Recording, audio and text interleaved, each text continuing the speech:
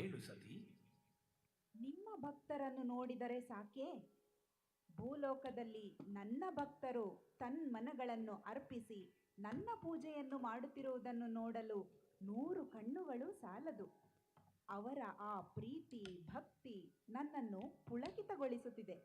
ಪರಮೇಶ್ವರ, ಬನ್ನಿ ನನ್ನ ಜನರ ಹಾಗೂ ಅವರ ಪ್ರೀತಿಯ ರೀತಿಯನ್ನು ನೋಡೋಣ.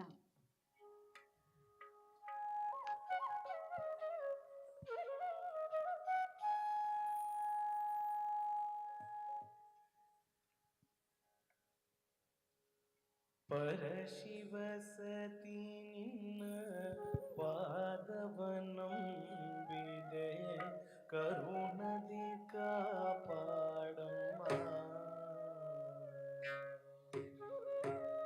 ಪರಶಿವ ಸತಿ ನಿನ್ನ ಪಾದವನಂಬಿದೆ, ಕರುಣದಿ ಕಾಪಾಡಮ್ಮ. ಪರಶಿವ ಸತಿ ನಿನ್ನ ಪಾದವನಂಬಿದೆ, ಕರುಣದಿ ಕಾಪಾಡಮ್ಮ. ದೇವಿ ಪರಶಿವ ಸತಿ ನಿನ್ನ ಪಾದವನಂಬಿದೆ, ಕರುಣದಿ ಕಾಪಾಡಮ್ಮ. ಪರಶಿವ ಸತಿ ನಿನ್ನ ಪಾದವನಂಬಿದೆ,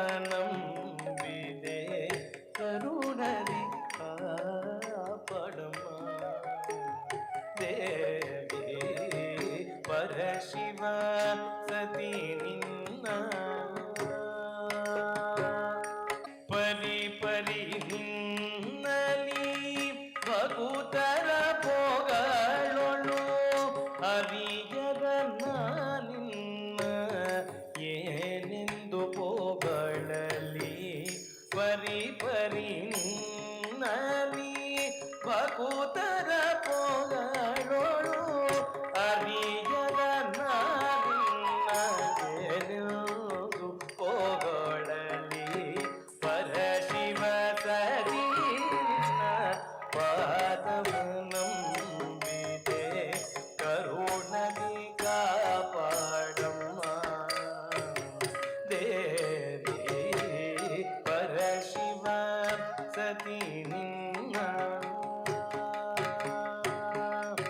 ಪಮಗರಿ ಸನಿ ಸಮಗರಿ ಸನಿ ಸಗರಿ ತಗ ಗಮ ಪದ ಮಗ ಗಮ ತಿವ ಮಗರಿ ಗಮ ಪಮಗರಿ ಸಾನಿ ಗಮ ಮಗರಿ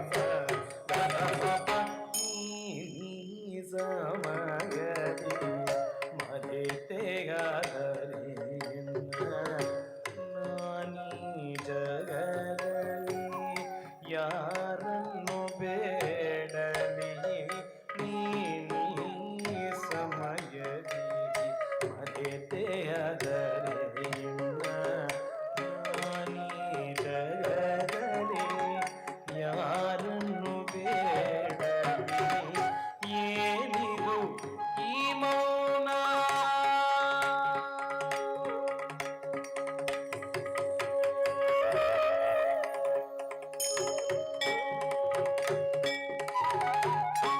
ಏನಿದು ಈ ಮೌನ? ದೀನರ ಪೊರೆಯು ಆನಂದದೇವಿಯ ಆದರ ತೋರಮ್ಮ. ನೀ ಸಮಯದಿ ಮರೆತೆಯಾದರೆ ನಾನೀ ಜಗದಲ್ಲಿ ಯಾರನ್ನು ಬೇಡಲಿ. ಏನಿದು ಈ ಮೌನ? ದೀನರ ಪೊರೆಯನು ಆನಂದ ದೇವಿಯ ಆದರ ತೋರಮ್ಮ. ಪರಶಿವ ಸತಿ ನಿನ್ನ ಪಾದವನಂಬಿದೆ, ಕರುಣದಿ ಕಾಪಾಡಮ್ಮ. ದೇವಿ ಪರಶಿವ ಸತಿ ನಿನ್ನ ಸಗರಿ ನಿರಿ ಸದ ಸನಿ ಪನಿ ಗ ಮಗರಿ ಗರಿ ಸಮಯರಿ ಸಮಯ ದಮ ಸಮ ಪದರಿ ಸರಿ ನಿ ಸದ ನಿ ಪದ ಮ ಪದ ಸರಿ ಸನಿ ನಿ ಪದ ಮ ಪ ಗ ಮ ಪನಿ ರ ಗ ಮ ನಿ ಗ ಮ ದ ಸರಿ ಗ ಮ ಪ ನಿ ರ ಗ ಮ ಗರಿ ಸ ಗರಿ ಸನಿ ಗ ಗರಿ ಸನಿ ಗರಿ ಸ ರಿ ಸನಿ ಗ ಮ ಗ ಮ ಗ ಮ ಪ ದ ನಿ ಸ ಎಲ್ಲ ದುರಿತಗಳು ಗಿರಿಗಳಂತೇದರು ಹುಲ್ಲಾಗುವುದು ನಿನ್ನ ಕಣ್ಣೋಡಲಿ ಎಲ್ಲ ದುರಿತಗಳು ಗಿರಿಗಳಂತೇದರು ಹುಲ್ಲಾಗುವುದು ನಿನ್ನ ಕಣ್ಣೋಡಲಿ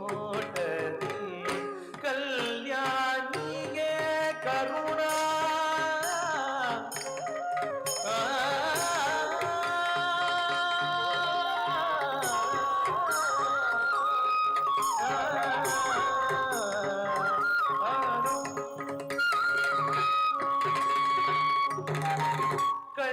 ಕಲ್ಯಾಣಿಗೆ ಕರುಣ ಸಾಗರಿಗೆ ಶಿವೆ ಉಲ್ಲಾಸಿಗೆ ಉಮೆ ನಿನ್ನ ನಂಬಿದೆ ಕಲ್ಯಾಣಿಗೆ ಕರುಣ ಸಾಗರಿಗೆ ಶಿವೆ ಉಲ್ಲಾಸಿಗೆ ಉಮೆ ನಿನ್ನ ನಂಬಿದೆ ನಮ ಪರಶಿವ ಸರಿರ ಪಾದವನಂಬಿದೆ ಕರುಣೆ ಕಾಪಾಡಮ್ಮ ದೇವಿ ಶಿವ ಸತಿ ನಿನ್ನ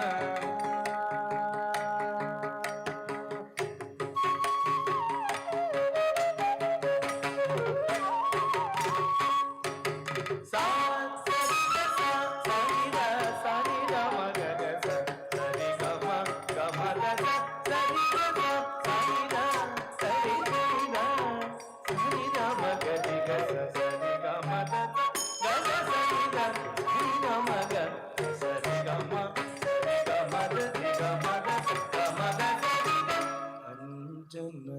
ಅಂಜನಲೋಚನೆ ಅಂಬಿಕೆ ಶಿವೆಯೇ ಕುಂಜರ ಮುಖ ಮಾತೆ ಮಂಗಳದಾತೆ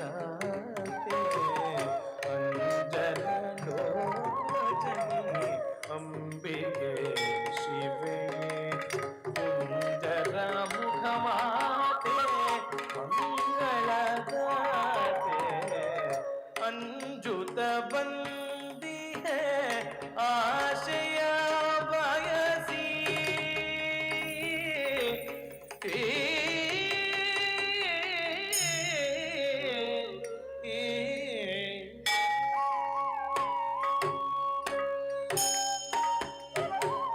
ಅಂಜುತ ಬಂದಿ है ಆಶಯ ಬಯಸಿ ರಂಜನಿಯನ್ನ ರಕ್ಷಿಸಬೇಕು ಅಂಜುತ ಬಂದೆ ಆಶಯ ಬಯಸಿ ರಂಜನಿಯನ್ನ ರಕ್ಷಿಸಬೇಕು ಪರಶಿವ ಸರೀರಿನ ಪಾದವನಂಬಿದೆ ಕರುಣರಿ ಕಾಪಾಡಮ್ಮ ದೇವಿ ಪರಶಿವ ಸತಿ ನಿನ್ನ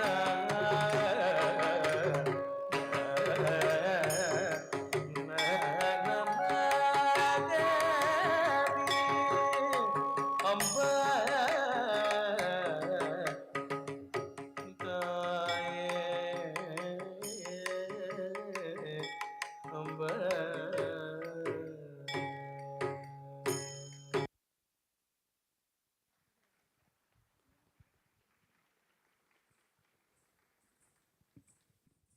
Wow.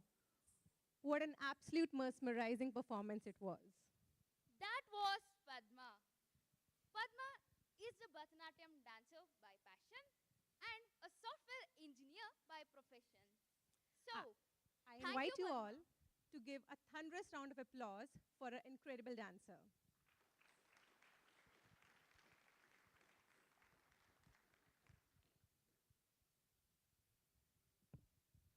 Thank you, Padma, for gracing this occasion with your beautiful dance.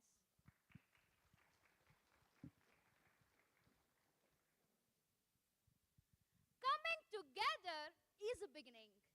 Staying together is a progress. Working together is a success. And that's the mantra of React, React Nexus. Nexus. Hello, Hello, techies. techies. How is the Josh? Hi. No, no, no, no, no, no, no. I can't hear you all. Let's do it again. How is the Josh? No, you have to say hi. It's fine. Hi, With sir. more energy. Fine. Okay, let's do it again. Until I get high spirit, we're going to do it again. So, how is the Josh? Once Once more. again. How is the Josh? Okay, we want some more energy to kick off, but we are going to kick off this React Nexus 2023. Woo!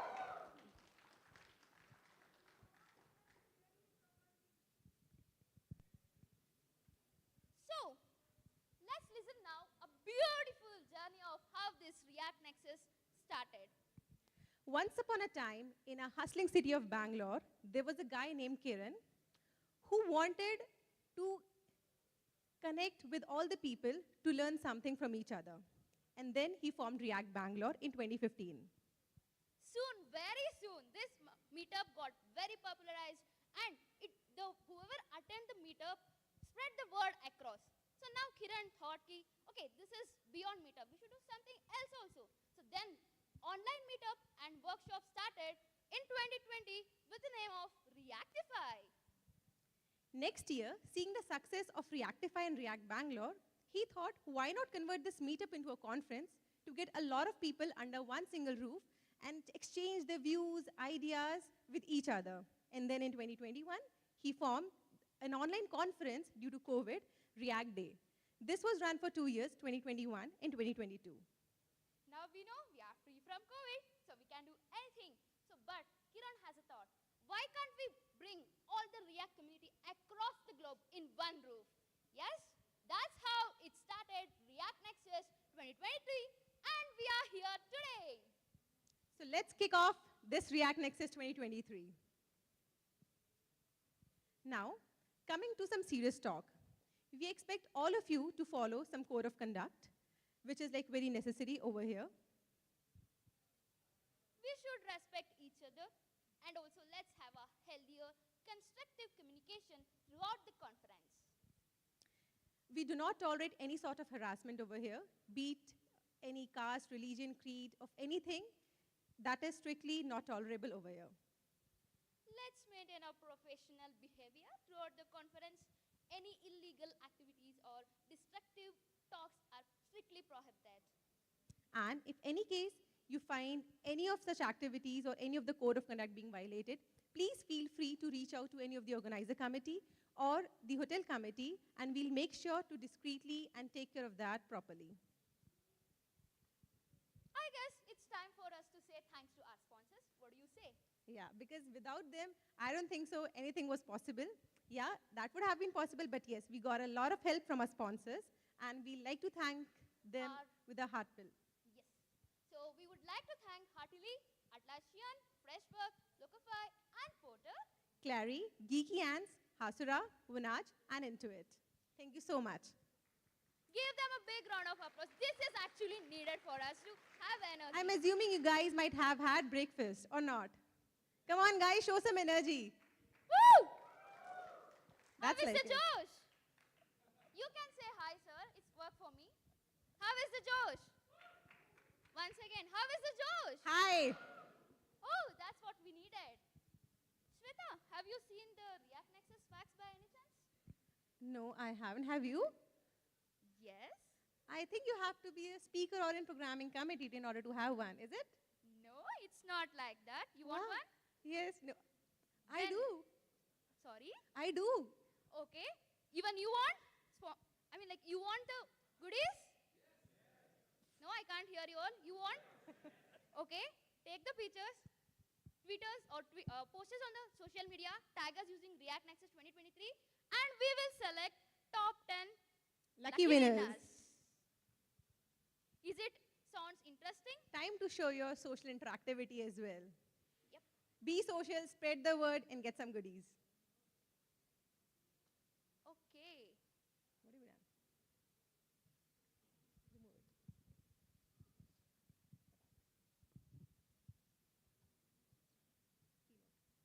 We had enough talk. You are so much excited about the actual talks, right? Any guesses who is coming first? Any guesses?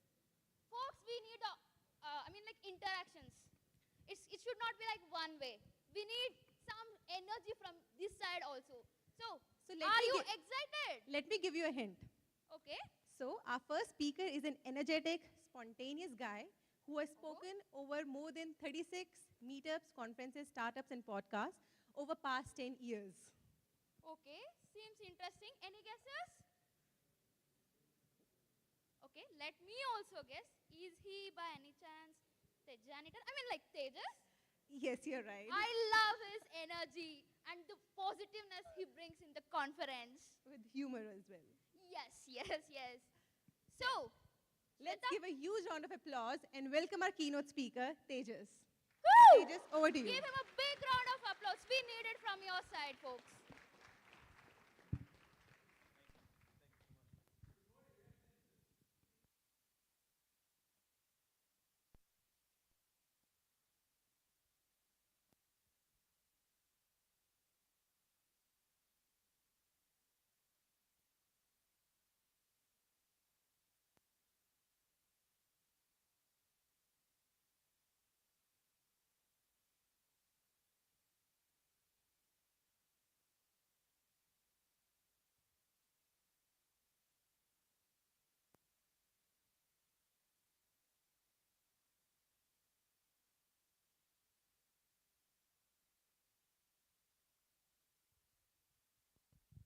Until his mic is fixed. Is it fixed? Okay, until it is fixed. Why not? I think it's fixed. Is it? I screamed. Did you hear me scream? Oh, it's fixed. Is it? Oh, now I hear myself. Okay. We can hear you as well. Now I have the power. Thank you. Let's give it up for, what's your name? Chandan. Let's give it up for Chandan, everybody. Amazing. Okay. Whoever's in control of the time, I need you to reset that because it actually starts now. Hi. Nice to see you. How are you feeling this morning? I knew it. All of you are asleep except maybe 3. That's okay. You're allowed to be. But I would ask that you maybe pay attention because this is stuff that people maybe don't understand. It's new stuff. It's edgy stuff, and we're going to get into it. Hi, my name is Tejas. I don't actually need to tell you how to pronounce it here because we're all Indian, and this is great. Yes, give it up for India. Fantastic. Amazing. I am a developer relations consultant, or DevRel consultant. And what that means is I work with a lot of developer-oriented companies to help them have really good relationships with developers. Past, present, and future, I tend to help them reach people and have great relationships with them. If you're interested in DevRel, come find me after. I'd love to talk about DevRel with you, including what that means for your company. But that's not what we're here to talk about today. Today, we're here to talk about React Server Components. React Server Components. This is a very exciting topic because it's new and, frankly, often misunderstood. Okay? What we'll do is we'll talk about what they are, how they work, how you can write them yourself, how you can implement some variant of RSC yourself from scratch, and we'll examine the trade-offs and go from there, okay? But before we get into all of that, I want to start with a simple question to all of you. What is React? If I ask you, what is React to you, right? And you may answer me by saying React is a framework, React is a library, React is this, React is that. I want to give you the point today that React is an architecture. React is an architecture. And you might be thinking, wait, React is an architecture? And indeed, React is an architecture. React pioneered an architecture. This is the Flux architecture that we're all more or less how many of you are familiar with the Flux architecture here? Okay, a good amount, I'd say half the room.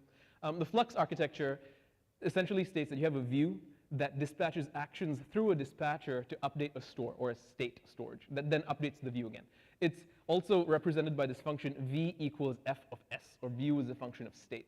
This Flux paradigm, this Flux architecture, is the thing that React kind of championed in its time. So in this way, we can kind of arrive at the conclusion that React is an architecture. But above and beyond that, there's tooling that React popularized. Front-end architecture and infrastructure became more popular with React over the years. JSX was pioneered by React, and it got a lot of pushback, right? We were rethinking best practices. They said, wow, they put HTML and JavaScript. It was very weird. And with that came a lot of new architectural tools. For example, we never used Babel as much as we did until React became a thing, right? And then suddenly we're transpiling code. We're writing Webpack configurations more so by hand. And around the time, we had tools like Gulp and Grunt, et cetera. So we did have certain architecture and infrastructure tools, but React, I would say, made them more prominent. And with that, React is an architecture. If we consider how we used to write React like 10 years ago, we've all written this, I'm pretty sure. We would start with npm install react DOM, right? We'd start with this. This is pretty normal. But then the developer dependencies, npm install -d, Babel, Webpack, dev server, Babel preset env, Babel preset, it doesn't even fit on the screen. There's just a lot of dev dependencies. And the point I'm trying to make is 10 years ago, the tooling required to get up and running with React was really complex because it wasn't mature. We were figuring it out. It was hard to be onboarded to React. Indeed, that is the criticism today. Libraries like Vue, for example, you can just include a script tag with unpackage.com and you start writing instantly. You don't need a build step. With React, you do, okay? React is an architecture. My screen just went to sleep. Fantastic. Come back. Okay. We should have a signal. So React 10 years ago, the tooling wasn't mature enough to support it.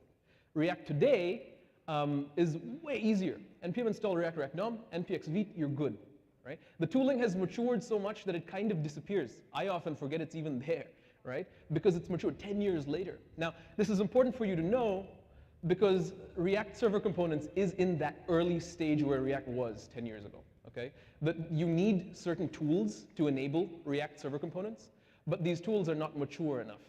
You need new bundlers. We'll talk about why. You need new routers. We'll talk about why, okay? These tools are considered next generation tools and they don't yet exist, although there's work being done to create them, okay? They're new tools. So I want you to keep that in mind. The tooling is immature. That's why RSC is so unapproachable for now. It will get better over time, just like React did, okay? But while we're on the subject of RSC, and indeed that's the point of this talk, the topic of this talk, what is RSC? What is React Server Components? You could answer this in many ways, no doubt. You could say it's a way of executing components on the server side and then sending their rendered output to a client, to React on the client side. Client-side React picks it up and continues. This way, you don't ship a lot of dependencies that your project depends on, things like date functions or markdown, usually large problematic dependencies. You just ship the output of those dependencies. So hypothetically, you're shipping less code. You could also define RSC as a better way to do data fetching through async components. Some would say RSC is just suspense for data fetching in a new way. Okay? In many ways, I want to define RSC together, you and me, with one long sentence, okay? And so a lot of people would say, hey, don't go on your phone and be distracted. I would say pull out your phone and tweet this sentence, because it's a large sentence broken up into many parts, but I do believe it encourages us to think about RSC in the right way, okay? It goes like this. Let's take a big breath. React Server Components is first and foremost an architecture. React Server Components is an architecture that beautifully marries client and server for various benefits. But we'll start there. React Server Components is an architecture built on next generation tooling, as in next generation bundlers, next generation routers, and including next generation server mechanisms. Okay, you need all of these. So it's an architecture built on next generation tooling that is still experimental and not production ready. This is very important that you don't go use this in production. In fact, I'm not here to teach you how to use React Server Components because that's changing every day. It's a work in progress. I'm here to teach you the underlying, okay, the underlying, are you trolling me right now? The underlying mechanism of how it works. So not how to use it, but how it works so that you can take this with you to work and enhance your understanding of React and JavaScript knowledge. So it's still experimental, not production ready, that requires rethinking React. So React started as a client-side only library. This is a fundamental change to React where it's server first. Not server only, server first. So we have to reorient the way we think, such that we rethink our interaction boundaries. We rethink the way we do context. We rethink, there's a lot of rethinking required for the benefits, but the benefits are worth it, okay? So it requires rethinking React that includes the server at every level of the virtual DOM. This is really important, because so far, if you're server rendering your React application, what you're doing is you're rendering one page probably at the server, sending that page to the client, and then the client takes over. The server just does, it's like a one-trick pony, just does the page and goes. With server components, you can include the server anywhere in the tree, not just at the top page. So you can have one component that's server rendered, client, client, and then another server rendered component, et cetera, just as you need. So you can remove heavy dependencies and do the work on the server. You can also do secure transactions on the server, like data fetching from your very private secret database, because it's on your server. So you can choose what runs where in any point of the tree. That's very important. So it includes the server at every level of the tree, and this unlocks tremendous benefits, like we talked about: security, performance, less code, et cetera. Ultimately, it unlocks these benefits for data fetching, for performance, and for better user experience. Better user experience because things are going to be faster and more smooth. Now, if that's not clear, we'll build a demo and we'll look at all of this together, but that's the sentence. If anyone can say the sentence back to me after the talk, I will be very, very proud of you and myself. But let's talk a little bit about how it works, and then we'll build them from scratch. How React Server Components work. I'll show you this with a little diagram of a React tree. So this is a React tree you should be seeing, okay? The top node, the blue nodes, they run on the server, on my server. The yellow nodes run on your device, the browser, the client. And this is kind of the way to think about RSC. The blue things are server, the yellow are client, such that the blue things run on my infrastructure, the yellow run on yours. The blue things can read from this laptop. The blue things can run on my database securely. The yellow things run on your browser. And there's certain things that I can do in the blue that I can't do in the yellow. For example, I can read from the file system on the blue. I can't import FS into your browser, okay? I can read your time zone in the yellow. I can respond to your click events in the yellow. I cannot do that on the server. So they both complement each other. Server components can import client components because they're serverful, and you can work with that. For example, you can split a client component out into a module reference and lazy load that on the client. You can't do this in the client. Client components cannot import server components because if they import FS, they don't know what FS is. They don't have the Node.js runtime, okay? How it works is when you server render a root node, and that then encounters a client component, what the bundler does, and this is why we need a next generation bundler. What the bundler will do, it will recognize, hey, this is a client component, throw a directive use client at the top. Then when it encounters a client component, it will split that out into a client bundle, separate JavaScript file, and replace this in what it sends and what the server sends to the browser. It will replace this with a reference to the module. So instead of actually including the module, it will include a string that refers to, hey, here's the file, go lazy load this on the client's device, execute this on the client. That's what the yellow is. The yellow is not actually the client component, it is a reference to the client component that is then loaded and executed on the client's device. Does that make sense? Yes? Great. So you think about it this way. Server components run on your server. Client components, through a bundler, become references to a client component that the client will download and execute. Okay? That's very important for you to understand.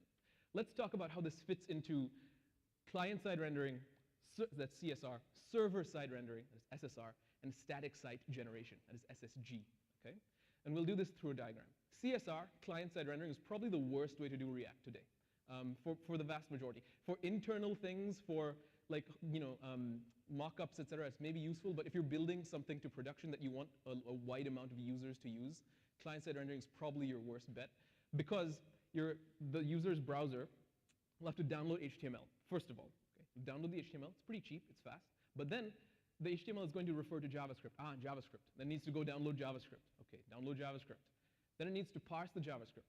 Then it needs to execute the JavaScript. All of this takes time. And depending on the device, you have no control over the device. It could be a small, old mobile phone. It's going to take time. Once parsing and executing is done, you need data. So then you reach out again to the network, get some data. Maybe there's no internet. So a lot can go wrong. A lot is slower, and CSR is really not the best for things today.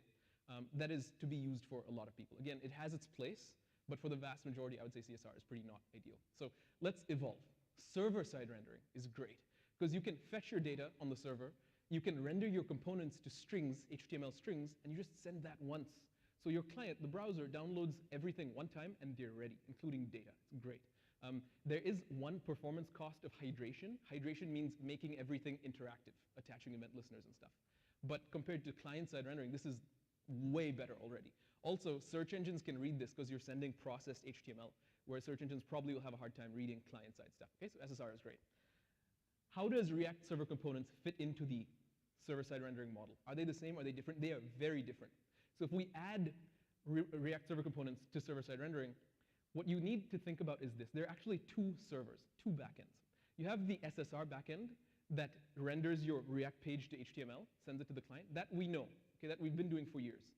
There's also an RSC, or React Server Components backend, or server, that renders your React tree to a React Server Components tree, to which it executes the async components, unwraps everything, and hands it off to your SSR backend, which then further processes things and sends the HTML string. Okay, so the RSC backend is more or less first, and in this context, your SSR backend, your SSR server-side rendering server, is actually a client of the RSC backend. Okay, so when you say use client, it means anything that consumes RSC, including a server.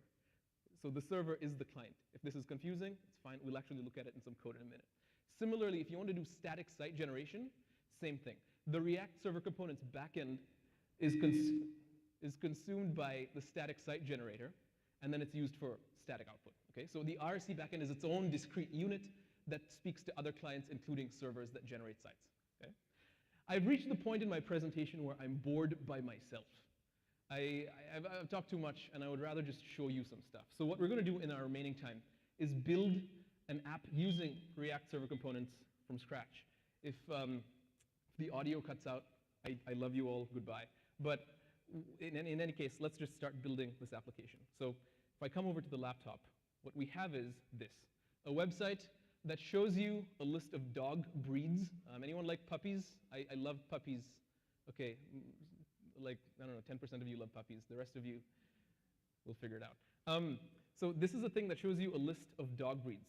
Husky, I love huskies. So you click on husky, and you get taken to, wow, beautiful. And you click on this to go back, okay? The problem with this is, there's many problems with this. Problem number one is it's client-side rendered. So if I view the source of this, what are search engines going to see? There's absolutely nothing. There's just a bunch of script text. This is what Google will see. So it will not really see the words to index my site. Also, I need to download all this stuff, et cetera. It's really complicated. So client-side, already a problem. Second, the navigation, there is no really good router. What I mean by that is when I navigate to another page, say I enter my name, Teju Kumar, okay? Now, if I click on a link, my state gets blown away. You see that? It's really, it should persist. So I enter something, this is really bad. Also, this rotating dog, it kind of resets when I navigate. So I'm literally lose my state between navigation.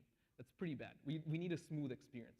I think we can maybe illustrate this a bit more, but we'll get to that. So this is the problem. So how can we enhance this? Number one, let's just add server rendering. We just talked about server rendering. It's going to give us a lot of benefits. Let's do that. We'll build a server. But before we do that, let me show you the code. So we have index.tsx. This is a classic React entry point where we're hydrating the document, or rendering on the document, the layout component. Okay, that's kind of what we're doing here. If we look in the layout component, we have HTML, head, body. It's just a classic layout, really nothing special. We have the header with our rotating dog and everything. And then in main, we have children. Okay, what is children? Well, children is, we have a simple router here. So if we're on /list, then we show the list component. Otherwise, we're on the detail component. Okay? What is the list component? The list component is something that holds dog breeds and images. You can see the breeds here and the images in the background in state. We fetch the breeds, and we set them in state. It's fetch, then set state. Basically, we should have written this at some point in our career. If not, we can learn not to do this, okay? And then we return some JSX. So you can actually see that. Welcome to my dog site, welcome to my dog site. Here are some things, right? And then we map over the list. So this is the list. The detail page is very similar. So again, we use effect, fetch, then set state, and we return. That's this, okay? So good. I hope we understand. What I want to do is add a server to this. So we go from client-side rendering to server-side rendering first because of those benefits, okay? This shouldn't be very hard to do. What I'm going to do is I have a file here, server.tsx with nothing. I will import React from React. I will import Express. Express is my server of choice. You can use whatever you want, Fastify, I don't really care. And we need this function, render to string, from React DOM server. This is going to take our components and turn them into an HTML string that we send to the client, okay? So let's instantiate our server. We'll say app is Express. What we're going to do is app.use just the root route. We get request and response. And what we're going to do is respond. So we'll const HTML is we'll render to string, but what do we render to string? We need our layout. So we'll get layout. And we need, sure, we need a router. So we'll do the path. We'll get the path from here, and we'll render this to the string, and then we'll res.end HTML. But layout needs children. How do we get children? Well, we can do something called file system-based routing. So we have pages, detail, and list. So based on this, we'll render. So what we'll do is we'll say this is an async function, and we'll const page is await, and we'll dynamically import, okay? So we'll import from the process's current working directory, dist, oops, no comma there, dist pages, and then rec.params.page. Okay, so we're just dynamically importing this. That's .path. Oh, TypeScript is awesome. Okay, fantastic. So we're dynamically importing the page, and once we do that, we'll get the component as the default export. So const component is page.default. And then we just render the child component, whatever it is, list, detail, we don't care. And for props, we'll use query params just for fun. So we'll spread rec.query as props. Layout needs another prop, which is background color, BG color. So we'll say BG color is white. Looks good so far, so we're rendering here. The next thing to do is listen on a port and expose the server. So we'll app.listen, port 3000. Sure, we're listening on port 3000, save. So basic, we have a simple server. This is nothing complex. Let's go and run the server. So what I'm going to do is npm run build and start the server. And now if I go to localhost 3000/list, we should see this. We don't have any CSS. That's pretty ugly. So let's fix that by exposing app.use, and we'll expose the static directory. So we'll say express.static dist, okay? And this will just give us access to some nicer style sheets. So now if we reload, perfect, we have it, but there's no data, unfortunately. There's no data because we don't have React on the client side. So we'll just include the client bundle, client.js, just like this, okay? We'll rebuild the server, restart. And now we have React on the client side. It's great. It kind of works just as it did before, except we have a little bit of server rendering. If we look at the source code we get from the server, what we see is there's some text involved. There's RSC thingy. It's no longer just script tags. There's the input. There's server time. There's a lot of things. But we don't actually have the data. We don't have the list of dogs on the page. So search engines are not going to see the list of dogs. We're still kind of missing out. This is where we need data fetching. And this is indeed what server components are for. We can include data fetching in many different ways. We can use suspense. We can use get server-side props. We can do a lot of things. We will use server components. We're going to implement server components from scratch to understand how we can use them for data fetching, okay? So this is the server component part. I hope you're ready. Are you ready? Nobody's ready. That's cool. I'm not even ready. So what we need to do to enable server components is let's go to our list component. And we need to what if we could get rid of all this use effect, use state stuff, and do this? So we say this component is async. We'll change its type to any, just to make TypeScript happy. And instead of all of this use state stuff, we just go here, delete all of this, and say it's just await. Boom. Wow, look at that. So much simpler. And then we can do the same for the other piece of state. So we'll say const images is await this, and look, we can get rid of all of this. Oh my goodness, amazing. And the best part of server components, check this out, check, look, watch. Oof, come on, amazing. So we have a new type of component, an async server component. This is a server component, okay? And it just uses async. This is the magic of server components. Now, how does this work? Let's first build the server and see what happens. So we'll kill it, we'll rebuild the server, and we'll go access port 3000. Oh no, everything broke. What do we see here on the server side? A huge error. So our React renderer says, hey, I found a promise. I don't know how to render a promise. Help. And we need to teach React how to render promises. We need to create an RSC backend, a React server side thing that gives us a JSX tree that we then give to a client. The client in this case is React render to string. It's the server. The client is the server, okay? So we'll create a way to almost serialize this tree of React. So what we need is, we need to take this JSX, let's go to the server. We need to take this JSX, this layout and stuff here, and notice it's HTML. So JSX just returns, this function returns more HTML, or it can return a string, it can return a Boolean, it can return anything, right? So we need to take this JSX tree and turn it into something that React clients, like the server renderer or the client renderer, can understand, okay? So let's do that. What we need is a big function with a lot of if-elses, because it can be strings, it can be booleans, it can be anything. So we'll do that. We'll say it here, const create RSC tree. It takes JSX and does something with JSX, okay? Let's start really simple. If there's no JSX, we return null, which is valid. If it's a string or a number, sorry, or a boolean, what we can do is .includes type of JSX, exactly. Then we'll just return it, because this is also valid. If it's an array, like children, we will iterate over it and just return it, okay? But we want to be async about it, so we'll await. Instead of just iterating, we'll await promise.all, like this, okay? Next is the fun part. So if it's a object, here is interesting, because React elements are just JavaScript objects. I did a talk about this once called Deconstructing React. They're just JavaScript objects. And they look like this. For example, this JSX here, div ID hello thing, right? This is in React is basically this. So you have type div, props is ID hello, ID hello, and children is string, kind of like this, right? This is what that becomes, okay? So if the type is a string, meaning it's a built-in component, or it can be a function component like this. This is now a function. Type can be either string or a function. So we need to handle both those cases. So before we do any of that, we need to first identify that this object is in fact a React component itself, okay? We do that using the typeof property. So if JSX.$typeof equals symbol.for React.element. This will tell us it's a React element. Once it's a React element, we have to handle it if it's a built-in component that is a string or a function component. So JSX.type, if it is a string, then it's a built-in component. So we'll handle that. If it's a function, we'll handle that separately, okay? So if it's a string, what we need to do is we just return the JSX, but we map over the props with our create RSC tree, like this. That's it. If it's a function component, we actually get the component, which is type. So we'll do JSX.type. We get the props. It's JSX.props. And then we get the rendered output. So we'll say rendered, and we'll just call component with props. Now keep in mind, the component is async, so we'll await it.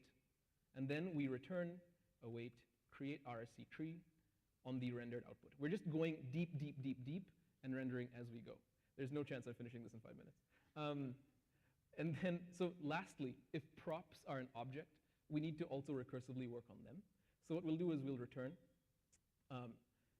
we'll get the props first as keys, so entries, and we'll say JSX. And we'll basically map over them. We'll get the key, the value. We'll destructure that. And we'll return exactly the same tuple, but we will do this. We'll create an RSC tree. We'll await the RSC tree from there. This, of course, then needs to be async, which means we need to promise.all. So this gets really complex. And lastly, since we're object.entries here, we want an object back. So we'll from entries, the await, object.fromEntries. So what we're building is a React Server Component parser. And this is what we have. This is kind of going to give us a React Server Component tree, okay? So now let's get that tree. So we'll say const RSC tree, exactly. But what we'll do is we'll just take what we're giving to the server renderer and instead give it to the RSC tree, like this, okay? And we'll just take the tree and give it to the server renderer, okay? Now I want to show you what we get, because I think this is really interesting. So instead of sending HTML to the client, I will send the big JavaScript object we just created. So we'll JSON stringify RSC tree, null2. And I want to show you what this actually gets. So we'll rebuild our server, and we'll reload the page. And what we should see is just a big JSON object, right? This is our React tree, but rendered server components. And you can see there's a lot of data here. For example, all the dog breeds are here. There's Affenpinscher, African, etc. So this object now, React on the server side and on the client side needs to pick up and render, okay? It can do that. So if we, instead of returning this tree, we return HTML, what we should see, let's kill the server, restart, is, wait for it, right. It gets replaced immediately because the client side doesn't know how to handle this. We'll delete the client side script. So this is server-only server components, okay? Reload. There we go, we have it. So the data is fetched on the server, we're rendering this on the server, and it's pretty great, because if we view source now, we actually see the output, including all of our data, all of our dog breeds. You can see Shar-Pei, sheepdog, etc. Okay? I want to do one more thing, because if we click here, it still crashes, and that's because we didn't update our detail page. So we'll turn this into an async. This is the best feeling in the world, just kind of replacing all this stuff with async await. Okay? Just like that. No set state as well. That's kind of all we need to do. Save. And we'll restart the server now. Right? And OK, we need to tell it this is any, because TypeScript doesn't know you can have async components yet. So we'll reload, and just like that, we get the detail page, we get the list page using server components rendered exclusively on the server. Fantastic. So that's your introduction to server components. There's a lot more to do here. For example, we need to add client-side stuff so you don't lose state on navigation, et cetera. There's a lot more to do, but that should give you an intro to server components. How it works is you build an RSC backend that can understand promises and things, that can execute asynchronously, and you pass it to a client. The client can be a server.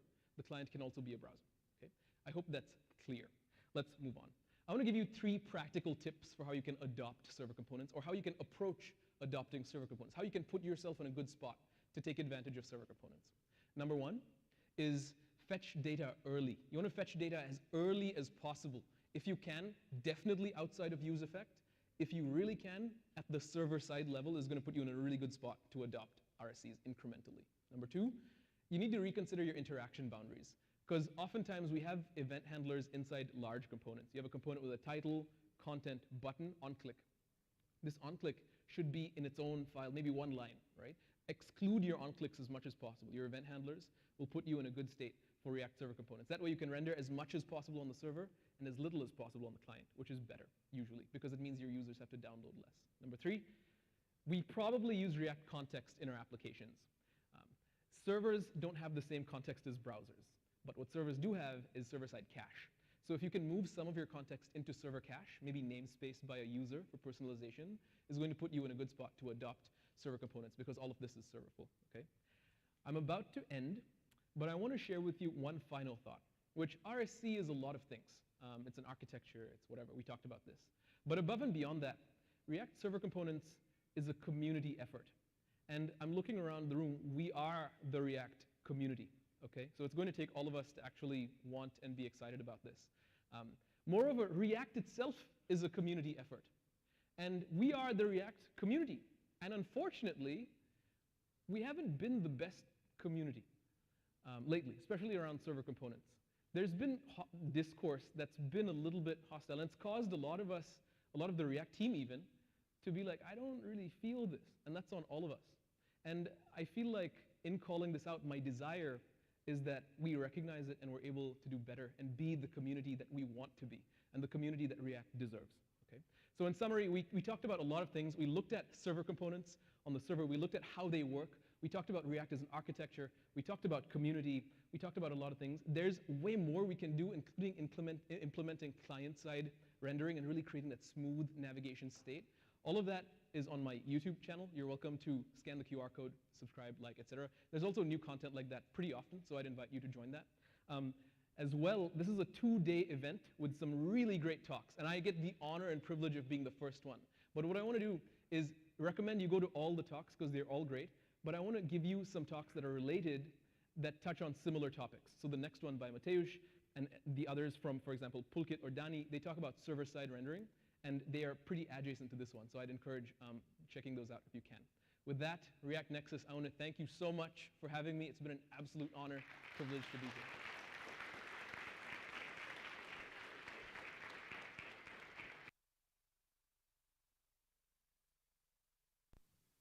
What an amazing keynote talk.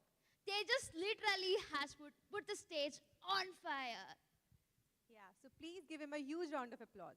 Before that, people at the back, are you guys able to hear us? Okay.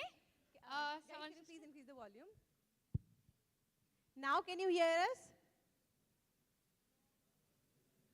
people at the back, can you, like, if you are able to hear us, can I give Now you thumbs can up? hear us? That's great. Oh, now I understood why they were not interacting with us earlier.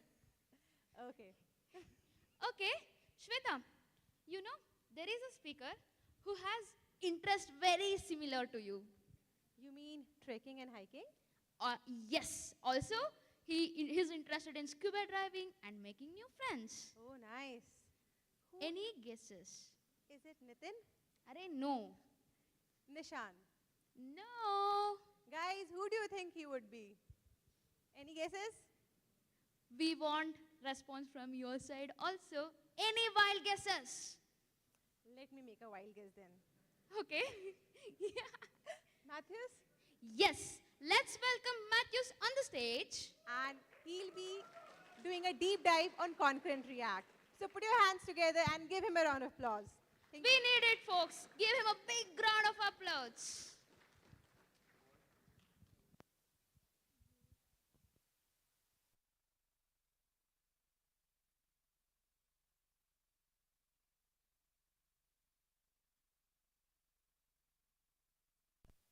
Another technical glitch we have.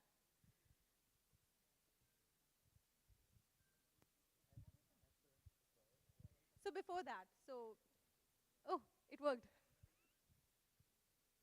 Nice.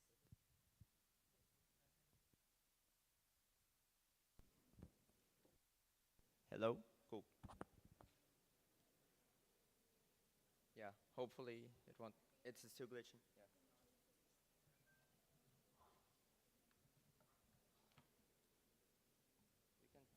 We can try another part.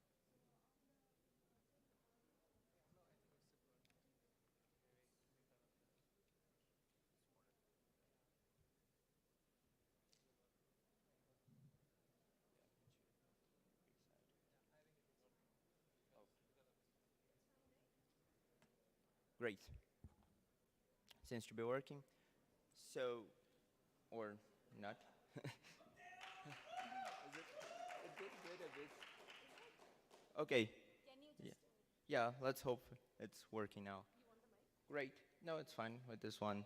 So, yeah, it's great to be here with you all. It's great to be following up on Tejas' talk, and great and challenging. So, if I did misspell any of the names on the slide before, I tried my best Googling. And yeah, we're here to talk about concurrent React and explore and do a little bit of a deep dive.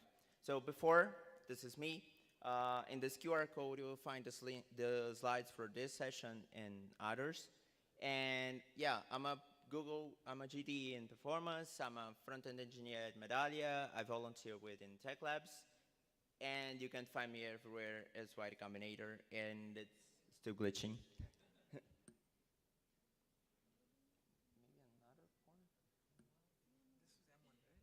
No, it's not.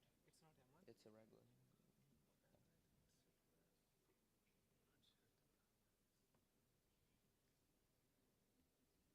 You can try another form, the MacBook.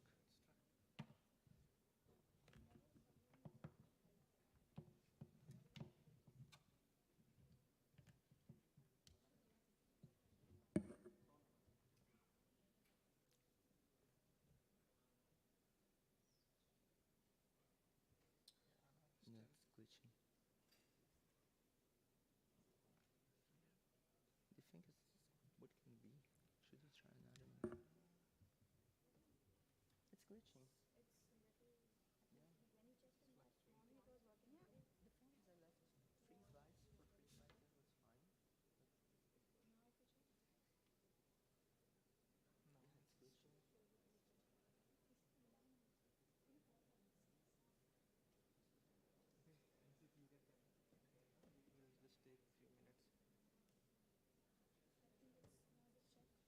Okay. It's time for us, like, since there is a technical glitch, before that, like, until it is resolved, let's do some fun activities. What do you say? Oh, Okay, we wanted to do it, but we can't do it on the conference. So that's the thing. since like Tejas is so excited for Dantakshi, let's call him on the stage then. Yeah, What do let's you say, call guys? Tejas on the stage. Come on, Tejas. Come on, Tejas. Anyone else who would like to volunteer with Tejas? Yeah, Guys, come on. please come on the stage. Akash will accompany Tejas now. Yeah, yeah. I don't know what Antakshi Antakshari even is. I just know the word. So Okay. Okay, so Antakshari is like you have to sing a song, and the word or the letter with which it will be ending, the other person has to sing a song starting with that letter or word. But Sing any Shweta, song. we should add, some masala to it. Try adding. Okay. The thing is, he should sing not English songs. It should be a Bollywood song. Yes. Yes, That is yes. nice. So, Bollywood songs. give it a You should know try. any song. Okay, it's fine. Folks, help him. Help him. why don't you sing a Bollywood song? Even I don't know Bollywood songs. Then we will call Tapas is here. Tapas. Come, Tapas. Okay, Nithin, anyone wants to volunteer with us? Folks, we need it. Yeah, that's the spirit. Give him a big round of applause.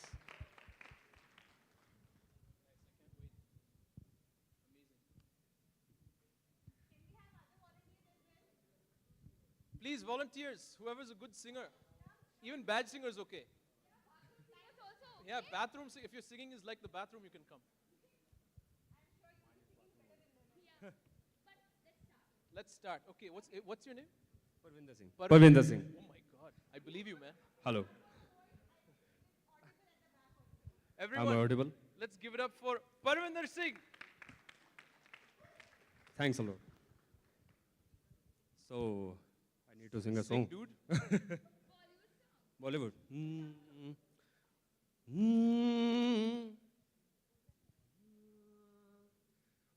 ਇੱਕ ਕੁੜੀ Wow, wow, wow, wow, wow, wow. ਜਿਹਦਾ ਨਾਮ ਮੁਹੱਬਤ ਗੁੰਮ ਹੈ ਗੁੰਮ ਹੈ ਗੁੰਮ ਹੈ ਓ ਸਾਧ ਮੁਰਾਦੀ ਸੋਹਣੀ ਫਬਤ ਗੁੰਮ ਹੈ ਗੁੰਮ ਹੈ ਗੁੰਮ ਹੈ ਗੁੰਮ ਹੈ ਗੁੰਮ ਹੈ ਗੁੰਮ ਹੈ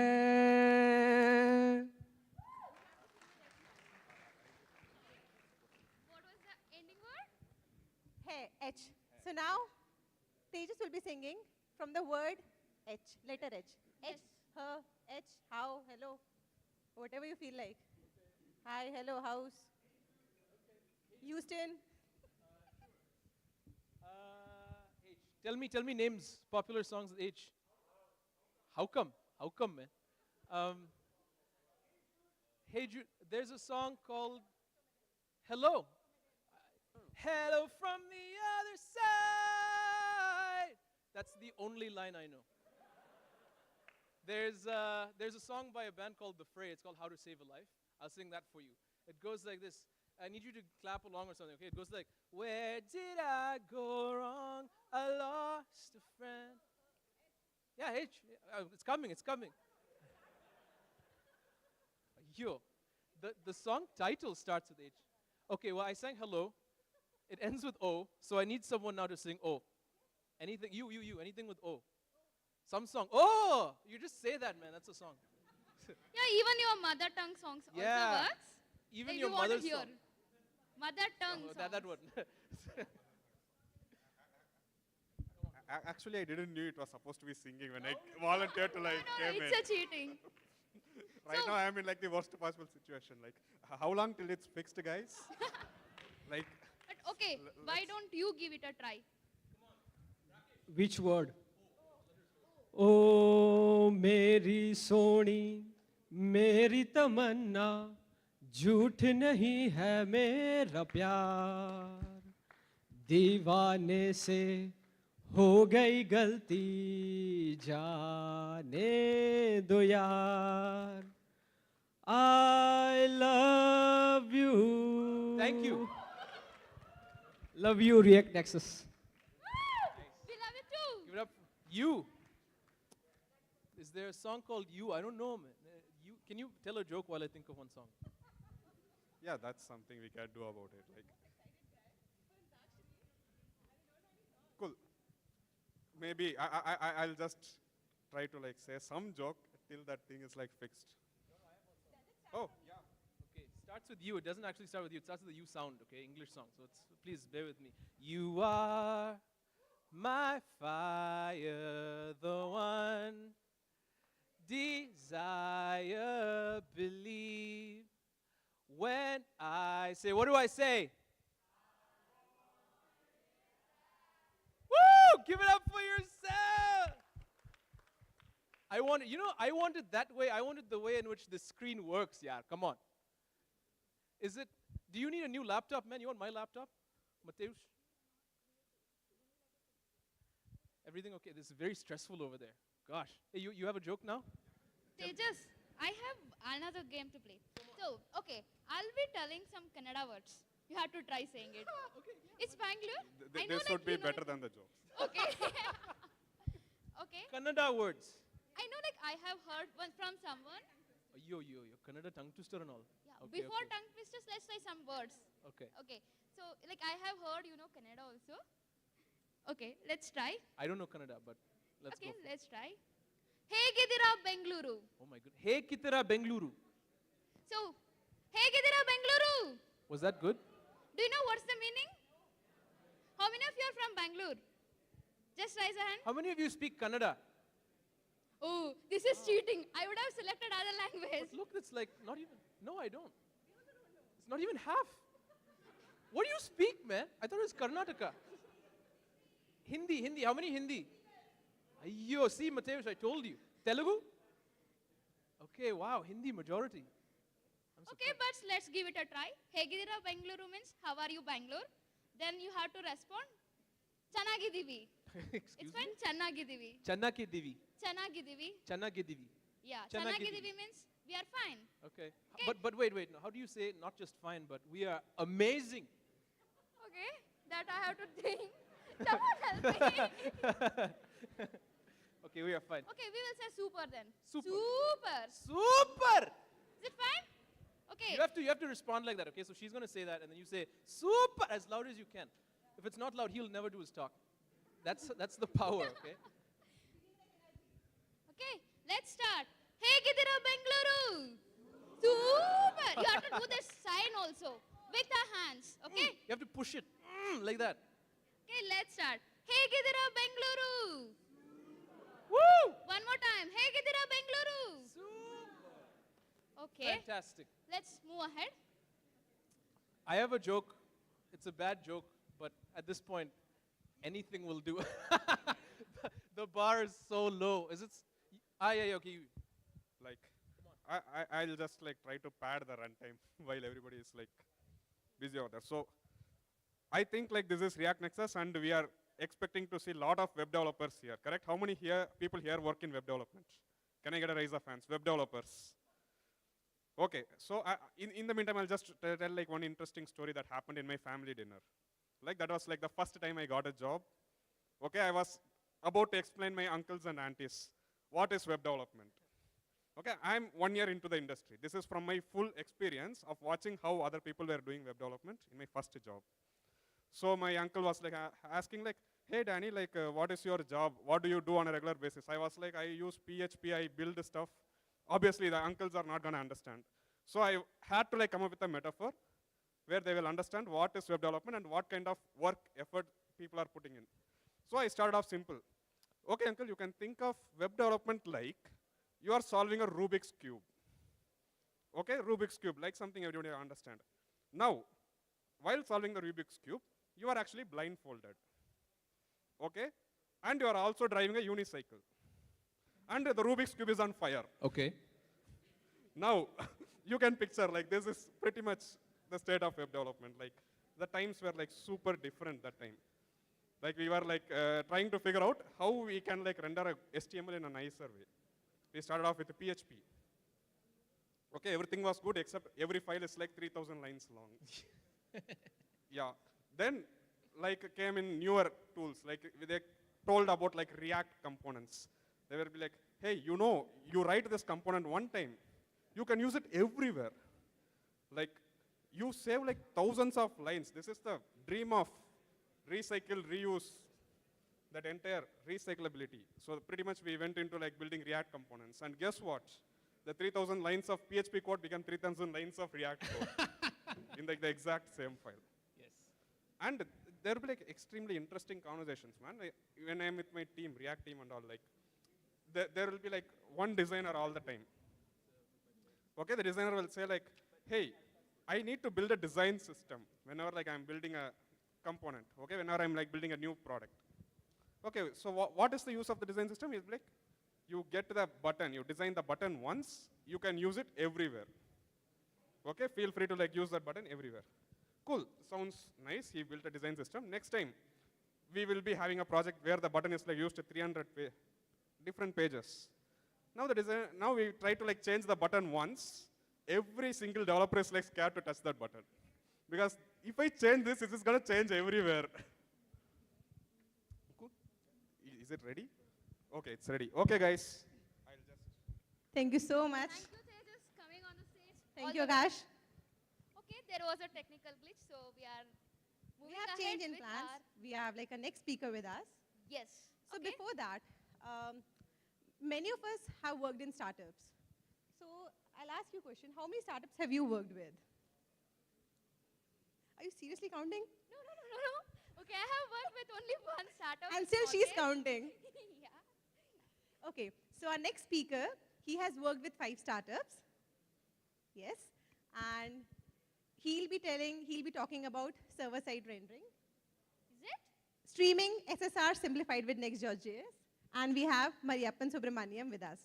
Guys, please give a huge round of applause for him. Yeah, we need energy.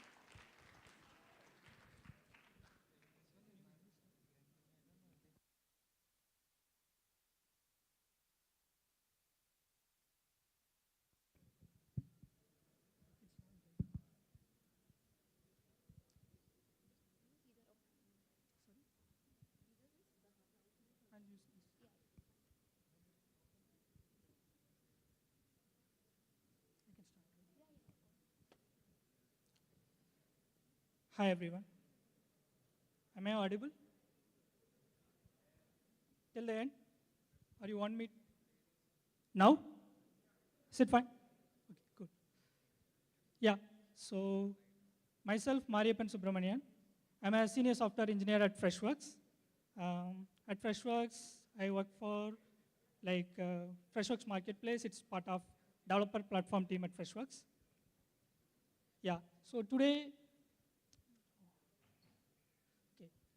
So today I'm here to talk about streaming server-side rendering simplified with Next.js. So before diving into the topic, let me just quickly skim through the agenda. So basically we'll start with a quick warm-up of rendering fundamentals. I assure you I'll not bore with the intro again. We'll just skim through it. And then we'll understand the limitations of current SSR architecture we have. And I'll touch upon suspense SSR architecture of React 18. And we'll also get introduced to loading UI and streaming mechanism that came packed with app router of Next 13 new version. Then we'll see a lightweight demo of the same. And finally, wrap it up by understanding how it actually helps in real-world application development. Okay, so when I say rendering, right, basically I write a piece of code and it gets rendered on the screen. So broadly it can happen in 2 environments, like server and the client. So if you take any traditional SPAs, React SPAs today, it's probably like client-side rendered. So all I do is like I request a page to the server, okay? Server responds with HTML, which include a script tag, which basically then my client will be downloading, browser will be downloading the JavaScript record for that, okay? And then the React comes into play. I hope you might have heard about hydration. So basically, it will try to attach some event listeners and other stuffs to make the application interactive. And finally, I get to see a fully visible interactive screen, okay? So these are some like high-level 4 stages that is happening. This is fine, but the issue here is like, if you see these stages, right, only at the 4th stage, I get to see anything on the screen. So in all these 3 stages, what I see is a simple loader or a blank screen. Okay? So this is definitely not a welcoming experience. So how do we solve this? So server-side rendering came into picture. So like, let me take a persona. Emma is the persona here.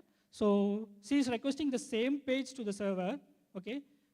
This time my server is doing something different. It basically tries to load all the data required.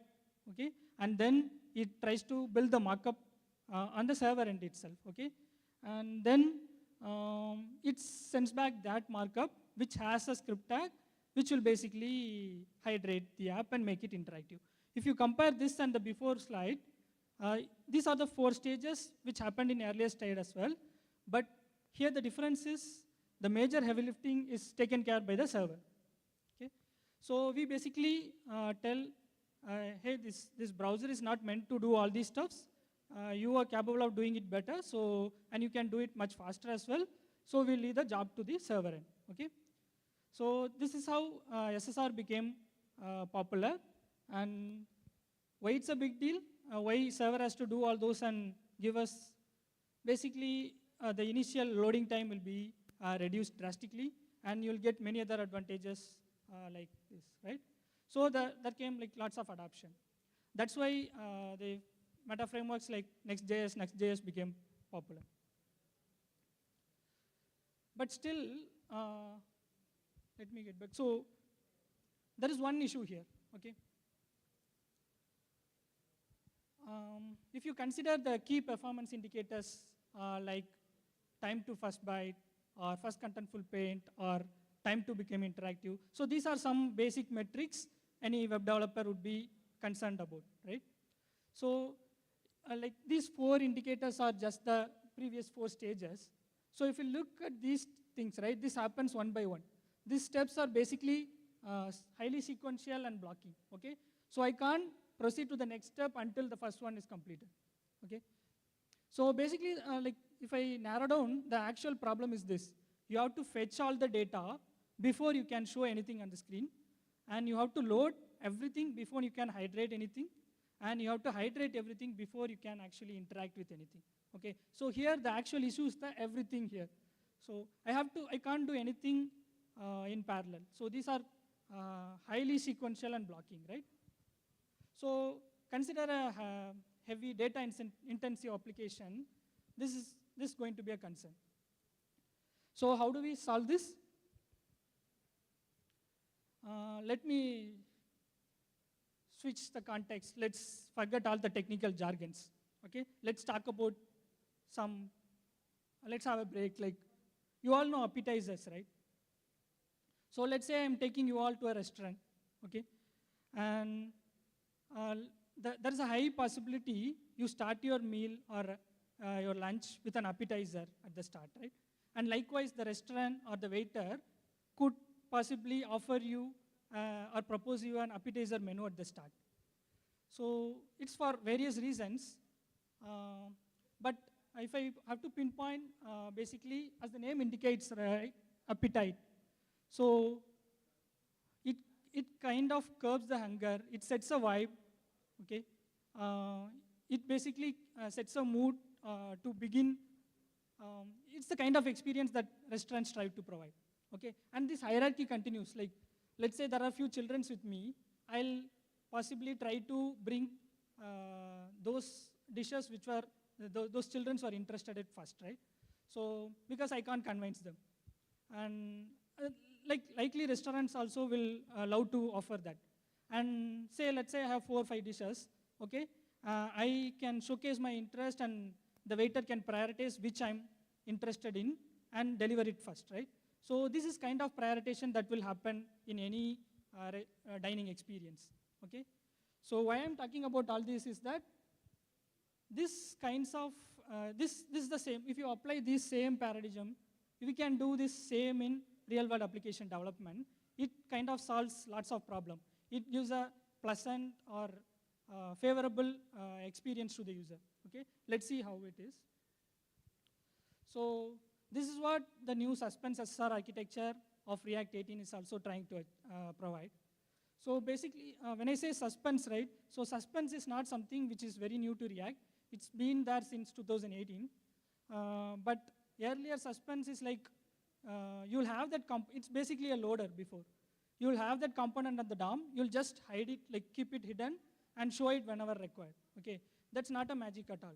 But with the new React 18, right, you got the word concurrency comes into play, and you got concurrent rendering engine. So which basically does two amazing jobs. One is streaming HTML.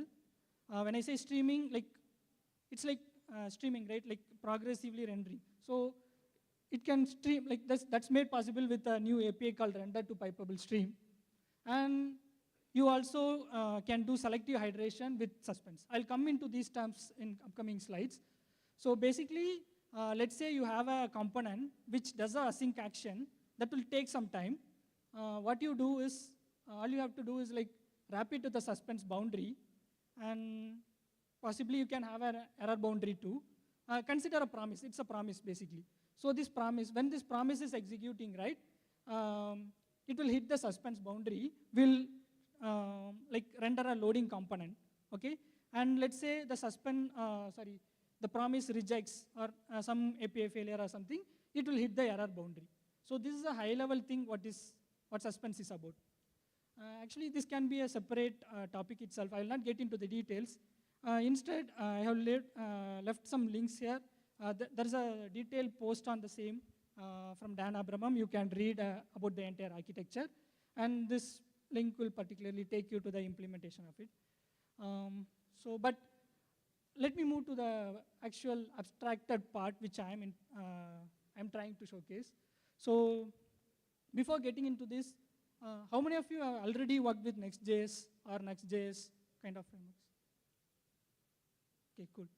So when we have such powerful thing like React or Vue in place, why do you think meta frameworks like Next or Next has such huge adoption? Yeah, like anyone? Why such frameworks, meta frameworks are becoming highly popular?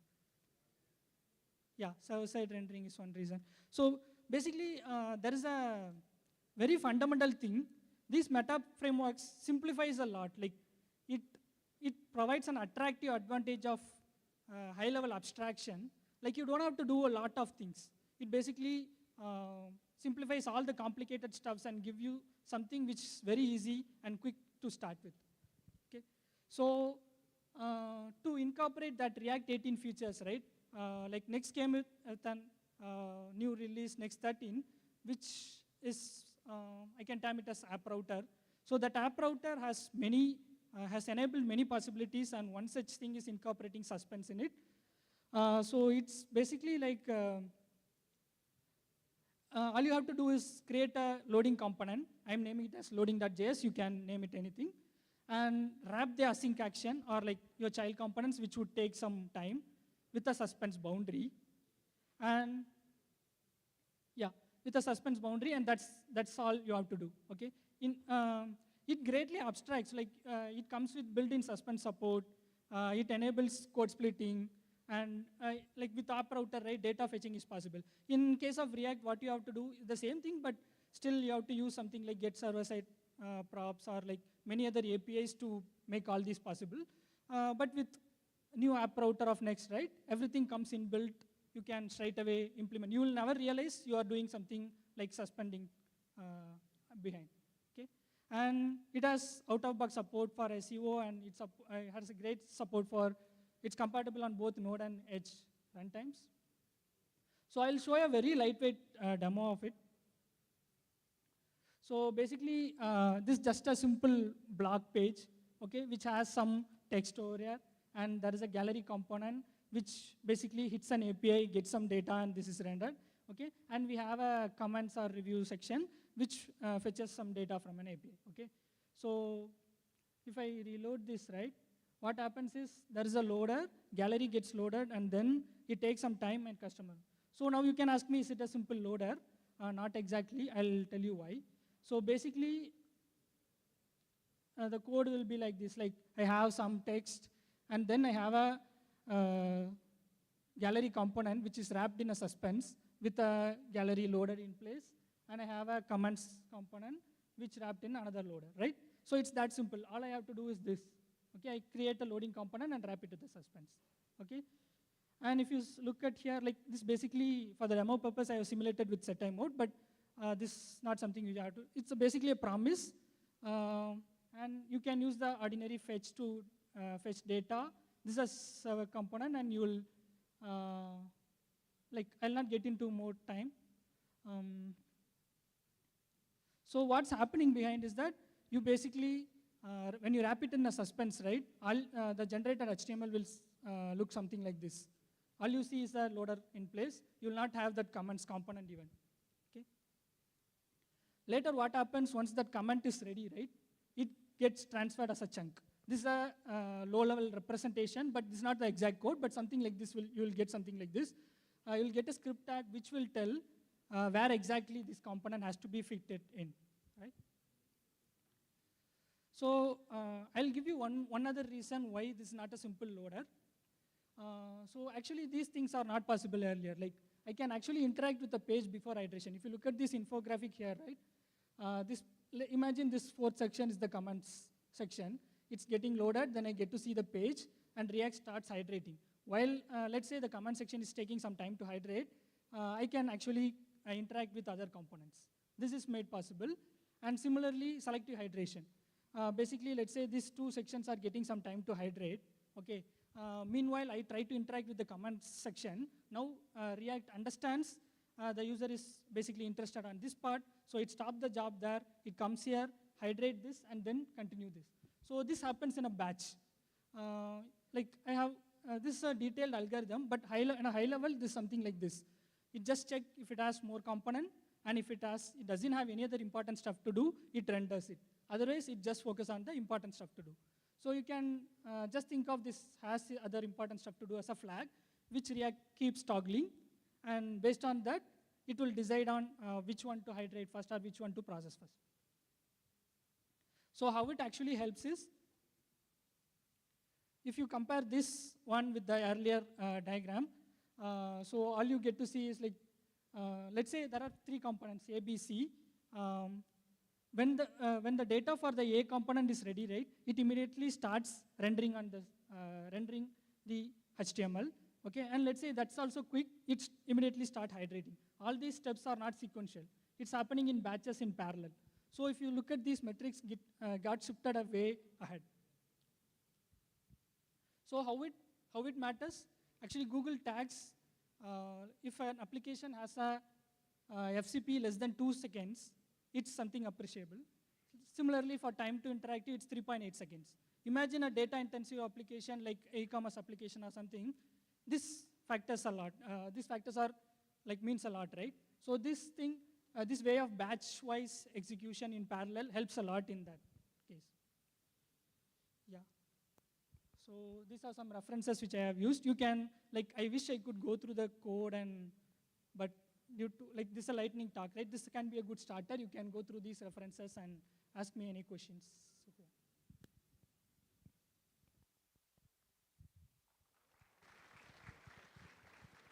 Thank you, Mariappan. That was a very insightful talk. Before we proceed further, there's a phone which we found. Please make sure to collect from there. It's a green-colored iPhone. Anyone like who has lost his phone, please collect it from here. Okay. After all technical glitch, Matthews is Finally back. Oh, let's hear him. Matthews! Matthews! Say it now. Folks, we need energy. We need to cheer up him. So let's do it again. Matthews! Matthews! One more time. Matthews! Matthews! We have to say. We need to say it up. We won't start otherwise. Yeah. You guys can sit. So let's do it again. Matthews! Yeah. One more time. Matthews! That's like it.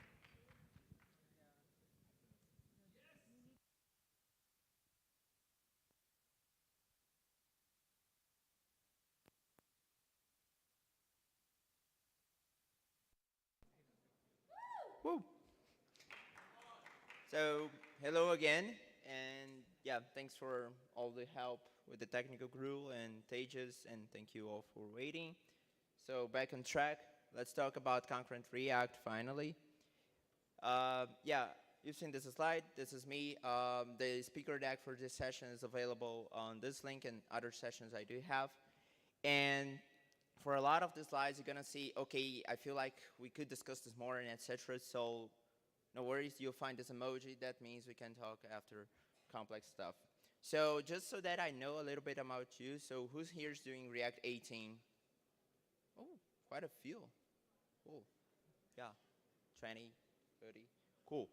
So I want to clarify that this session is a bit dive, and some parts of it are really towards people who are interested in API discussions and etc. So as a friendly reminder, you don't need to learn like half of it to be a really good React developer. So don't stress out at something are complex. So again, I want to hear from you. So if you had to summarize Concurrent React in one word or expression, what would you go with? For example, Tejas has a really good session on fibers, and if you watch it, you know, okay, fibers are like units of work React does internally. So if you had to do the same thing with Concurrent React, one word or expression, what would it be? 30 seconds, please scan the QR code and add your answers, because this is gonna be really helpful in 10 slides from now. And I'll try to make small talk in the meantime, so that, because 40 seconds is actually a lot of time. But yeah, I'm gonna allow some time, scan, give your opinions, like what do you think is key about Concurrent React? One word, one expression, and another 9 seconds. And yeah, some of you are still scanning the QR code, so cool. Take your time, answer, let's move forward. And actually, moving forward means taking one step back, so let's talk about the main thread of the browser. So, for example, let's say we have this app and we have like buttons, we have some different kinds of inputs, we have anchor references and etc. And you can see that the moment I virtually block the main thread, everything stops responding. You've probably been in this place where you had to profile your app to figure out why this was happening. And if you've profied your app to figure out why this was happening, you've probably seen those. So these red flags that we know as long tasks, you've probably fought them in the past. And these things are so real, even though that was a virtual example, but these things are so real that they're cause of behavior like this. So this is what's called rage clicking, and it happens basically when the user clicks a button, nothing happens, and then you keep clicking until something happens. And not only these are real, but we even have metrics, for example, first input delay or interaction to next paint and others to figure out how bad these are. And not only we have metrics, but we have tons of research on the topic as well. So, for example, a couple of years ago, it was figured out that first input delay can be faced 7 times more on mobile. And there's a lot of other research. For example, long tasks, they also mess up with your TTI. And on mobile, you can have up to 12 times longer long tasks. And not to mention that on really old devices, a third of the loading time can be spent on processing long tasks. So that's really bad. And if you compare that with business metrics, that gets even worse, because you realize, for example, how it's impacting conversion rates and other business metrics. So, okay, we know that these are bad, and we know that we want to avoid them. So how can we do that? I guess that's the question. So let's imagine we have 4 things to run, A, B, C, and D. And we could, So we could start with parallelism, where we would have like different tasks running at the same time on different CPU cores. We could go with concurrency, where we have one single thread, but we quickly switch between the different tasks to give the user the idea of concurrency. And we have scheduling that's pretty much like concurrency, but here we have a piece of software called scheduler assigning different priorities to different tasks based on some strategy heuristics or something. So let's actually start the opposite. So let's talk about parallelism. So when we talk about parallelism in the browser, I guess that the first thing of many of us think about is our web workers. So if you are not familiar with workers, basically data exchange happens via message passing. But this comes with two gotchas. The first thing is you don't have access to variables or even code from the page that created them and vice versa. And the second thing is you don't have direct access to the DOM. So if you want to make UI updates from within a worker, that's quite tricky. And the last thing is if we are working with workers, we end up usually with two abstractions, the actor model and the shared memory model. So the actor model, if you've done backend, especially in languages on the Beam virtual machine, you're probably familiar with that. So in this model, in this abstraction, each actor fully owns the data it is operating on and communication, and each actor can only send and receive messages. In this abstraction we're talking about, we can think as the main thread in the browser as the actor who only owns the UI. And with workers, we do that with post message. But the thing is, post message is a kind of fire and forget mechanism. So you don't have a built-in understanding of request and response to track that. And the second thing is, okay, you're moving things to a worker because you want to optimize them. But at the same time, you might be introducing this communication overhead, and also you might have to handle, okay, what if that worker is busy handling something else? So you need to write that abstraction as well. The second thing, the shared memory model, it's based on the shared array buffer. So if you haven't checked it, check on MDN, it's amazing. And the amazing thing about it is that if you send it via post message, the other end is going to get a handle to the exact same chunk of memory. So that's great. But the thing is, we're talking about JavaScript, we're talking about browsers. So most of the APIs built around there, they were built with no idea of concurrent access to data. So because of that, you end up having to build your own data structures to handle that kind of thing, like mutexes or etc. And the last thing is kind of a convenience thing because you're not handling arrays or objects or things like this. You're doing just series of bytes.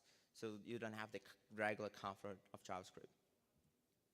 And then there is WASM. WASM is also great, and in my opinion, it's like the best experience you can have for the shared memory model. But for a lot of developers, there's this learning thing where you don't have the comfort of JavaScript, so you end up learning something.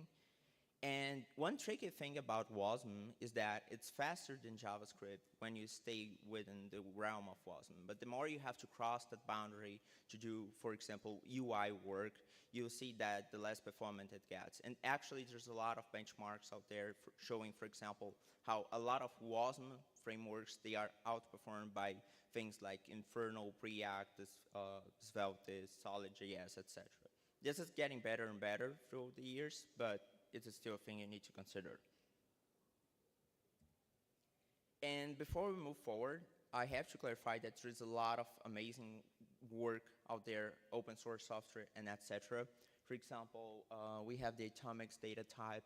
We have amazing libraries like Conlink and Workerdon that they make it really easy to do some of the things I mentioned to be problems. And there's Polytown that is like more recent, and you'll hear more about it. But so there's a lot of things, great things about workers.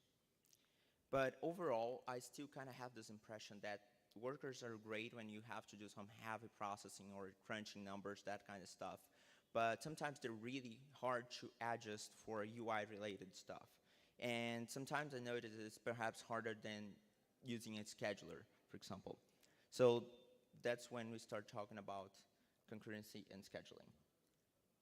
So back to the question I asked 8 minutes ago. Before we move forward, hopefully this is going to work. So those were your answers. And I can see that by far parallel was the most thing. And then we had threads and parallelism and etc. And it's great that we did talk about parallelism. But if I had to summarize concurrent React in one word, that would be the other way, scheduling. So for this, let's talk a little bit about scheduling in React. As part of this deep dive, I want for now focus on 3 different aspects: the heuristics behind this, the idea of priority levels, and one abstraction called rendered lanes. So we saw that there's no use of workers or parallelism in the end in React. So what we have though is this cooperative multitasking model where you have one single thread, but the rendering process can be interleaved with other actions happening in the main thread, including other React renders themselves. And that's why an update can happen in the background without giving the feeling of interruption, and then it can be resumed afterwards, for example, in response to new input or something. So it's easier if we can visualize. So let's say we have an original render task, like some table or something, and then some user starts typing. So we have user input, and that's high priority. So it's paused, and then it's processed, this high priority thing. And then, because of what we discussed, it can be resumed without problems. And if we check the source, we even find where it's happening. So we have this perform work until deadline thing that's basically going through the queue of things that React has to process and doing that one by one. But the tricky thing is, until React 17, this was done one by one and sequentially and in a blocking way.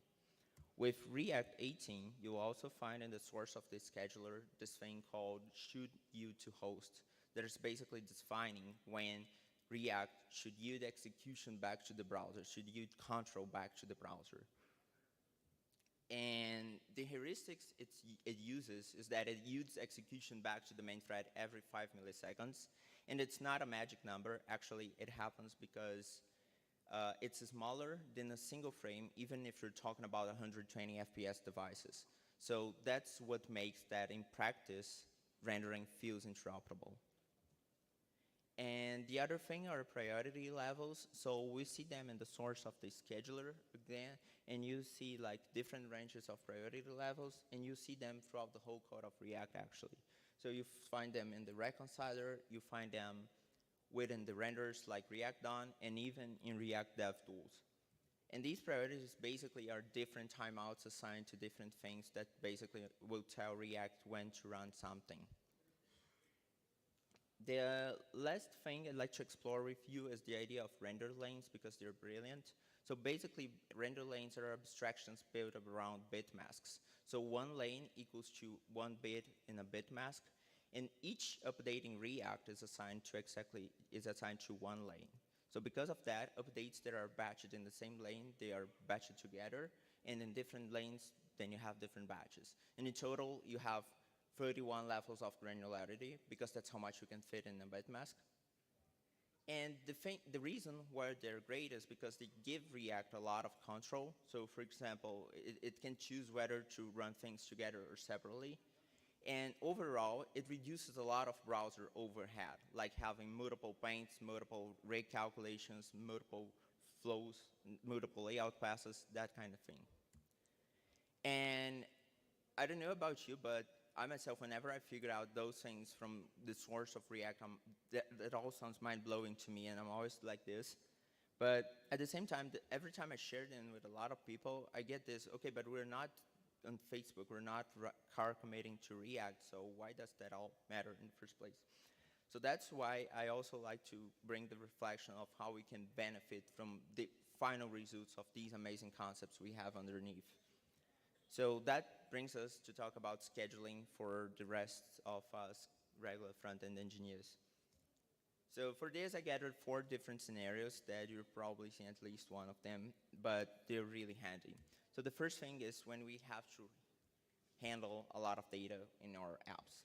So it's crazy because we find a lot of non-practical examples out there on how to do that. For example, hey, I built this component and I'm gonna run this cracking passwords algorithm, or I'm gonna draw this fractal to prove how fast it is. And those are things that we're not doing a lot on a daily basis. Those are great for benchmarking, but it turns out that we can actually have really practical examples. For example, it is common for us to render a lot of things, many data points, or for example, render things on a canvas and we don't have off-screen canvas because of browser support, or even when we have to process data.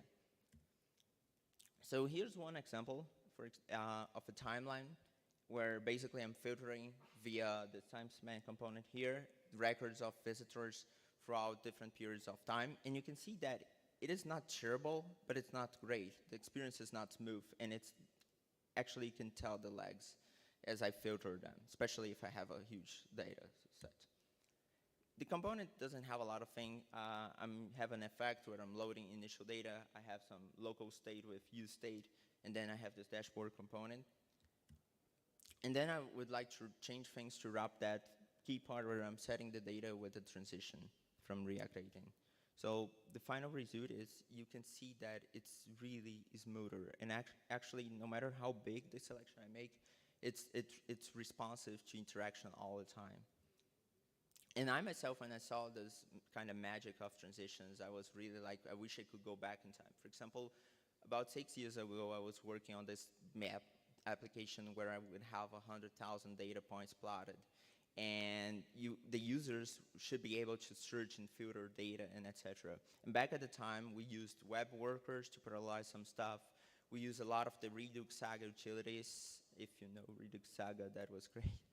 And then we also use techniques like debouncing and throttling and etc. But we could have used transitions and better scheduling primitives. And the second app was also a couple years ago, we had this admin panel for a real-time game where users would be texting, players would be texting each other and etc. And as an admin, you should be able to search and filter messages and that kind of thing. At the time, we used a lot of virtualization and memorization everywhere to make it performance, but again, we could have used better scheduling primitives. And I guess that's one of the shifts we have to think about it when going from 16 or 17 to 18 is, of course, we still use MIMO things, we'll still optimize expensive components, we'll be still using techniques like virtualization, throttling, debouncing, etc. But we can also now think about of marking some UI updates as non-critical, non-urgent. The second thing is tackling wasted renders. So who here has seen this hook? It's called use sync external store. A little bit of raise your hands. Okay, few of you, like 10. Great. So this hook was initially sold as part of the concurrent React features for library maintainers. And actually back at the time, some state management libraries like Jotai or Redux even started using that underneath to be compatible with React 18. But again, how could we use that? So one thing I guess most of us know is React Router, and we're probably even using that. And let's grab one example. This is using React Router v5, but you can actually come up with a similar example in other libraries. So here we have the use location hook, and we have two different components. We're using the path name in one component and the hash in the other component. But this hook is what some people call an over-returning hook, because it's great, but it gives us a lot of information, perhaps some more than what we need. And here's an example where I have the two components, the path name and the hash one. And you can see that I'm using the React profiler here. You can see that the path name component is re-rendering, even though it shouldn't. Only the hash is changing, but both of them are using that same hook underneath. So how could we change that? Perhaps by leveraging the hook we just saw. So we're using useSync external store to build a new hook called useHistorySelector. And inside our components, I now have a path name selector and a hash selector using the hook we just created. And the result is that now the only component which re-renders is the hash one, and path name is fine. You just saw a great session about hydration and SSR and etc. So I won't focus a lot here. But recapping what we just saw, this is what we used to have before. So we would have to fetch all the data in the server and then render the HTML, and that's when we got our first byte. And then we would load code on the client and get our FCP. And then finally, after hydrating things, we would have interaction.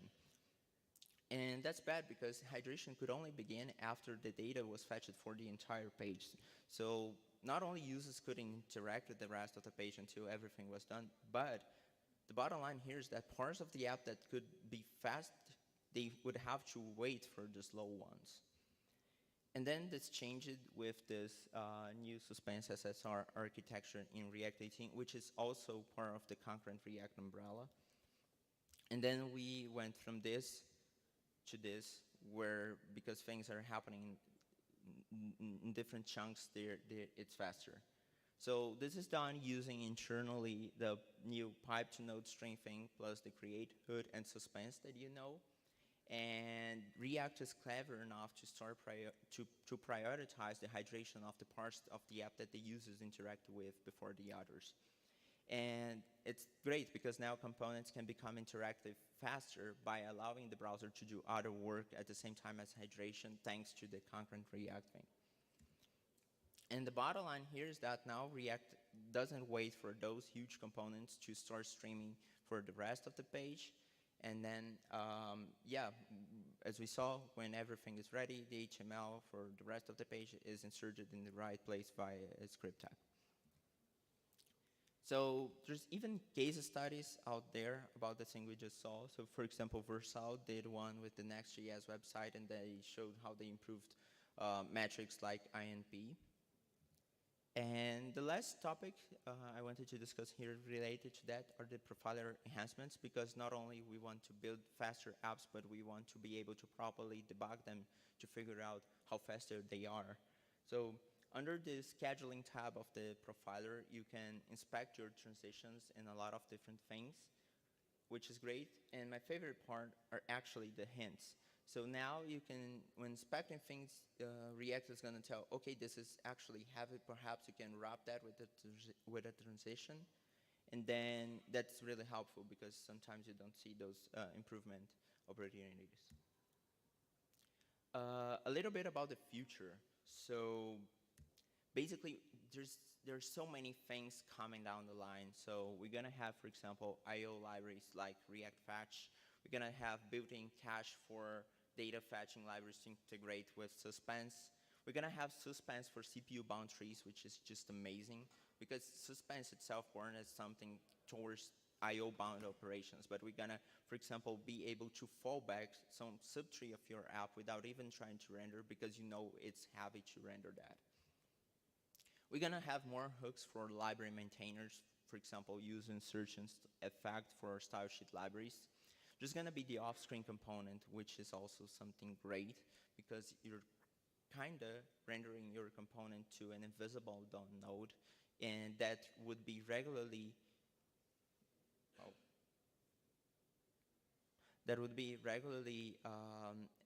blocking, but because of the concurrent umbrella of things, now you will be able to do that without any issues. There's several components, which we saw like a great talk by Tejas, and to be honest, I think we could even have a conference just about several components because it's a huge realm of things. And not only in React, but we're going to have, for example, native scheduling primitives for the browser. So who here has seen this prioritized task scheduling API? That's a huge name, right? So 2, 3 people, great. So it's not an API per se, it's an umbrella of different APIs that basically those are meant to be a more robust solution for scheduling tasks, something better than the primitives we have nowadays, like set timeout, set immediate, or request animation frame. That's how we do scheduling nowadays. So this is going to be a way to control and schedule integrated directly into the event loop and promise-based. And it's result of a lot of teamwork and a lot of cooperation with React team, some teams at Google, the Web Consortium, and others. And this umbrella of API includes things like the post task, that is the main one, APIs for routing execution back to the browser, APIs for waiting for conditions, and things like isInput pending that you can use to check if the browser is busy processing some user input. And there's a lot of work around this umbrella of APIs around there right now. Facebook, for example, is the main one pushing the isInput pending thing. And now we also have open source on GitHub simulating this API. And Airbnb also has a great study case of using post-task scheduler. And another use case we actually have is if you check the source of React, of the scheduler more specifically, you will see that behind a feature flag, they are actually using the isInput pending feature already, part of this experimental thing of APIs. So a couple of closing notes before we go. So this session by Rich Harris is one of my favorite sessions in recent years. It's called Rethinking Reactivity. And he has this line where he says, React is not reactive. And he's right in the sense that it's not reactive, but it's concurrent. And that might be enough for most of us or most of our apps. That might be good enough. The second thing is another quote, this one by Guillermo Roche, the CEO of Versal, back when he was CEO of Zeit. He said that React was such a good idea that we would spend the rest of the decade exploring its implications and applications. And I couldn't agree more, not only because we're here doing this, lots of people, but because we can see through APIs like this scheduler API that React is indeed pushing the web APIs to the future, and not even the web APIs only, but also other ecosystems, like native mobile ecosystem have got some inspiration from React. To make my next point, I'd like to check who here has seen this. It's called first-class support for promises. It was an RFC that was the hot thing in November last year, where basically, yes, a couple hints. Basically, in this RFC, it was introduced a use hook that was basically a native way of doing promises in React, and everyone was talking about it back at the time. Reason why I'm showing this is, this is about 40 lines of code. You don't have to rush to read everything, but basically here, we're implementing a hook called use promise, and you can see that I'm throwing promises here and there, and also there's a small cache utility built. Why is that? If we check some code, we're using the use promise we just created in the component, and we're defining some delay, in this case 3 seconds, and it's here. So we just recreated React.use from the RFC, and we did, of course, with a few limitations. But the point I want to make is actually understanding the internals and the rationales, the motivation behind those internals can be helpful for us to build our own abstractions and actually to be ahead of time building things that will be the future of React. And the first class support for promises is just one example. The fourth thing is scheduling doesn't by definition mean that you will have always better performance.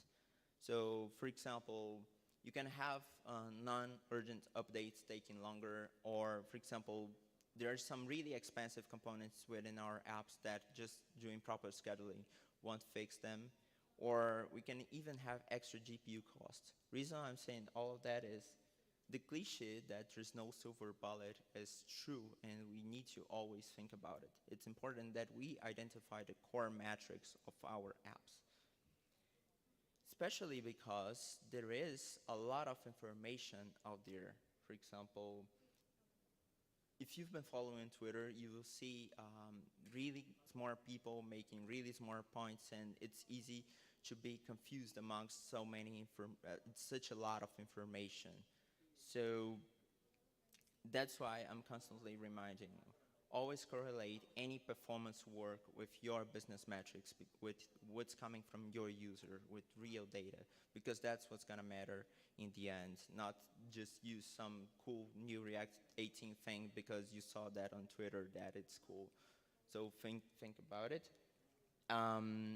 Yeah, there was this Tejas talk about server components. There's me talking about concurrent React. I'd like to invite you to some other amazing sessions on profiling or on doing transitions with React 18 and etc. Those will be complementary to a lot of things we just saw here, so I'm hyped about them as well. And probably the most important thing is I have stickers and swag, so if you're interested, just reach out. Let's talk about React, front-end performance, etc. And I got tons of these. Thank you all. That's all I had for today. Everything is gonna be there. Yeah, was that Tejas? Thank you, Tejas. Love you too. And scan the QR code.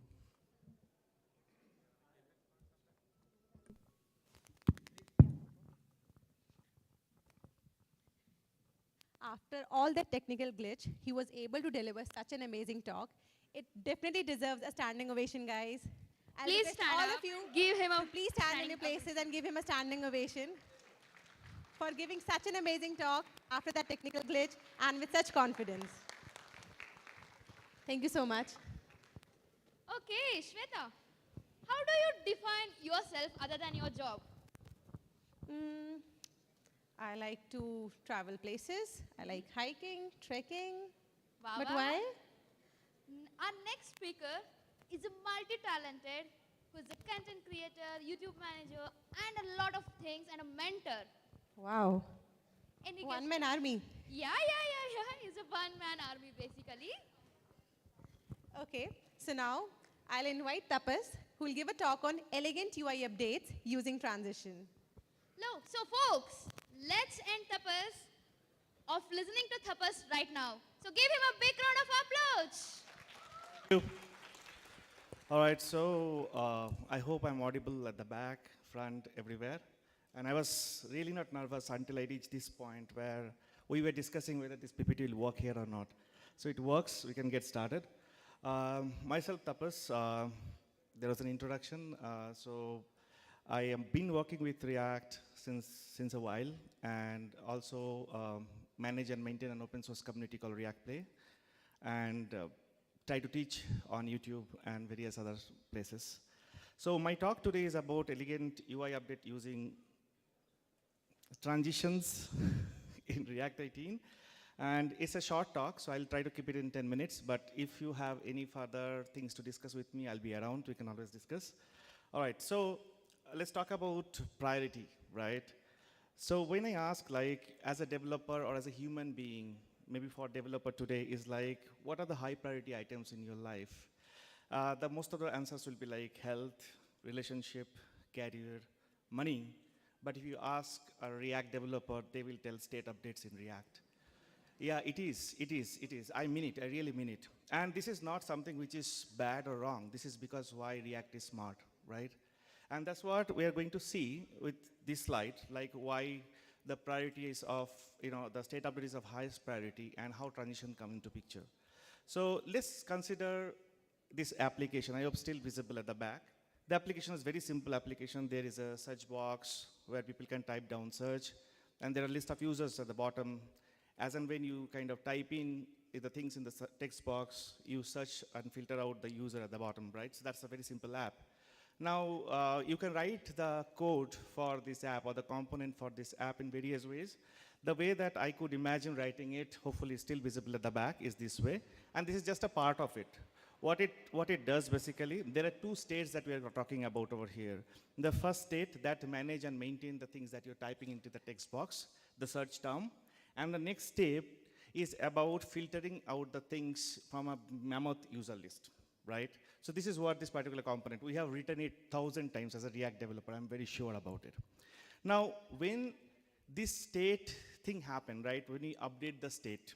So when you update the state means as and when there is an on-change handler on this text box and I'm typing things, I'll be changing the state of this search term, right? I'll be putting the new value over there. And taking the new value, I'll be doing some kind of filtration on the mammoth user list, and then again setting back the state so that it reflects the actual value, the filtered value into the list. It's very simple, right? So how these things happen, basically, state change. So whenever there's a state change, what do you know? Component re-renders, right? We know component re-renders. So let's think about it as a state update, this one, trying to show it visually. So by default, all the state updates are urgent, is of high priority. Why so? Because if you are saying that I'm going to re-render the component for state update, and for minute state update, which are like few milliseconds around, if you're doing the re-rendering so fast, so much, your component UI is going to re-render so fast. So React is smart. We all know that it does a batch update. And that's why what happens over here, that everything is considered like as a high priority update, and it does the re-rendering, not for every update, but rather for the batch update. So here, two states, those two blue circles are those two states, and we are saying like, okay, this is the urgent state update. So what happens, the state update happens, the color change, consider that the state update happens, and after the state updates, the component re-renders. Again, the color change at the background.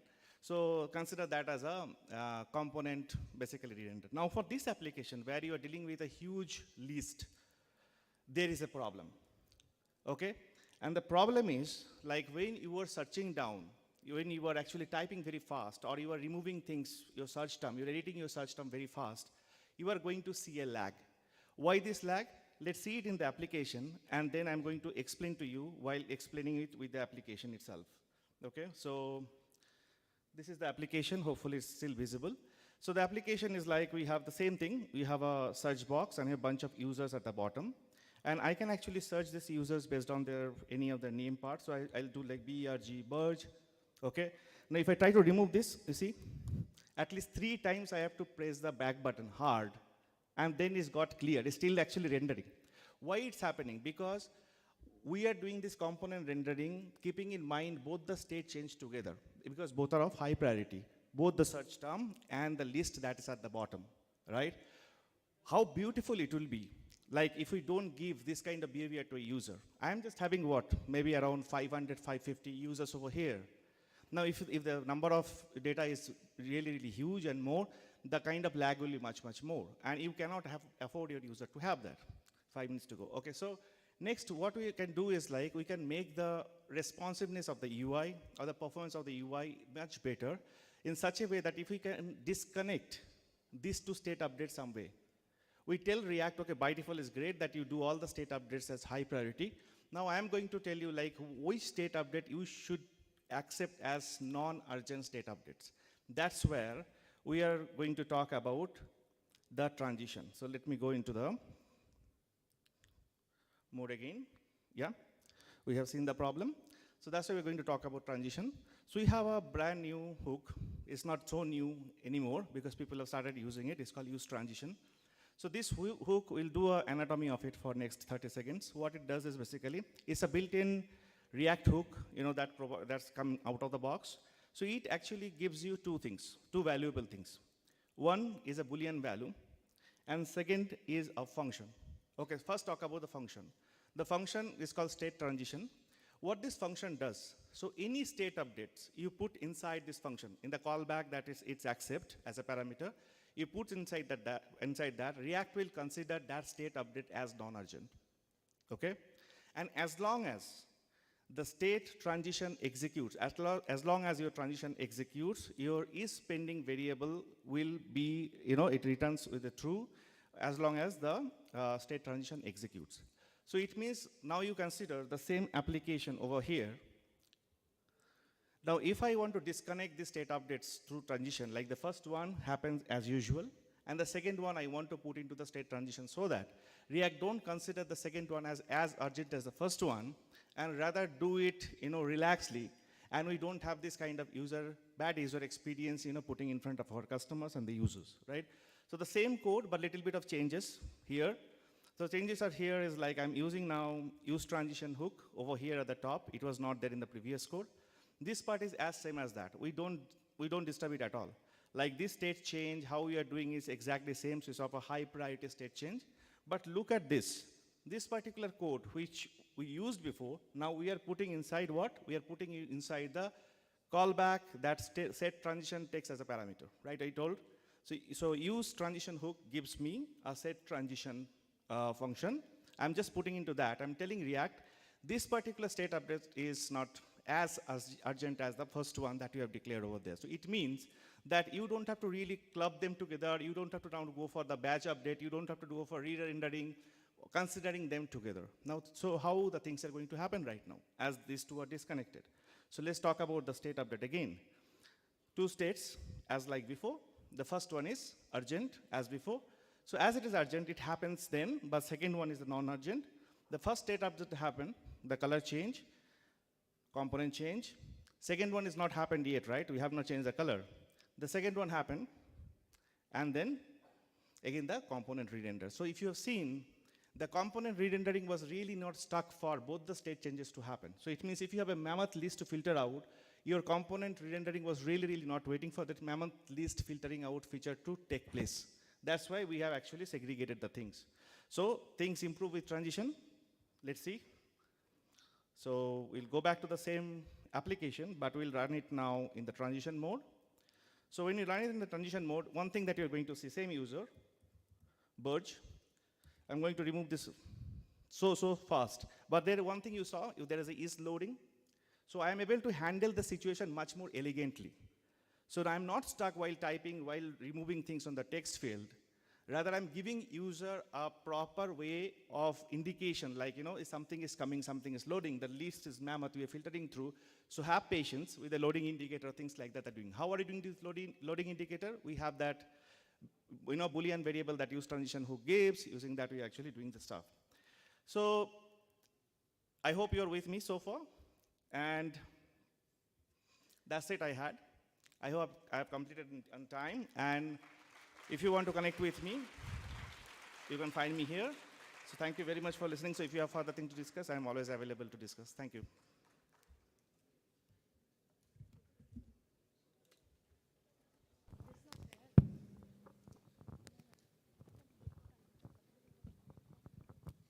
Thank you, Tapas.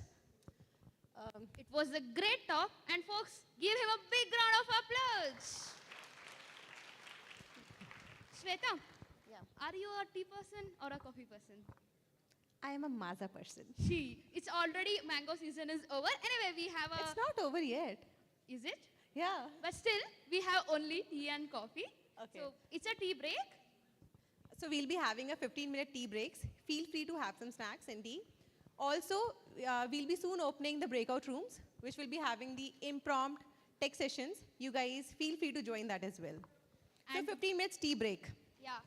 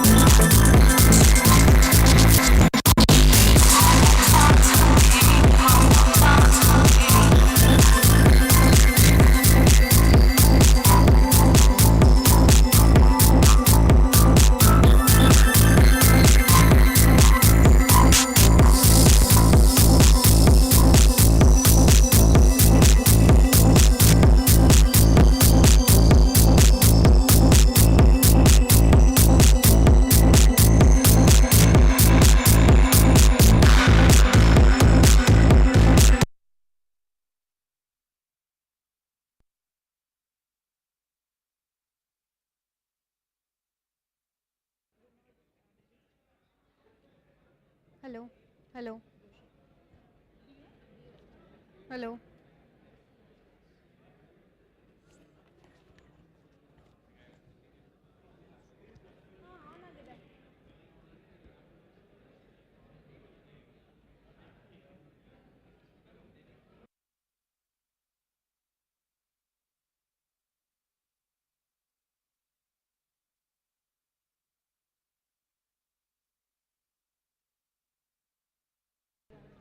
Hello. Hello. Hello. Hello.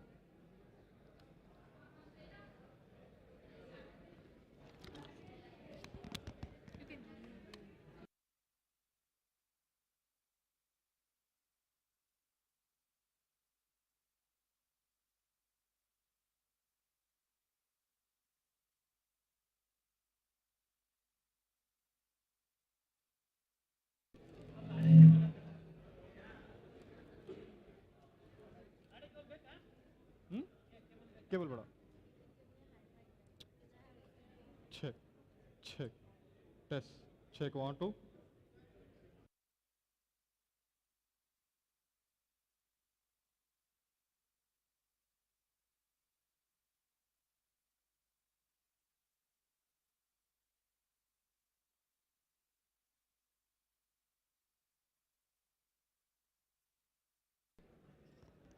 Hello. Hello. Yeah. Okay.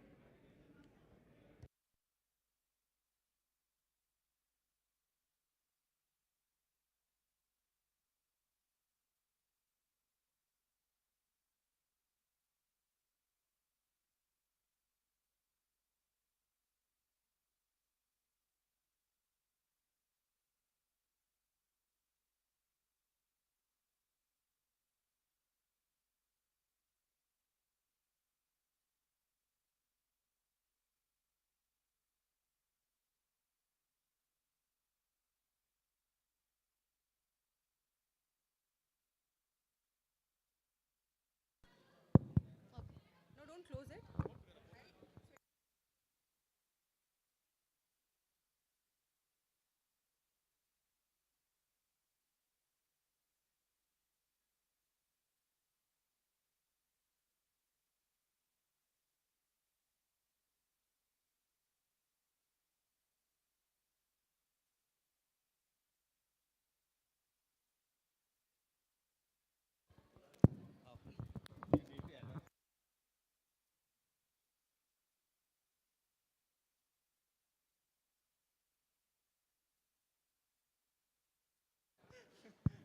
Guys, we'll be starting now. Please feel free to call your friends so that they can join us over here.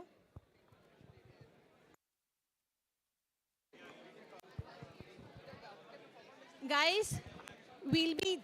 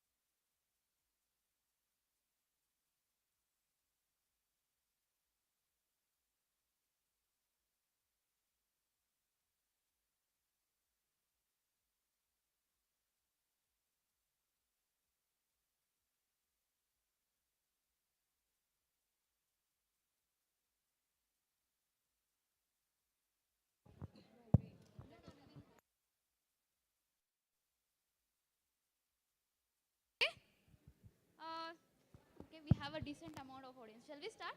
I think so. We want to start. We want to play a game. Who loves to play a game? Moreover, you guys have had snacks, tea break, you had something, no? Because we want your energy to be back. Yeah, we want volunteers. Yes, please. I know you want to come on the stage. Please come on the stage. We want volunteers. You also Yeah, come, no? 3-4 members we want. Come. Those who win will get a prize. Yes, we have prizes for you as well. Okay, it's fine. If you want Anyhow, prizes, but come on you are- stage. you We are- want you are on the volunteers. stage. We want 3 more people. We want 5 people on the stage. Yeah. Yeah. See, otherwise I'll start picking up. Yeah, you come. Hey, you're my And we friend. want one more.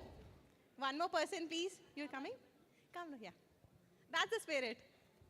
Okay. So now, do you all guys know what exactly is a tongue twister? Because that's what we are going to do now. Yes. So, Okay, let's start. The first tongue twister it's actually a Kannada word. But you can try it, okay? So, with whom shall we start? we'll start from here. Okay. And you have do we to- want ladies first? Okay, we'll go with ladies. Okay, we will start from Darshan. Or yes. First. Okay. Let's see. So, it's, You have to recite it 10 times. okay. Railu, lari, lari, railu. Which means train and truck.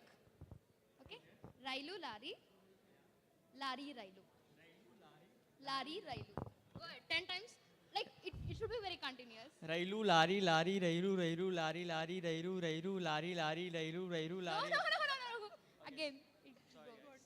See, you can see. You can see it and you can Lari, Railu. That's what I'm speaking, right? Rairu ho gaya. Railu, lari, Lari. lari, railu. Yes, now start. Railu, lari, lari, railu. Railu, lari, lari, railu, railu, lali, lari, railu, railu, lari, lari, railu. Folks, give him a big round of applause. He's trying. We need energy from your side also. Otherwise, it will First it will time I'm broken. speaking Kannada. Yeah. Can I get to see it? I want to read it. What's the next one? No, it's same. Same video. Okay. Okay. Railu, Lari, Lari, Railu. It's not time up. Aditya, Re- it's not time up. Relu lari lari relu relu lari lari relu relu lari lari relu relu lari. Okay. Yeah, I have to be more clear. No. Relu lari lari relu relu lari lari relu relu lari lari relu relu lari lari relu. What? One more time. So like, am I going to keep doing it until I like not get it perfectly? Because we will be here perfectly. Relu relu lari lari relu relu lari lari relu relu lari lari relu. Yes. Great. Okay. Let's go with Ravi. Is it Raidu, Lari, Lari, Laidu? Railu, lari, lari, railu. Oh. Railu, Lari, Lari.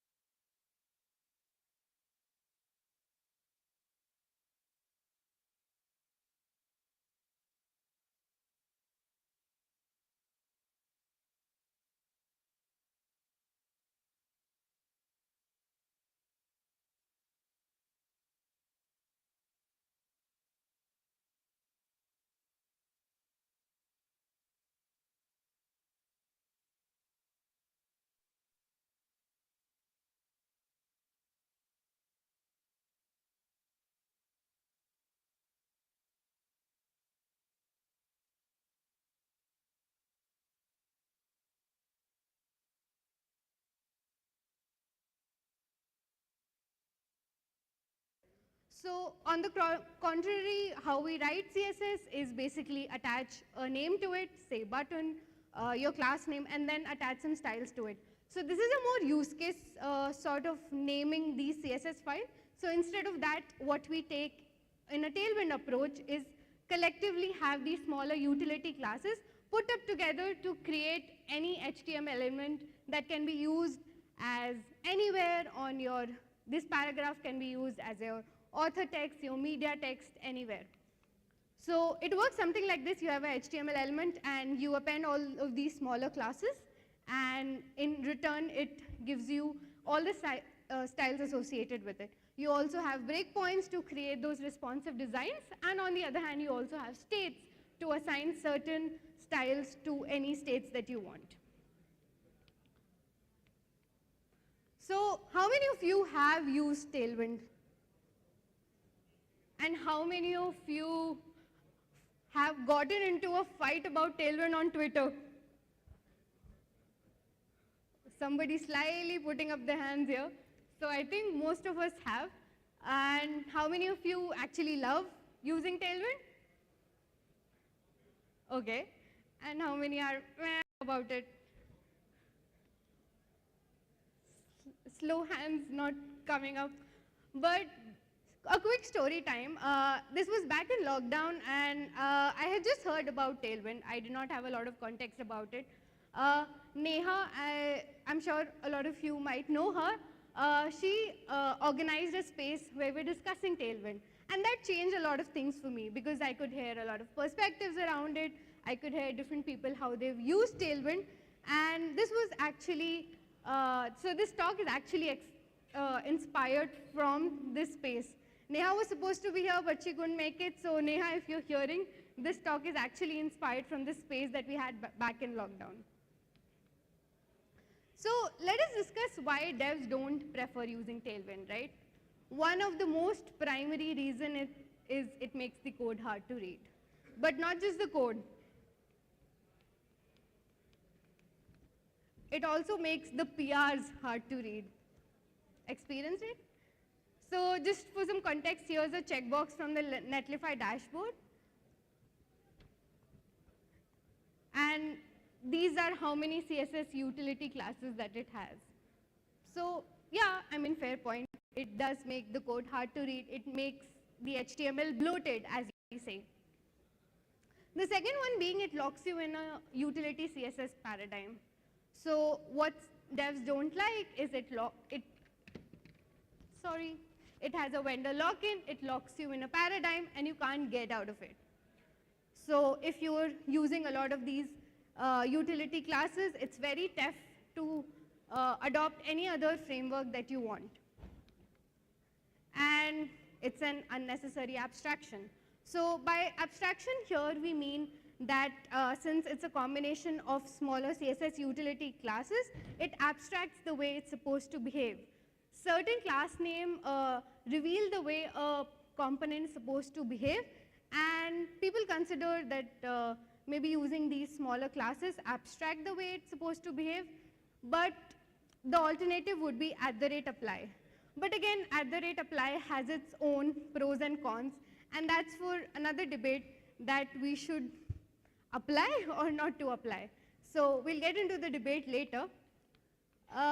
Last one being it's wet, not dry. So simply dry means do not repeat yourself. How devs usually use Tailwind, they seem to be repeating themselves, and this is one of the behavior that they don't like. So how many of you here have not used Tailwind up until now? Okay, a lot of people. But how many of you have not used Tailwind because you didn't like it in the first go? Okay, then the second part is definitely for you. Have you seen this article somewhere around? If you're active on Twitter, you might have seen this a lot. So I would say give it 5 minutes. Initially, my impression with Tailwind was just the same. I didn't like it because I had not used it. So give it 5 minutes or give me some minutes to convince you otherwise, and let's see if we can actually enjoy using Tailwind. Just to analyze more about this particular framework, I went on to read what Adam, the author of Tailwind, had to say.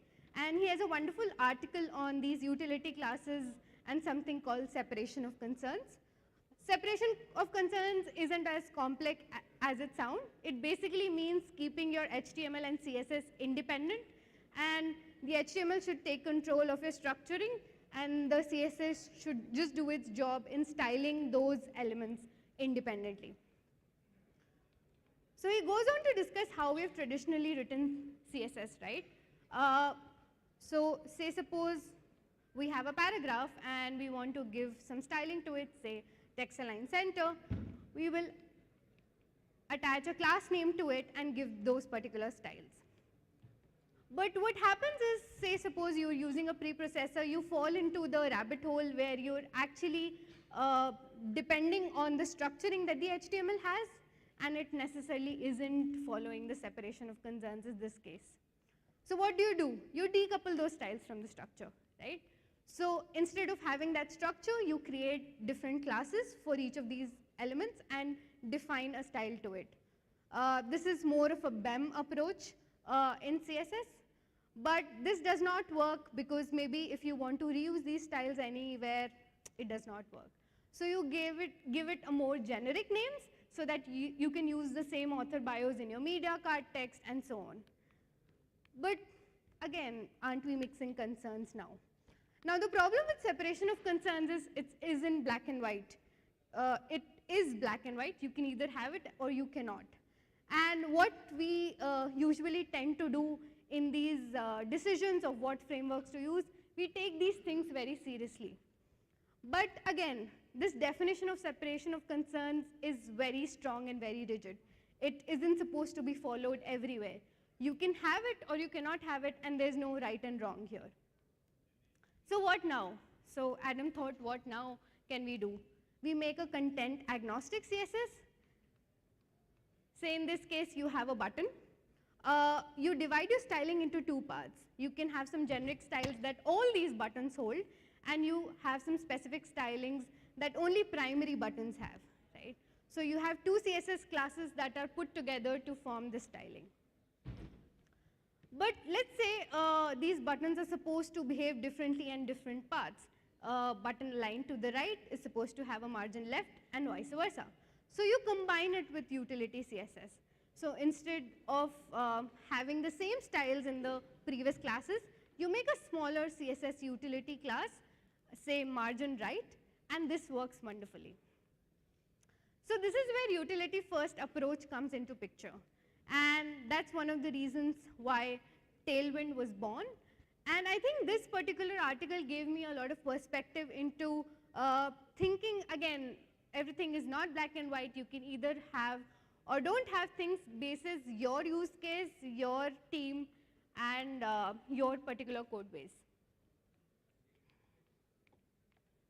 So can we love Tailwind after all this? So I think that's where my perspective changed when I started reading about it and I started learning about it. So let's just iterate to all the points that we had on why people necessarily don't prefer it. So the question remains, why love it? Harder to read? But what about CSS? We often crib about getting our HTML bloated, but have you ever gone back and seen how bloated is your CSS? So we're all guilty of it. We have those unused CSS class names lying around there which are not used.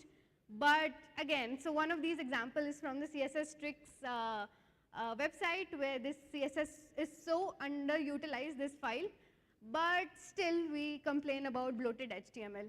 So the thing remains that there will some part which will always be bloated. If it has to be, it can be HTML and CSS. We just care about HTML more because that's where our logic is, but that's not necessarily a reason to not like it. So again, right, you can have so many LOCs in your CSS file and you can say it's bloated. What I've learned through the way is Tailwind has a learning curve. What people don't like is this behavioral thing of using it, the syntax, but you need to give it some time. You need to give it 5 minutes for you to realize that this actually works. And once you get used to the way CSS is written, it becomes very intuitive for you to follow it after on. The second question remains, it locks you in a paradigm. But my question is, maybe it locks you into a paradigm, or it might enforce some consistency. Here's an example of these websites who have so many of these design tokens. What happens in smaller projects is when you go on to use your CSS files or your preprocessors, you have the liberty to pull up any color you want, any token you want, and that just bloats so many of these tokens. What I love about, even if it locks me into a paradigm, it really enforces consistency for me, because I am stuck to certain tokens that I can use. And they have these wonderful tokens, wonderful colors that might work. Abstraction. Again, as much as we love to talk about abstraction, we automatically abstract the way we want things to behave, right? So if this sort of abstraction is the way that I want to function with in my code base, I'm okay with it. Not all abstractions are bad. So this is sort of abstractions that I want to trade off with, which works wonderfully in my favor. So composition, composing all of these styles, using it as components is what specifically works. Mind you, the author itself says that just because you're using something like a CSS utility classes does not mean you can do away with using the component structure that you follow. You still need components for you to enforce reusability, and that just works. So maybe that's not one of the reasons that you could not love it. How many of you remember reading this book? And then you might remember this chapter where you learn how to name these JS variables. And I think until I did not read it, it was such a nightmare to do those. But again, naming CSS classes is equally hard, isn't it? So how many of you have taken a 10-15 second good pause while you're writing a CSS just to figure out what to name your CSS classes? Wow, that's a lot of hands. So again, right, this worked wonderfully when it comes to Tailwind. This is something that I enjoyed. So again, what it does, it basically composes this together for you to be able to use it again and again, rather than writing any use case specific classes that cannot be reused otherwise.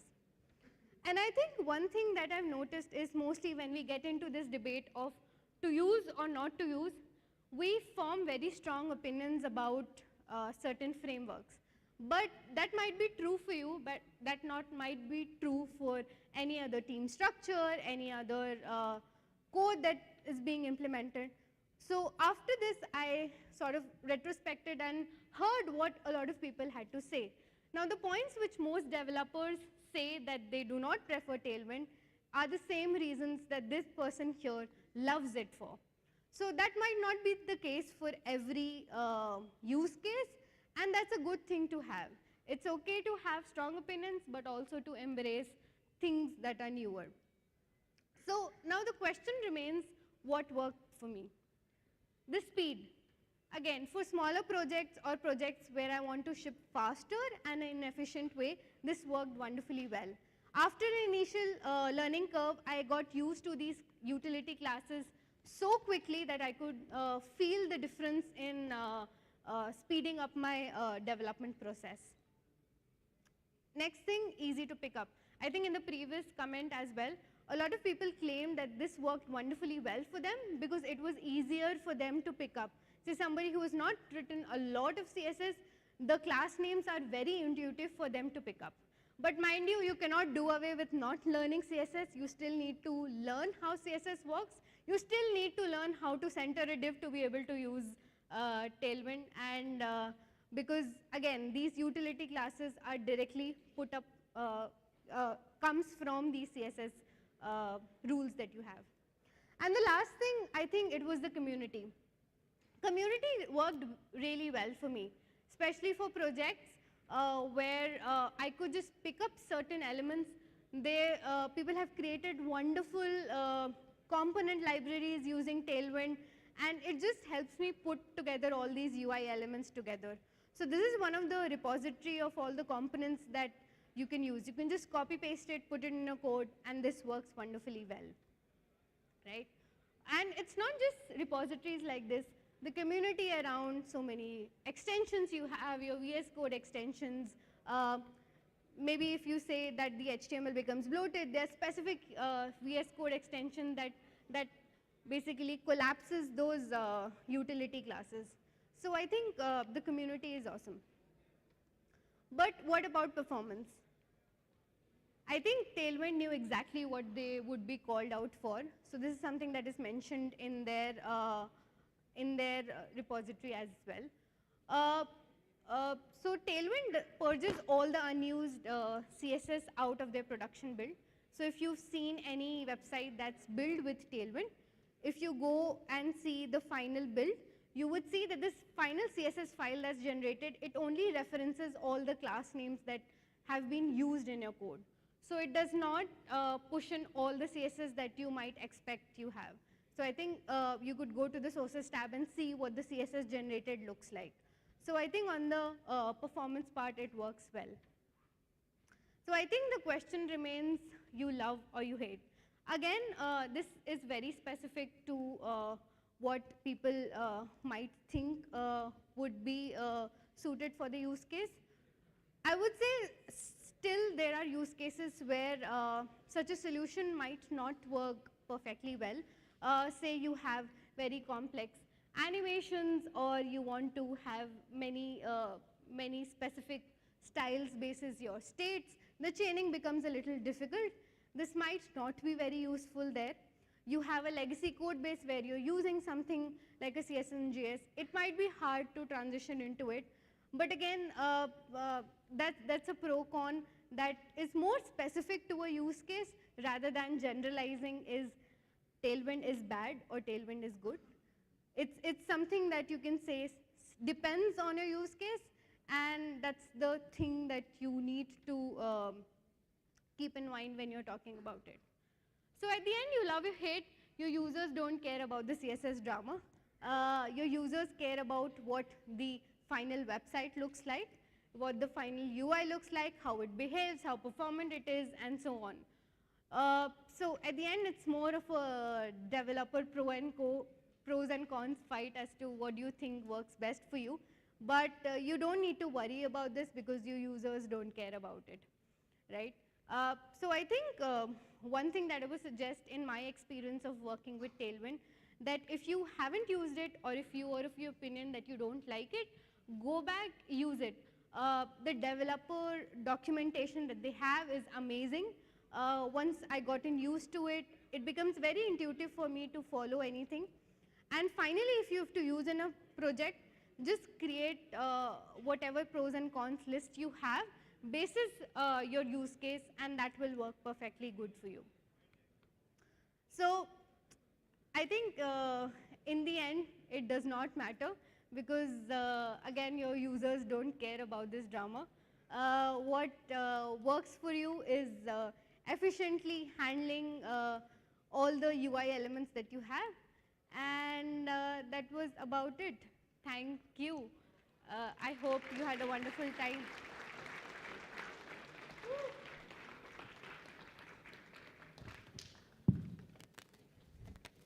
Thank you, Tanisha. That was indeed a very nice love-hate story, which I didn't thought it would turn out like that.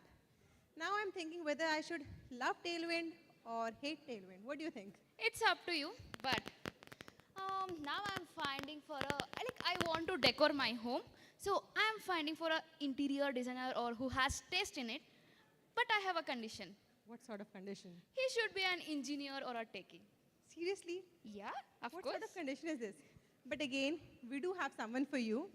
So presenting you all, Kamlesh, who has a flair of home decor, and he'll be talking to you about building a balanced design system from constraint to flexible APIs. So folks, give him a big round of applause. And Kamlesh, stage is yours. Decorate it.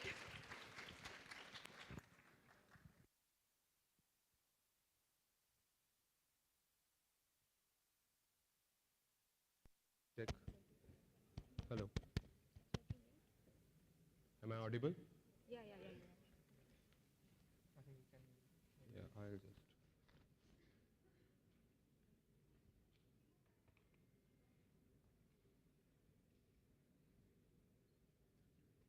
चलेगा, it's okay. You can skip the clicker. It's okay.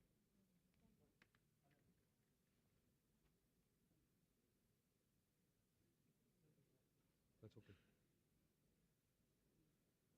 Okay. Hello, everyone. Am I audible till the last?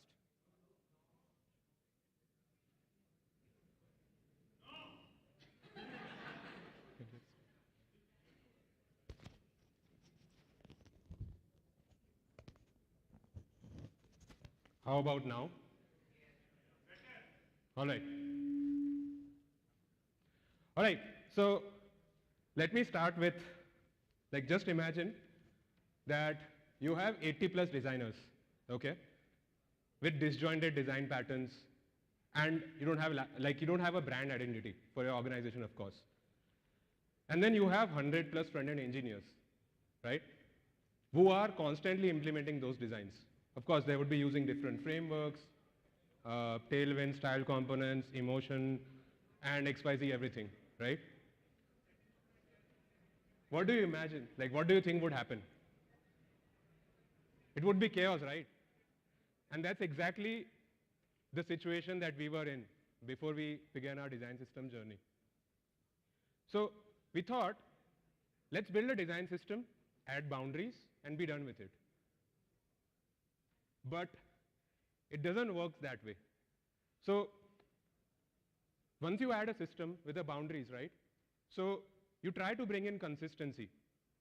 But when constraints would become your, blockers for your creativity, that's exactly the problem that we wanted to address, right? We can't just have boundaries and then imagine that, okay, this is what you do. Because design is all about art and creativity, right? So that is exactly where I'll be taking you. So I'll be talking about how we started with a constraint-based system and how we moved towards a flexible system and why we did so. So let me start by setting a brief context for you. So let's start about design system versus a UI kit. Yeah, I know, this is the reaction that you might have, right? Okay, I'm not going to bore you. So what is a design system? So design system basically dictates your style guides, your branding, your tone, your copywriting, everything, right? And what we produce as artifacts are components, right? So it's not just components, but the components are just an artifacts of all of these things. What is a UI kit? It's a one-size-fits-all, right? You have dozens of components, utilities, which would ease your job. You could do anything and everything, right? Because it's basically native HTML elements, but visually better. So now basically design system, if I go with the definition, it's basically set of guided principles, right? Which would define your brand, how your UI should look, how your UX should look, right? But do you think that just laying down the foundation and then asking people to just follow that would work? Will anyone of you do that way? Like imagine someone telling you that, okay, before you code a component, or let's say a button, you have to read like a brochure of 10 pages. Would you do that? Of course not, right? And we can't even, that's a wrong expectation to have in first place. So we wanted a guided system, which would basically dictate these guiding principles, and it will help our developers and designers to design the way we want our brand identity to look like, and not like, just keep on thinking that, okay, I want to do this, I want to do that, this and that, and all those things. So now, in order to prevent certain things from happening, we would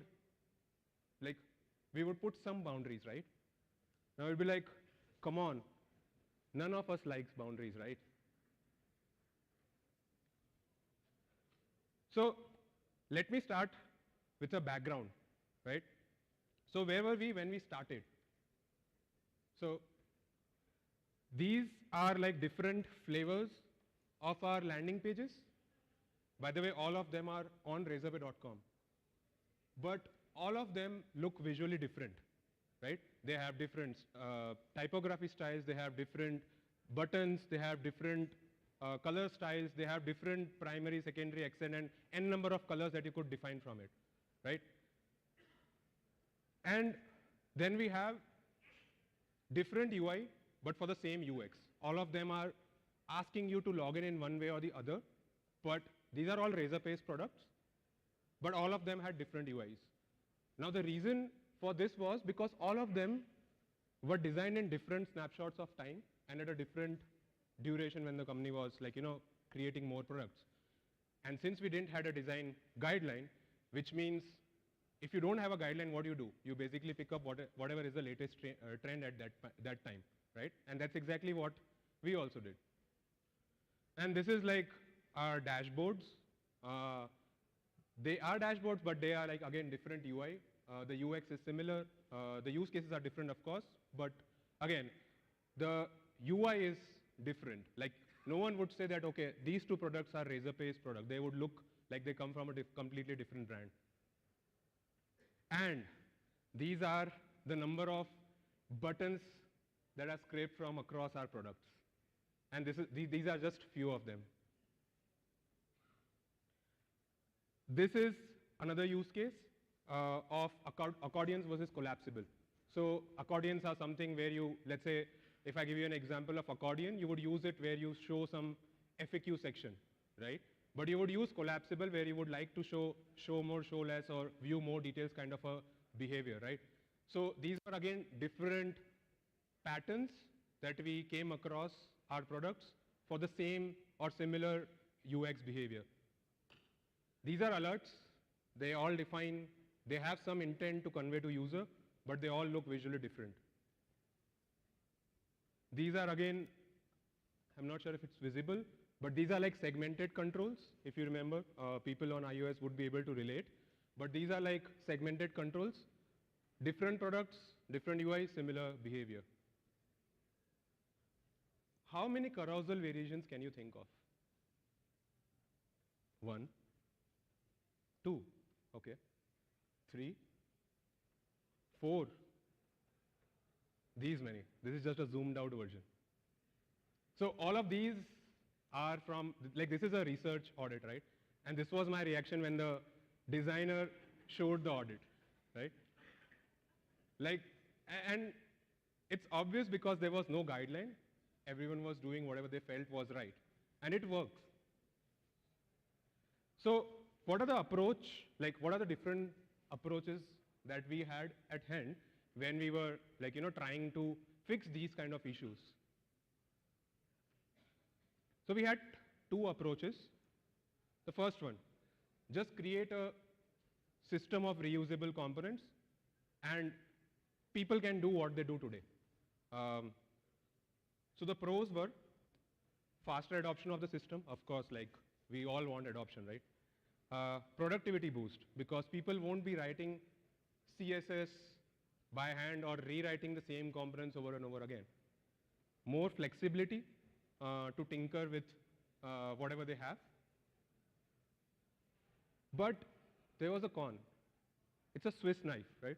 We'll end up in the same state, but with a system now. There was another approach. That was like create a system that is more guided, but within the boundaries of our principles. Now, of course, there were pros. It would be more declarative, and designers, they don't need to focus on UI, but they can focus more on UX. Consistent experience across our products, that will also result in reduced learning curve for our users. Okay, I'm talking just from a user's perspective right now. What were the cons? Slower adoption of the system, of course, right? More efforts in educating people, telling them of why certain things work the way they are, right? So before I go into what approach did we decide, I want to talk about this. So how many of you over here are building a design system or are using a design system in your org? Quite a few. Okay, all right. So if you are working on the design system team, you would be able to relate to this, that it's like 60% communication, 20% is writing code, 10% is planning, right? And 5% are like your internal discussions, and the rest 5% is panic, right? Coming back, what approach did we choose, right? Before I go there, I want to present a hot take that someone from the team shared it last week. So I'll just read it out loud. So this says that design systems basically bring in certain approaches and patterns, and they introduce healthy patterns. Now, while you're introducing healthy patterns, it inherently means that you're exposing unhealthy practices, right? And no one would like their code to be pinpointed by someone else or by a system, right? So to all of you who are building a design system, God bless you. You are doing something for a good cause. So before we arrived at a decision, we asked ourselves a question, like, why are we building a system, right? We came out with a couple of goals. The first one was to give a cohesive experience to our users across Razorpay products. The next one was, again, now we need to also think about our devs and designers, right? Because they are the consumers of the system. So we wanted them to do more rather than putting some random components and then marking box as button or box as link, right? We don't wanted them to be in that place. And then we wanted to prevent people from spending time configuring and playing around with different variants, identifying, okay, I'll just do trial and error and see what works and what doesn't, right? We wanted them to write less CSS spaghetti code, but just do whatever it dictates on the design. And we decided to go ahead with approach number 2. You might ask, a good DX helps build a great UX, right? So with guided system, we wanted to help people to take more informed decision. And we know that, if we would have given all the flexibilities, which means you would have all the superpowers, and we would again be in the same state from where we started off, which is this, this, and this, right? So since we went ahead with approach 2, now let me share few examples of how did we actually executed it. Let's start with typography components, the easiest one of all and the most used component. So we had 3 typography components: title, heading, text. All 3 of them had different use cases. You would use title for your above the fold titles or the headings in your landing pages. You would use headings for describing different sections of the page. And then you would use text, which is for everything else. Also the body text, right? So these were like 3 components. And what we also did was that we made it more guided, which means you could play around with different sizes, and that will also result in automatically resolving and rendering the corresponding heading tags. This is applicable to titles and headings, right? Because these are mostly header tags. So this would take care of it automatically. So a lot of you might think that we could have just implemented text and exposed as prop, right? And be done with it. That you say text and I'll just render it H1, H2, whatever it is, right?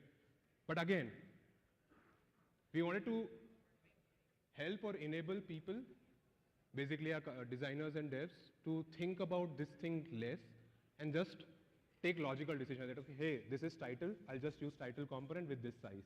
Hey, this is heading, I'll just use heading, right? Instead of just saying, okay, I'll do H1, H2, and then figure out, oh, someone wrote the above the fold section, they used H1, so I also need to now keep in mind that, okay, I need to have accessibility hierarchy in place, so should I go and check and all those things, right? So we wanted to avoid all those scenarios.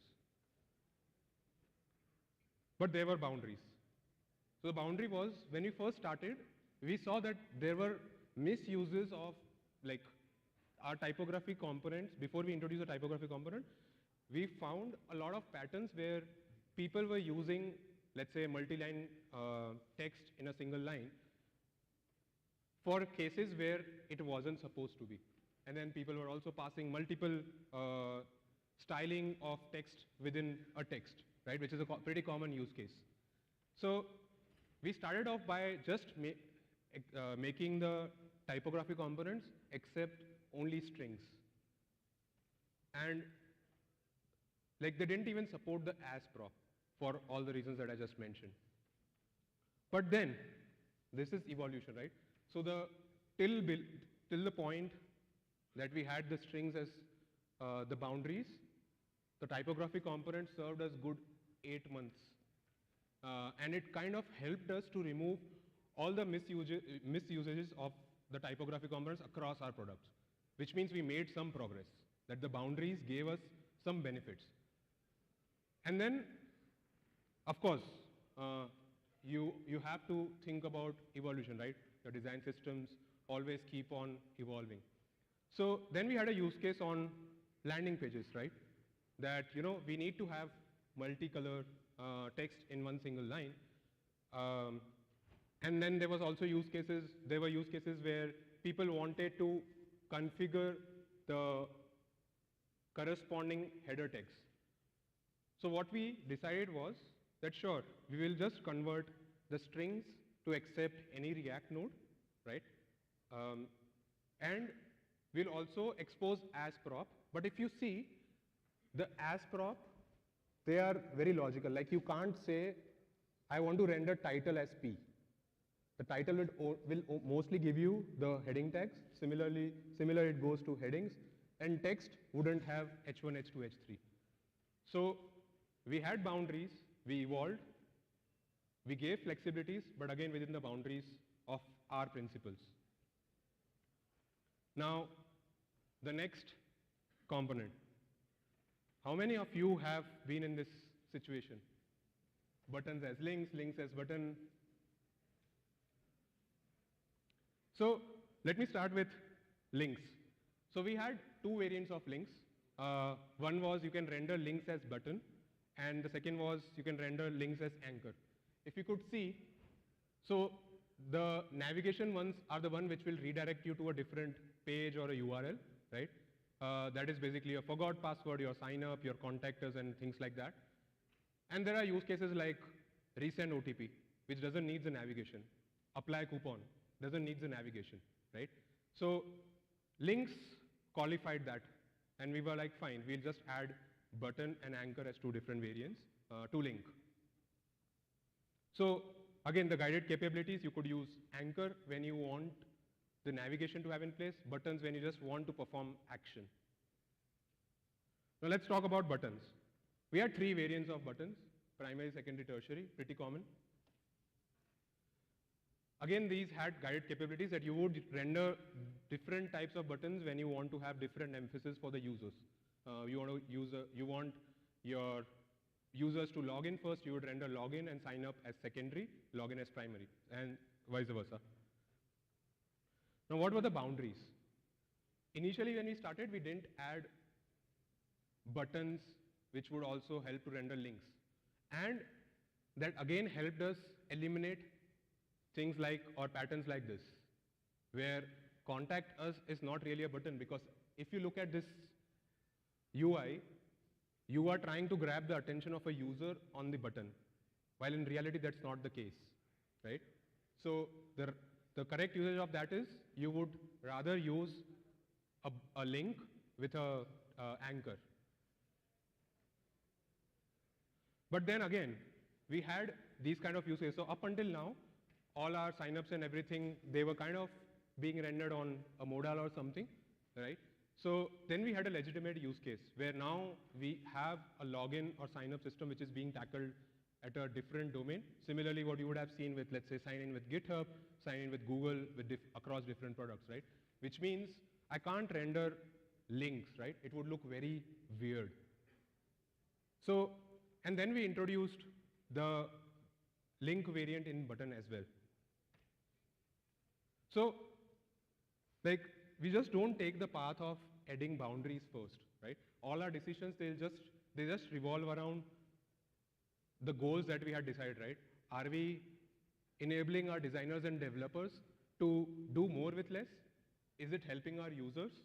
And are we eliminating the time devs are spending thinking about, okay, how do I make my code or my UI look similar to how my designer has given me?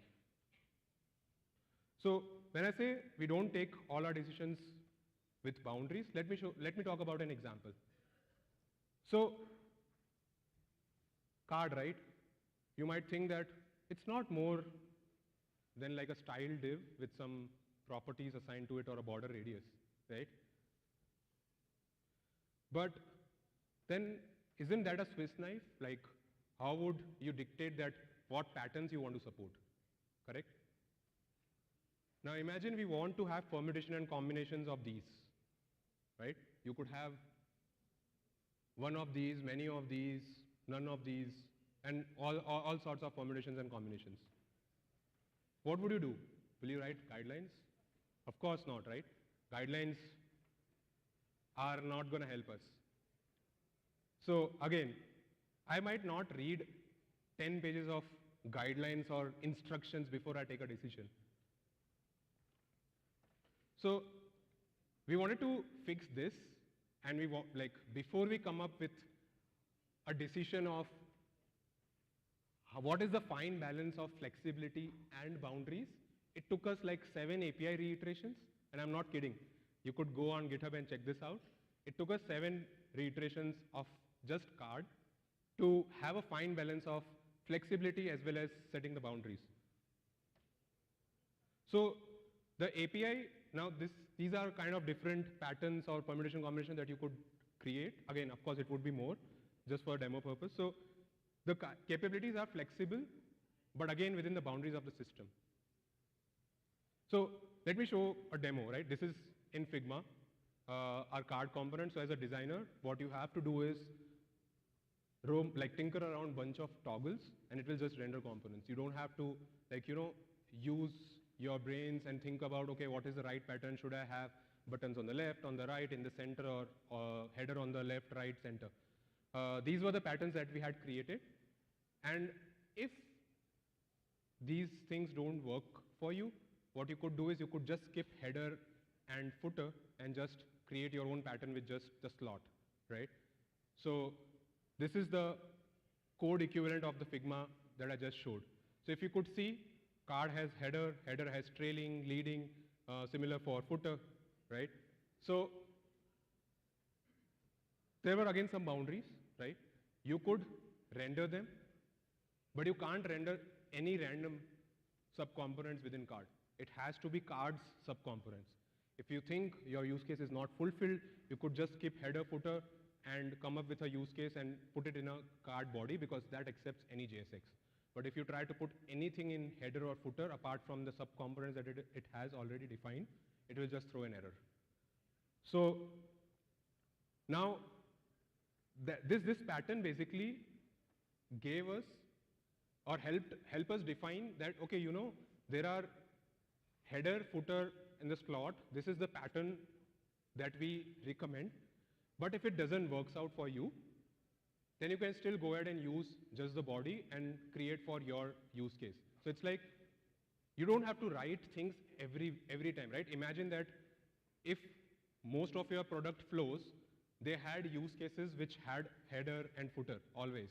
And if we had just given you a slot where you would just render your JSX, you would be tired of writing or recreating that across your product, right? So we thought about both the user personas, that okay, if you have header footer use cases, these are the predefined templates, and if it doesn't fit you, you can go ahead and put your defined use case in a slot.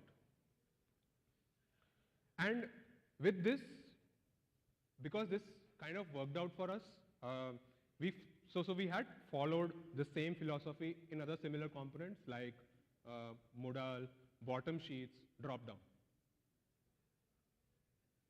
So finally, coming to the wrap.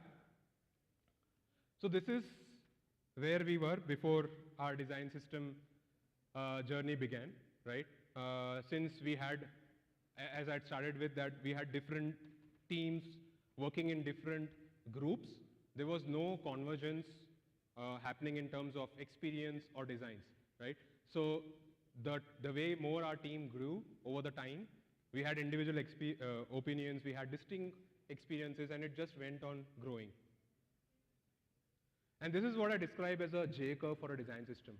So we knew that adding certain boundaries is going to hamper certain things, but we were prepared for it. So it's like a dip before the rise. So we knew that we are in different directions, and if you want to bring in a change, you have to break certain practices that might initially lead to dip in your productivity. There would be a learning curve for the system, but that would be in the initial phase. But over time, it will just grow, right? Now, I won't say that we have nailed it fully, but we stand here today in this J curve. So we have had, it's not a straight path, and the way this curve seems, it's not as straight as this. We had challenges, we even do face challenges today, but we kind of set milestones and benchmarks that gives us the validation that, okay, things are going in the right direction. So coming back to our goals, all our decisions, they just revolve around these goals. And these are the examples. Like when I said decisions, it's not just our decision, it's combined as a team. So the way we make this in practice is that we write API, we call it as API decisions for each and every component. So before we start, we kind of put it on GitHub. We roll it out to all the consumer designers and consumer engineers, take feedbacks, collaborate. And then once this is freezed, only then we go ahead and start implementing them. So all of them are available on our repository. You can just go there, check out everything that I spoke today. And yes, thank you.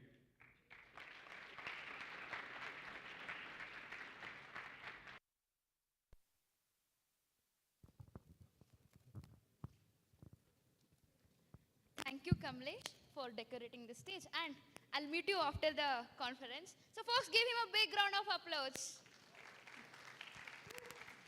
We need little bit more vibe now. So give him again big round of applause. Okay. So guys, we have our breakout room set up. You guys can go and visit them. We are having the sessions over there. Impromptu tech sessions are having. So feel free to join there. Lakshmi, who is your favorite cricketer? King Kohli. How about you, audience? Who is your favorite cricketer? No, we can't hear you. Come on, guys. Dhoni. A lot of Dhoni fans are here. And apart from Dhoni, no other cricketer? Sachin. Okay. That's what I wanted to hear. Okay. So Karan, who is yours? Same. Okay. RCB fan. yeah. So our next speaker, Karan Kiri, he's going to tell you about measuring coverage of design system. Please give a huge round of applause for him. Hello. Can you guys hear me? Hello. Folks at the back, can you hear him? We need vibes. Okay. I guess like. Hello. Is it better now? Thumbs up, please. Okay, go ahead. Rock the stage. Yep. So, hello everyone. My name is Karan, and I currently work at a Fabric INC as a ST2. I have worked with Razorpay and Rebel Foods before. Fabric INC is a e-commerce based startup based out of US. So to give a bit of more context about our product, so like what I usually like deal with. So our main product is a Copilot, and not Microsoft Copilot, but like our Fabric Copilot, which is a dashboard like that retailers use to manage their products, inventories, offers, promotions, customer subscription. It's a micro front-end based architecture. We use single SPA, TypeScript, React, and style components. And while we were in the journey of building our design system in TypeScript, so we had a design system 3.0, and we were migrating or building the design system 4.0 in TypeScript. And while we were in the process of migrating our products to design system 4.0, we wanted to measure like how our design system is getting used. So to define our problem statement here, so like what we wanted to identify was that like how many teams and how many products are using DS3 components, and how many DS4 components are getting used, if they are using any native HTML elements or not, if they are using any style components, or like are they trying to override any style components or that. And also we wanted to create our tree structure of a page. Like if we have a page, we wanted to create a tree structure of a component so we can visualize how our components are rendered in the page.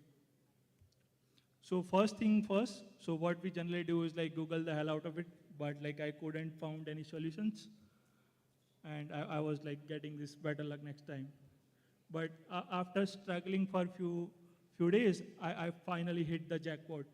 And I found this NPM package called React Scanner. So this was like a very magical thing if you go and look at the source code.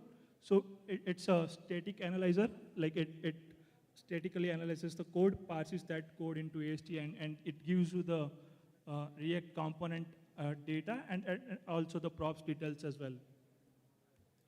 So to give you a sample about it, like here is the sample code. Like you can see we have defined few JSX elements, and we are importing from other files as well. So to give you the output of that React scanner, like how does it generate the output, you can see on the left-hand side, it's a raw output, and another on the right-hand side, it's a processed output. So it has a built-in few processors that you can use to process your data. Like one of the processor that I've used is the count processor. So it gives you the data at an overall level, like how many props are, like the number of props and number of instances of the component are given.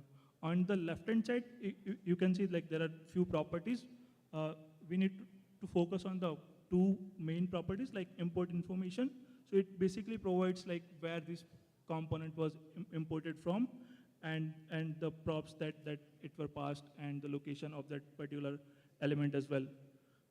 If there are multiple instances of the same element, then it will have an array of instances. So this is a React scanner in a flow diagram. You can see here it's simple stuff, like reads the file, parses the code into AST, traverses the AST using a library called stray, and gathers information like component name, import information, prop information that we saw. And then it processes the data according to your processor. You can also pass your custom processors as well, and then returns the generated data. So to give you some information, like I don't have very detailed idea about AST, but whatever I have gathered from my experience using this library. So basically AST is a tree representation of your source code. So here I have a sample code, like couple of variable declaration and a simple function to add both of them. So on the right-hand side, you can see the chart or the AST. Here you can see that variable declaration, declarator, and all this is represented using AST. There is a cool website called astexplorer.net if you want to learn more about AST. So here is the sample code that we had in our previous example here. On the right-hand side, you can see the AST. Here we need to mainly focus on JSX elements and the import declaration. Two type of nodes here mainly that we are using. So after using that library, we were able to generate this type of chart. So here you can see what all components were used from DS3 library versus from DS4 library. And here you can see the pie graph as well. And I thought, Hamjeet guy, we have done it, but that was not the case. We still needed to figure out all these points that were in the original problem statement. So next thing we generally do is fork the library and try to modify their source code. So we are now maintaining a copy of React Scanner in our code base. To identify the native HTML elements from JSX, it's very simple. So you just need to check if it starts with the lowercase letter and it should not contain any dot. If these two criteria are met, then this JSX element is HTML element. So that was very easy to do. And using that information, we were able to show that data in our dashboard. Here you can see that A, H1, and P tags were used in our code base. Next is style components. So this style components support was not there in the React scanner. So we as a team needed to deep dive into AST and figure out how to identify that. To focus on the style components, we use tagged template literal syntax. So here are a couple of examples that way you can use a style component. So using tagged template literals, this is the sample function that we wrote to extract the information of style components. So we are like, if you see here in the last statement, style CSS, we are gathering two information, style CSS raw and file path. And also the style from, like where are you styling from? Are you styling a button or are you styling any existing design system component as well? So using all this raw information, we were able to identify some of the anti-patterns that are followed by product teams. So anti-patterns basically means like things that you shouldn't be doing. Like you shouldn't be using hard-coded colors. Instead you should be using design tokens. And you shouldn't be using anchor tag or input. You should use like link component or an input component from your design system. So using all the data, we were able to see or display this data into the dashboard that we built, and like we asked him to take corrective measures like use button from design system, or like don't use hard-coded colors used from design tokens. The last bit about component tree structure is that we wanted to visualize how a page is represented in terms of our design system components versus non-design system components, like that. So we had a user form. So we had a user form, like we had a manage users page where it has a user form plus a user list. So here you can see we are visualizing this with that, and we can already see a one anti-pattern if anybody notices here. So here you can see we are using 3 instances of snack bar. We shouldn't be doing that. We should be using only one snack bar and pass the different props. So this is the base tree structure. We plan to add more features like visualizing, adding more data about what all components, like if it's used from DS3 or DS4 or much more. So yeah, in summary, like we were able to gather the information like how overall our design system is getting used. Based on the data, our team were able to take data-driven decisions around major components like that were mostly used by the teams, and we were able to also highlight the anti-patterns that were followed. Yeah, thank you. Thank you. Thank you, Karan. All the Kohli fans, give him a big round of applause. Non-Kohli fans as well, please. Shweta, I really loved your sense and taste on dress. Thank you, but why all of a sudden? Okay, do you know what is taste called in Kannada? I don't know Kannada. It's called Ruchi. Oh, so our next speaker is Ruchi Rai. She loves watching adventurous and thriller movies. She's a fashion enthusiast as well. And she loves watching the life-surviving movies and series, aka the Bear Grylls. And she will be talking about component symphony. So, folks, give her a big round of applause. And let's be part of a symphony.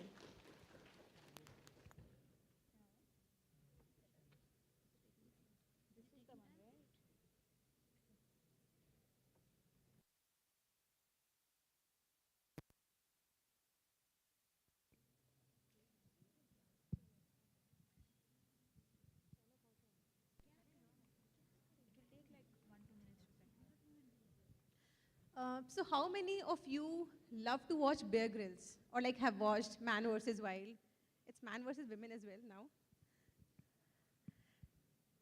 I don't see like a lot of fan of Bear Grylls over here. So I personally like Bear Grylls watching life surviving movies very much. And I don't know like why don't people watch it? It teaches you something new. So how many of you like to watch Discovery or National Geographic channels? Now I can see some hands raised. So what do you watch over there? A lot of things come on Discovery and Nat Geo. I can't hear anything. Sorry? Okay, and? Okay, should we ask, do you watch? What do you No, Cartoon Chota Network? Bheem cartoon. That would be great. I right? like watching cartoons. How many of you watch cartoons? And how many of you watch anime? Anime lovers, please raise your hands. How many of you then I should ask? How many of you are Chota Bheem fans? No, Naruto. I am actually. I am. Naruto lovers. We don't have much. Yeah, guys, we want response from you. Naruto fans, One Piece, Luffy. Now I can see the hands raised. But not much. What do you watch? Chota Bheem? Of course, I love Chota Bheem. And I love, more over to Chota Bheem, Raju. What is Raju? Raju, you don't know about Raju? No. Chota Bheem, it's one character in Chota Bheem. I have never watched Chota Bheem. Not interested even watching Chota Bheem. Only I know Bheem from Mahabharata, that's it. Bheem was in Mahabharata? Sorry? Was Bheem in Mahabharata? I'm not sure. Oh man.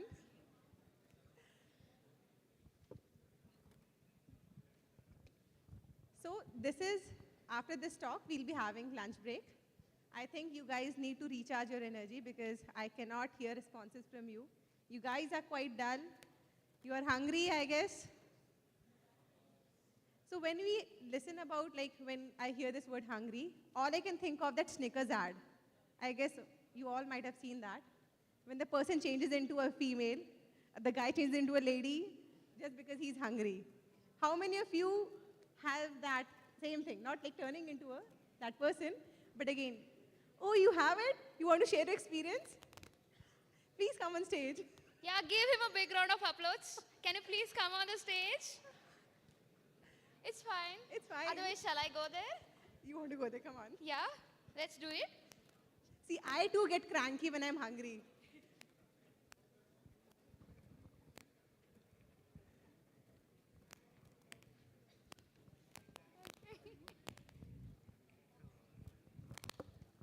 So what was the question? What's your name? My name is Supriyo.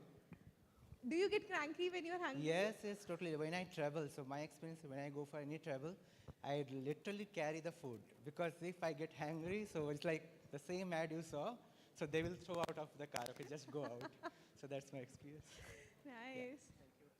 We also make sure that whenever we are traveling, we do carry a lot of stuff of food to eat, be it snacks, drinks, anything, but we need something to eat. It's like we always want a mouth, eat something. I can get you.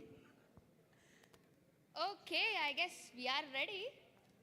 Okay, Without over to you. further ado, let's get started. Folks, give her a big round of applause. We need it. Hello, everyone.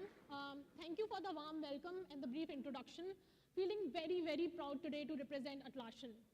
Thank you for joining in this session. Today, I'm going to give a tech talk about composing components for rapid delivery. In our journey at Atlassian, we have explored the transformational power of DRY and SRP, which is do not repeat yourself and single responsibility principle. By following the certain guidelines, we were able to compose the components in a much well-defined and the layered architecture. It helped us in increasing our dev velocity, remove the code duplication, and it brought a lot of consistency in our design. I'll walk you through the entire guided principles, the design pattern, architecture. I'll also take you to the real capability that we have developed at Atlassian. Let's start our journey. Our single admin platform at Atlassian is hosting 70 different applications. Admin is a platform.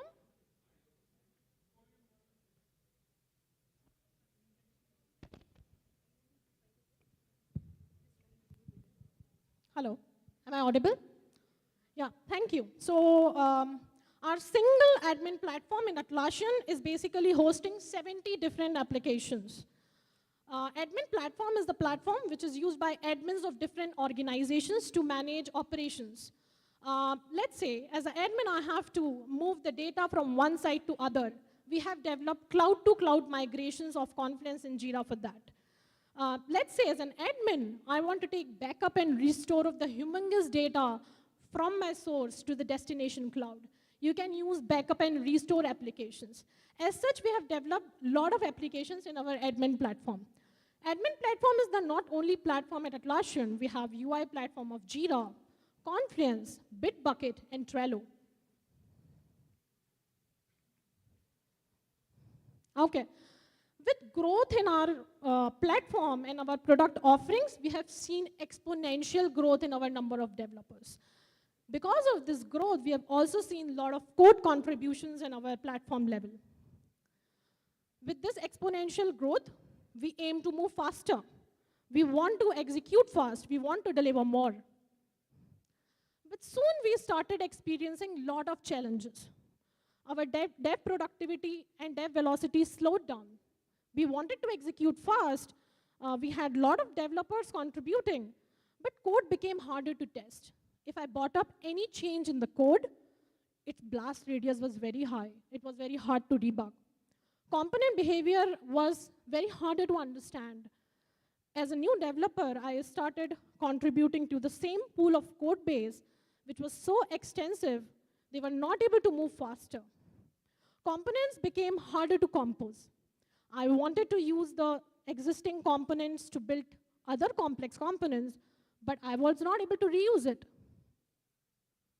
Like any other company, we wanted to focus in solving this problem.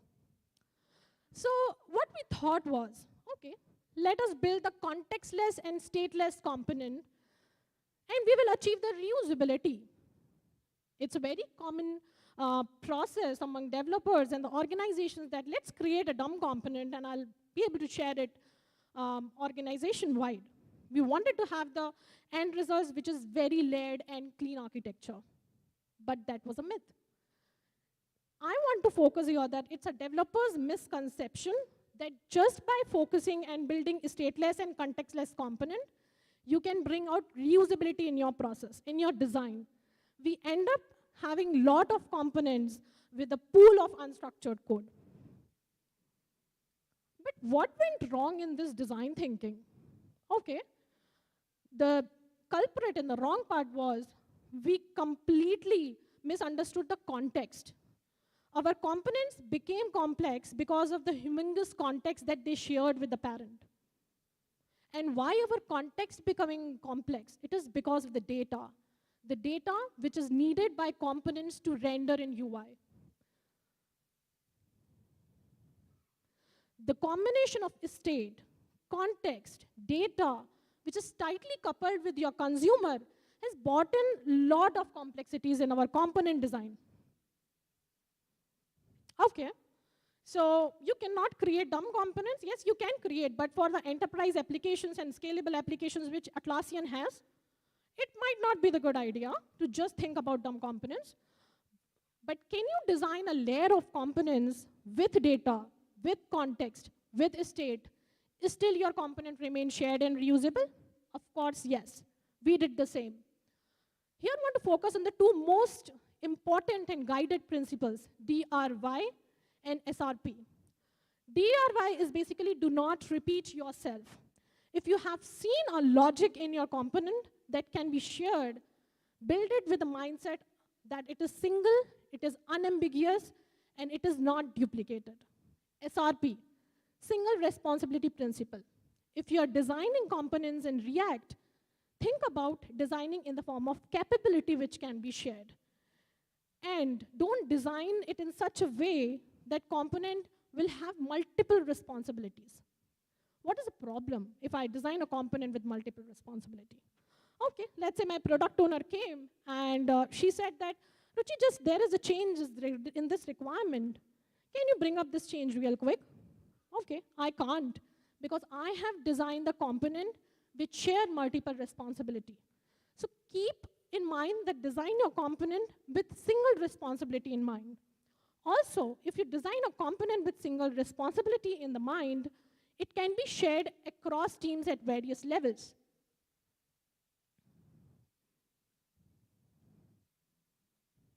Okay, so I'll give you a real example of a shared capability that we have developed at admin platform at Atlassian. So here is the problem statement. You have to develop a validation capability which will validate the artifacts in your process. On the right-hand side, you can see the snapshot of the component or a capability that you have to deliver. If you can see in the snapshot, you have different checks in the form of accordions. Space names and keys on destination is one check. Spaces with public access is another check. User installed apps is another check. You remember I talked about we have built an application which allows you to move the data from source to destination, which allows you to move the data of Jira.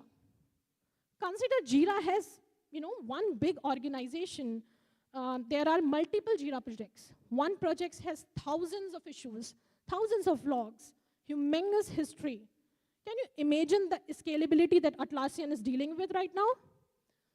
So this validation capability we want to build before we allow users to move their data from source to destination, because we don't want their process to be failed. We want that we validate their data in source and destination, and then we allow to move them ahead. This capability is shared by across teams and admin UI.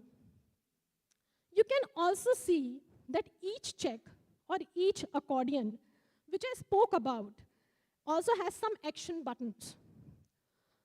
So basically, each of these checks also has the data associated with it. On click of buttons, you can actually call your services. Okay, so let's see how I have bifurcated this entire set of components. The first is design components. That is very usual. We all know they are atomic components. They are dumb, they are contextless, they are simple. All right. The second level of components highlighted in red box, they are capabilities. That's what I was talking about. They are stateful. They do the data fetching. They do the data management. But they are contextless with respect to its consumer. They are contextless with respect to its parent. They can have their own context, own state, but don't keep it tightly coupled with your parent. And very, very important that they are self-sufficient. I can still import the individual capability in my application, and I can reuse it across teams.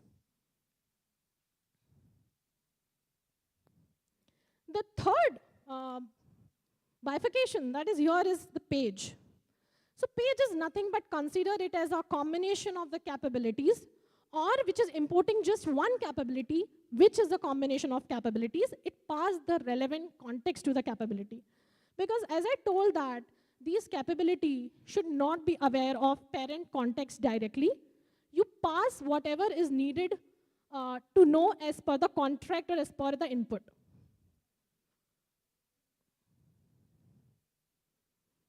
All right. So I have told you about how we have bifurcated the entire component. So now let's talk about the architecture. You can see that there is we have basically, instead of creating a hard-coded, a big business logic of a component, just single component, we have dissected our components into multiple. Space conflict check, that is one accordion, one check can be one component. Group conflict check is another component. Product license check is another component. They have their own context. They also do the data fetching. Individual components can also do the data fetching, data management. They call the services. But the important part is they are not coupled with the parent. They always act based on the contract which is passed to them. Internally, in these stateful components, you can have layer of different components that depends on you, how you want to design it. What I want to emphasize here is the way we have dissected the component, which is not just dumb, it is playing with the data, which was the male culprit before when we were just designing the dumb components. In turn, all these components uses the admin hub or Atlas kit, which is our Atlassian's design system common components. They are basically the stateless components. All right. And the final result is just import this validator capability, pass the contract. With just few lines of code, different teams can use this capability. That's how simplistic it is. Think about how I have achieved this and what was the issues you can get while achieving this. What if your capability or your component is talking to different services? Will it help you? I don't think so. You have to always think about unified approach to data management. On the right-hand side, you see, my component is talking to a router or a middleware, which routes the call to the different services.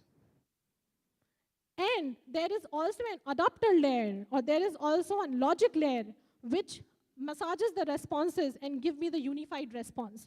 And that's how I can create a capability with single responsibility, single unification approach. The second point I want to bring to your notice is standardized way to develop the components. When you're developing the components, always think about not tightly coupling it with your application. Always think about, is my component self-sufficient, that at any point of time in future, if other teams want to share it, can I give them this capability? And these components should be highly extensible.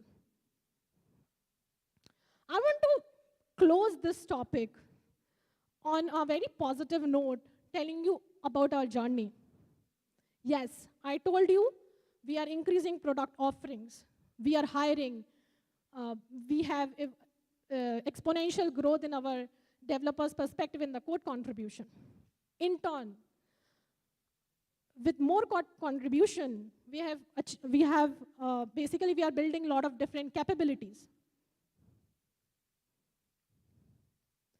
As we develop number of capabilities, our number of product offerings has increased that we are delivering it to the customer. In turn, that increase our developer delivery and the velocity. Now we are able to deliver fast. Why? Because every team doesn't have to create the same capability. There is no duplication of the code. When we are delivering fast, we have seen the tremendous customer growth. Our customer is growing, and Atlassian is growing. I want to leave you with the thought that can we just think about when designing the component, not just about the component at the atomic level? Can we also think of designing the components having data in mind, having context in mind, having complex state in mind? I think that would do wonders, wonders, and wonders in your design architecture.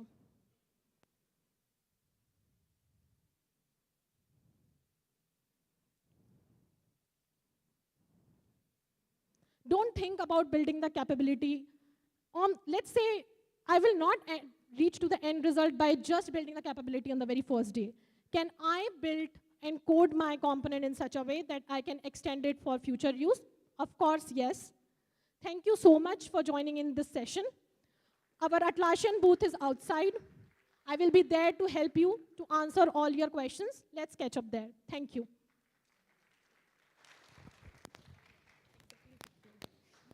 Thank you, Ruchi, for a tasteful talk. Where are you going? I'm getting fragrance from kitchen. I'm feeling like I had a shakalaka boom boom pencil. I draw it and I get it. I cannot get you that pencil, but yes, we have the food outside. You guys can have lunch, refresh your energy, freshen up, energize yourself, And be back by 2. We have a panel discussion over here on React rendering strategies. Make sure to come by 2. Yeah. Thank you.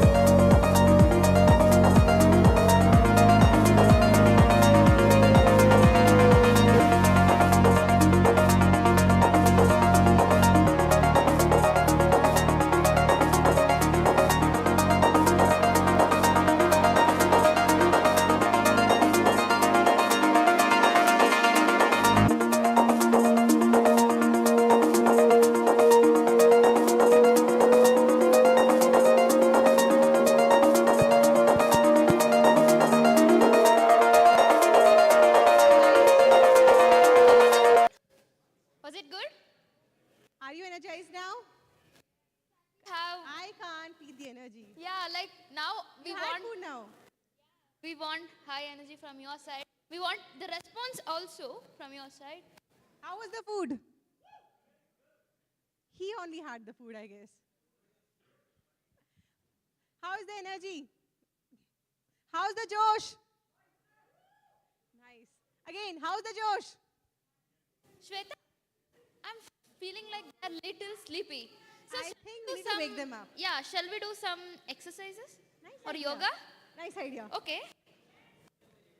Since you all are quite sleepy or you don't have that energy, let's charge you up. Okay. It's all on you guys now. Do you guys know about busky? Busky? Okay, those who don't know, I'll tell you. So you have to like hold your ears from your hands and then like you have to sit down and up. It's called busky, but the best thing what I want to add on here is you have to do it while breathing. Naturally we do it not taking care of breathing, but we will do today with breathing. I mean, you need to take care of your breathing. Okay, let's do it. Stand up, guys. Guys. It's fine. It's fine. Everyone, Ladies stand first, up, it's fine. everyone. Stand up, folks. See, I told you it's all on you. It would It's have been fine, better it's if you had fine. showed some energy before. Yeah, we need some energy. Everyone, please. Okay, stand up. Okay, shall we start? Yeah. Okay, I'll show one time, then you have to follow me. Like, let's do this 5 times, okay? So you have to hold your ears. You have to breathe in, breathe out, breathe in again. Okay, shall we do it? On count of 5, let's do it. Breathe in, breathe out, breathe in. No, wait, you're sitting on chair. No, it's not like that. You didn't make it clear. You didn't make it clear though. Okay. It's allowed. Make it clear now. Get up. Guys, get up. Show some energy. Those who are at the back, can you come, friend? Take the mic, no? Those who are at the back, Please, guys. can you come, friend? Like we can stand, we have space here. You can stand Don't- it here. Come on, get up, guys. Come, friend. Ma'am, please. Folks, come, friend. Oh, yeah. Guys, please get up. Yeah, people at the back are literally sleeping, and we need energy. Come on, guys. You 3 people, please. Come on. See, everyone is standing, no? Why? Let's do it. Okay. You also. I guess most of the youths are here. We need to be like youths, energetic. So let's start, okay? We will do 2 times. Yeah. Okay. Breathe in. Breathe out. Don't sit on the chair. Breathe in. Breathe out. Let's do 3 more times. Breathe out. Breathe in. Breathe out. Breathe in. Breathe out. Last time. Breathe in. Breathe out. So once again, I'll ask, how's the If you don't say hi, we We'll will do do once it again. again. Josh? Yeah, that's the energy. Shall we start? Yeah. So now we'll be starting with the panel discussion. Wait. I want to know how many of you are Akansha's fan? Fan clubs? Akansha? There are a lot of Akanshas over here. Okay, how many of you are Tejas fan? Okay.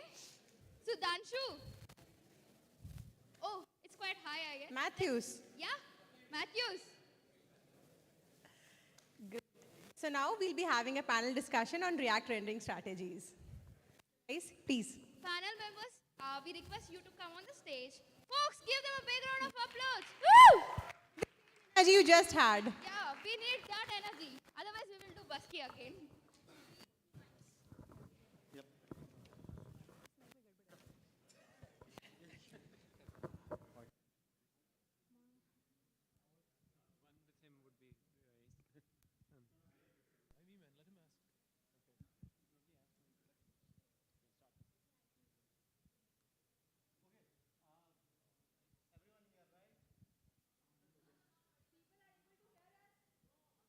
No.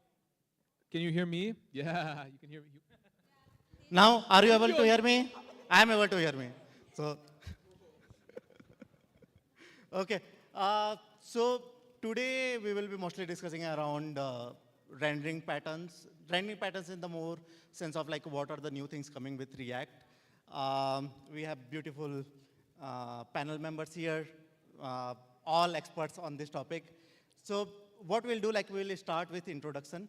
And with the introduction, we have to also add like what is the one thing in React you love so much, or what is the one thing you are excited much about React, like a future React. So maybe let's start with Akansha. You should start you. Oh, I will introduce myself at and. Hello everyone, I'm Akansha. Okay.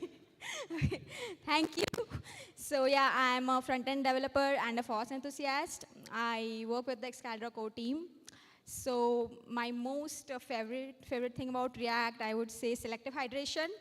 But to add the most excited thing I'm actually excited about, I would say React Server Components is one of the most things which I'm actually very excited about. So yeah, that's all about me. Hey everyone, I'm Pratik Bhatnagar. I work with Coinbase as a front-end engineer, and one of the things that has always excited me about React are the people, the React community, and the brilliant things that we come up as a community. Hello everyone, I'm Mateus. I work as a front-end engineer at Medallia. I guess that one of the things, and I mentioned that in my session, but one of the things that has always hyped me about React is how it embraces a couple of things that are happening in the web and learns from them, but also at the same time it pushes the web and other ecosystems towards the future. And like in the session I mentioned the web, but we could think of Swift and native iOS and native Android and other things learning from React, and the idea of building component, building UI in terms of functions and etc. So I have always loved that. And one of the things I'm hyped about, I don't want to say server components, so I guess I want to see what's going to be the next 5 or 10 years of React in this whole era of meta frameworks and that kind of thing. So how React is going to become the library people building frameworks use to build frameworks, and regular front-end engineers use those meta frameworks. Yeah, that's pretty much it. Hi, I'm Tejas. I'm a developer relations consultant.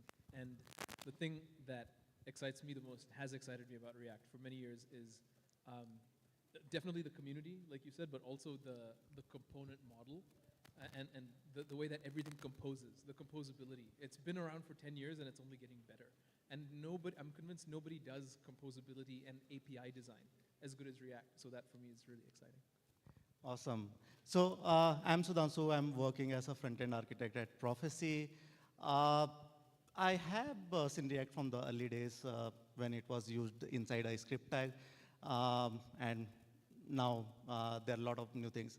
And what excites me most about React is like all the new patterns which it is trying to bring is mostly tailored around the user experience.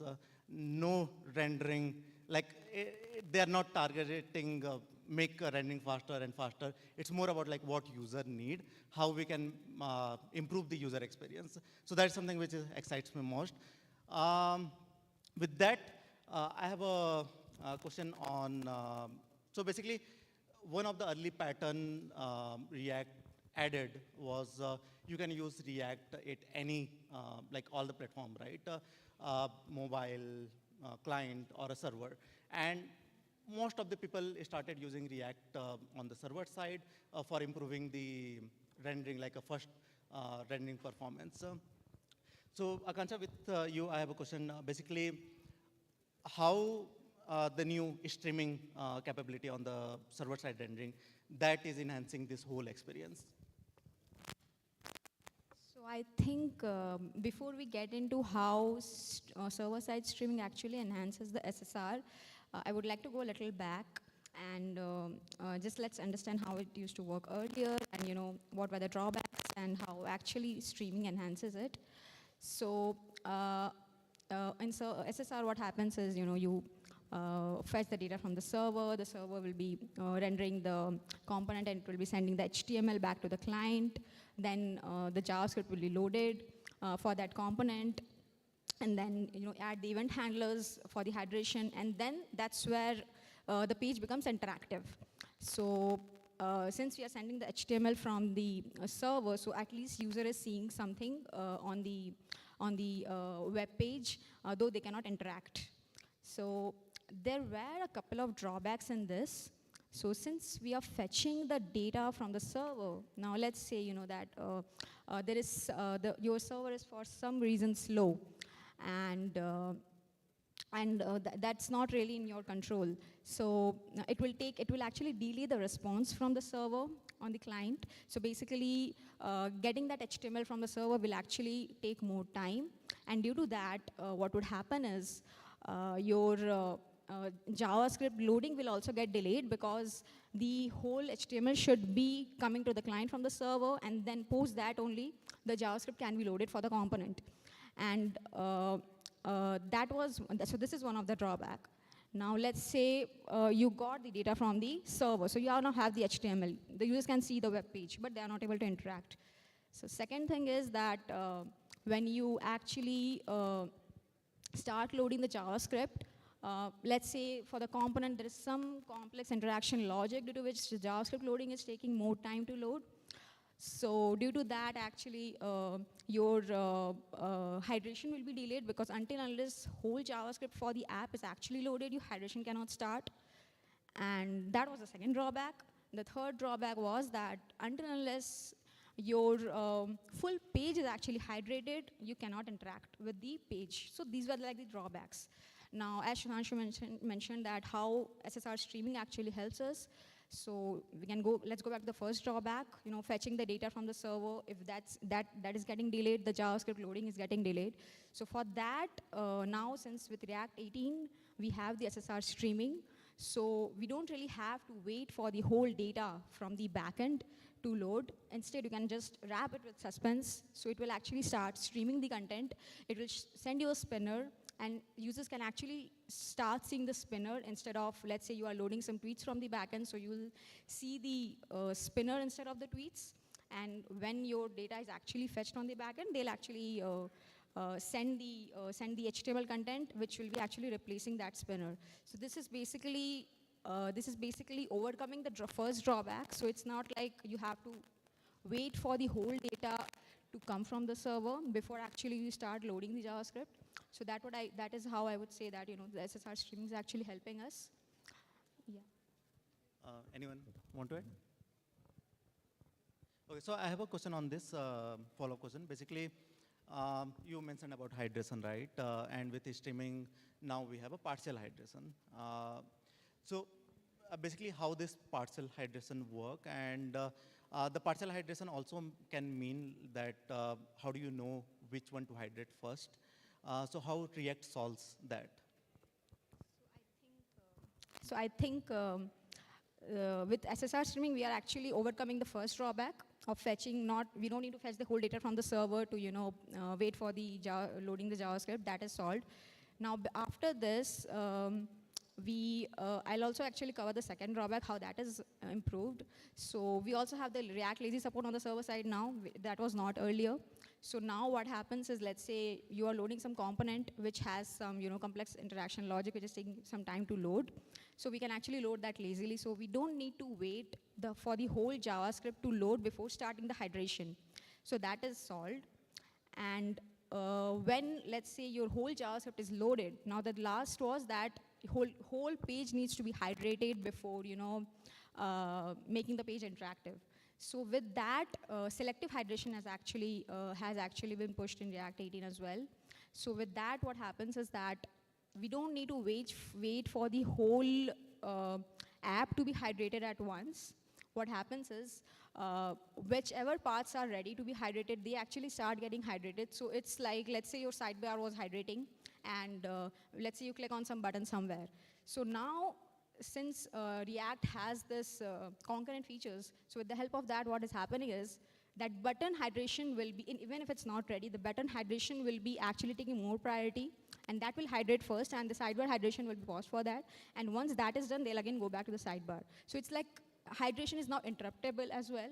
So that's how it is actually making the UX way more better than how it was before, because earlier we need to wait for the whole page to be hydrated before we start interacting with it, but now we can start interacting with the parts of the application which are actually ready.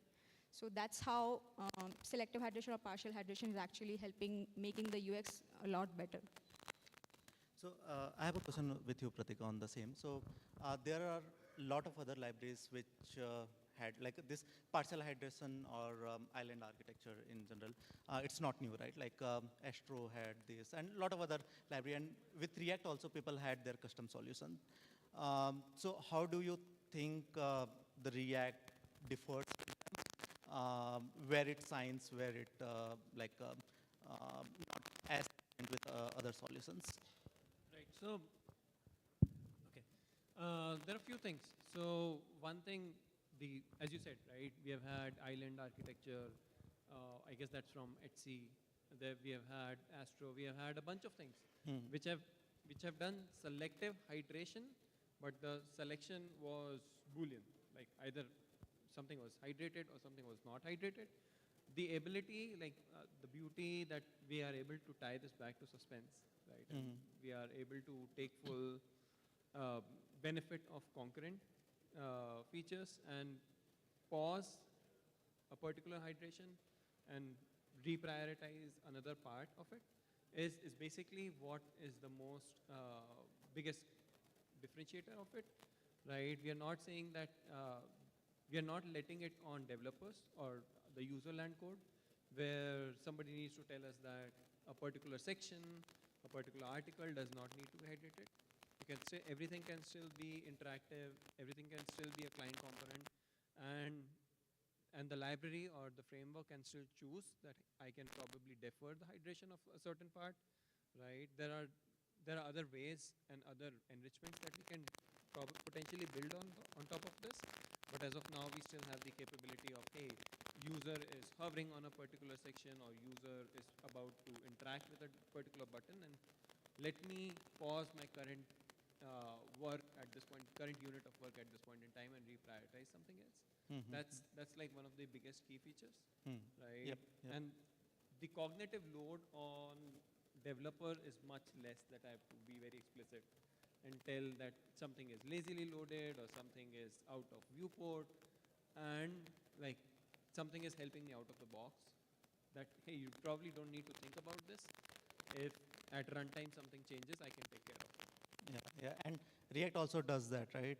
That if you click something, they will prioritize that hydration first, as Akansha mentioned. Yes, like exactly. those things were like